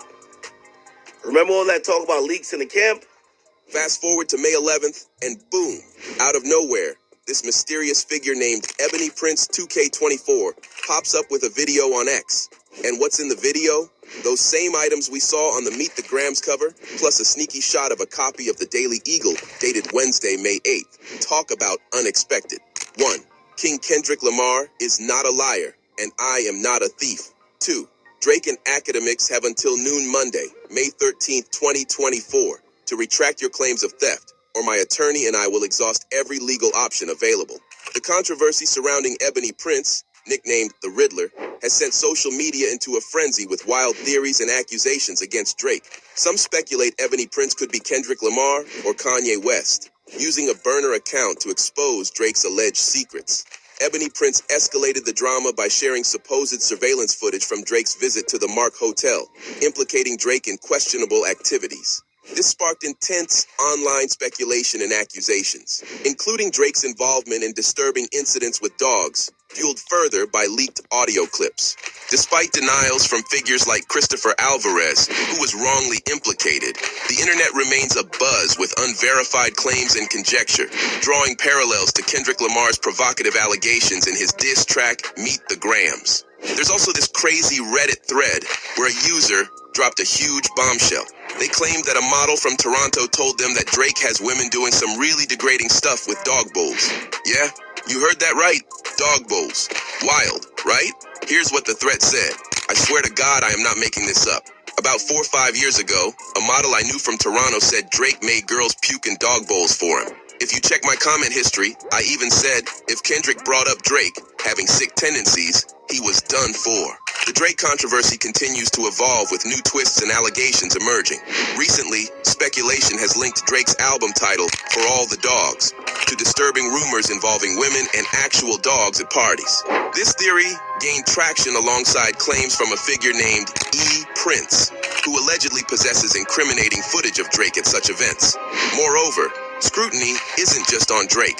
High-profile figures like Universal Music Group CEO Lucien Grange are also under the microscope, accused by Kanye West of exerting significant influence over Drake's career and personal life. Kanye West has been outspoken about these issues, accusing Drake of being financially and emotionally tied to Grange in what he describes as a rich baby daddy relationship. West's revelations suggest deeper entanglements in both the music industry and potentially broader financial dealings, hinting at connections that extend beyond music into other sectors, including banking. This ongoing saga has captivated social media, fueling intense speculation and discussion about the dynamics behind Drake's career and personal controversies. Drake has a rich baby daddy named Lucien and Universal. Wow. He's like, like, man, my daddy got it. You know what I'm saying? It's like, my daddy controlled the spins. My daddy got the DSPs. My daddy. Drake has a rich baby daddy named Lucien. All right, buckle up because things are about to get even juicier. In this explosive interview with Justin LeBoy, Kanye West took his beef with Drake to a whole new level. Hinting at something way beyond your typical rap feud, Kanye's tone was a mix of mystery and absolute belief.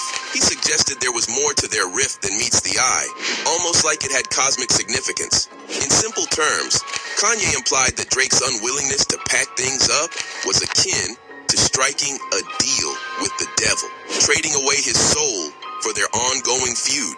Kanye also opened up about how his track Like That Remix came to be and what it was like in the studio. He described a strong sense of determination, a real team effort aimed at, as he put it, eliminating Drake. This wasn't just a burst of excitement, it was a focused, intense energy. The song's lyrics didn't hold back, with Kanye taking direct shots at both Drake and J. Cole. His delivery was just as powerful as his words, keeping us all hooked with every line. And when he mentioned Kendrick Lamar, it was clear that new alliances were forming in the middle of this rap feud, which we all know adds even more drama to the story. As the interview went on, Kanye West dropped even more bombshells. He casually brought up Diddy's past controversies with a few simple but sharp comments, hinting at those old assault allegations. This definitely added another layer to the ongoing drama. And let's be real, we all know that Diddy and Drake have had their own twisted moments. So, when Kanye spilled the tea about Drake and Luciana's freaky hookups, it wasn't all that shocking. It seems like the big names in the music industry always end up taking advantage of those below them. You can't send none of y'all Meek Mills, y'all Puffies, y'all Lil Boozies, none of these name. None of these people that have to listen to y'all, I never killed nobody. I'm the expletive that never killed nobody.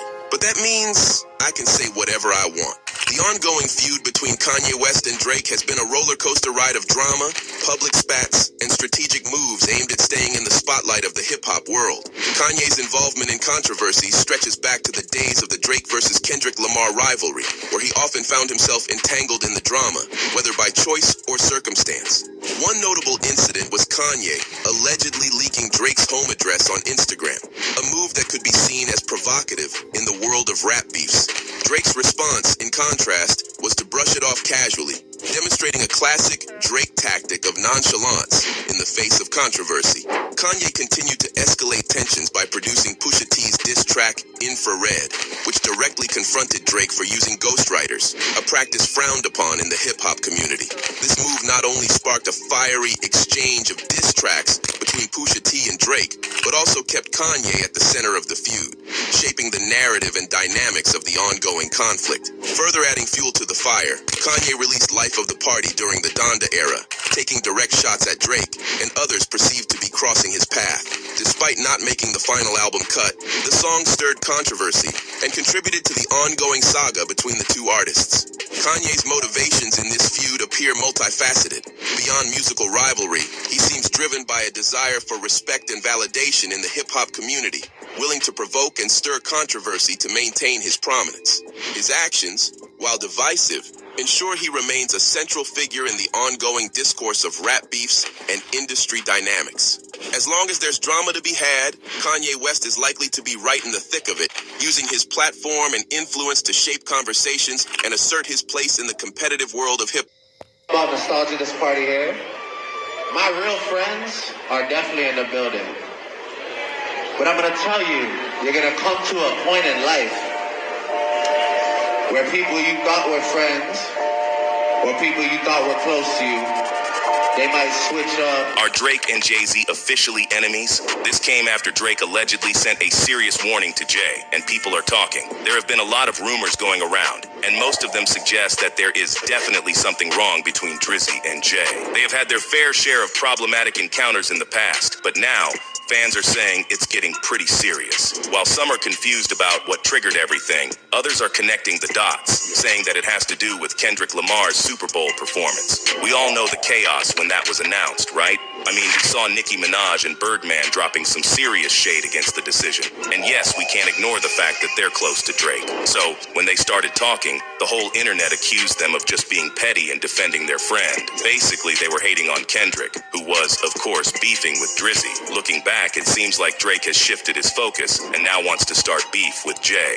Well, allegedly that is. While he has denied having any issues with Jay-Z, Drake's recent actions are clearly telling another story, and by the looks of it, he's onto something, especially after the Toronto superstar recently fueled speculation by posting a photo of Solange after her infamous elevator fight with Hav back in 2014. It was messy, y'all. Like, imagine Beyonce's sister fighting Jay-Z in an elevator. Everyone was talking non-stop about what happened. If you don't know what happened, don't worry, because no one really does. But all parties involved said they worked through it, and that the incident does not reflect any deeper issues. Again, Drake did not address Jay directly, but it got people talking, as if he was deliberately trying to get everyone's attention. Some are even saying that he was being straight up disrespectful for bringing up something as nasty as that. And then we have his recent statements about friendship and betrayal. They might try and move funny with you. They might stab you in the back. They might do a lot of things to you. You'll come to that realization. Wherever you're at in life, you've probably been there and you'll be there again. That's how life is. But look, sometimes it's you and you alone by yourself. Sometimes it's you alone with your thoughts. If you've been out of the loop, here's what happened. He had just arrived at the Nostalgia Party in Toronto to have a good time and even grabbed the microphone to say something while the crowd spoke over him. But it was not enough to stop him from sharing his true feelings. You could say he was serious about it. While some were clueless about who he was referring to at first, it didn't take long before they started to realize who the alleged fake friends were. Whether it's long-standing on and off conflicts like The Weeknd, surprise switch-ups like Future, or his acrimonious Cold War with Kendrick, Drake has a lot of fake friends to scathingly criticize within the hip-hop business and beyond. Jay was also included in the list. But while they aren't exactly friends, I think we can say they were civil at best. Then the K-Dot beef happened, and the Super Bowl halftime performance was announced. And basically, Jay got dragged into the mess. Maybe that's why Drizzy is getting all worked up with Queen Bey's hubby, but no one really knows. However, one thing is for sure, Drake's recent shenanigans are stirring the pot, and people are curious about what he's up to. One fan wrote, "That boy's an actor, not a rapper. He rap scripts his writers string together." Another added, "Attacking Jay-Z because he chose Kendrick? Man, that's wild. Dude is definitely spiraling." But what do you guys think? Stay tuned for more updates.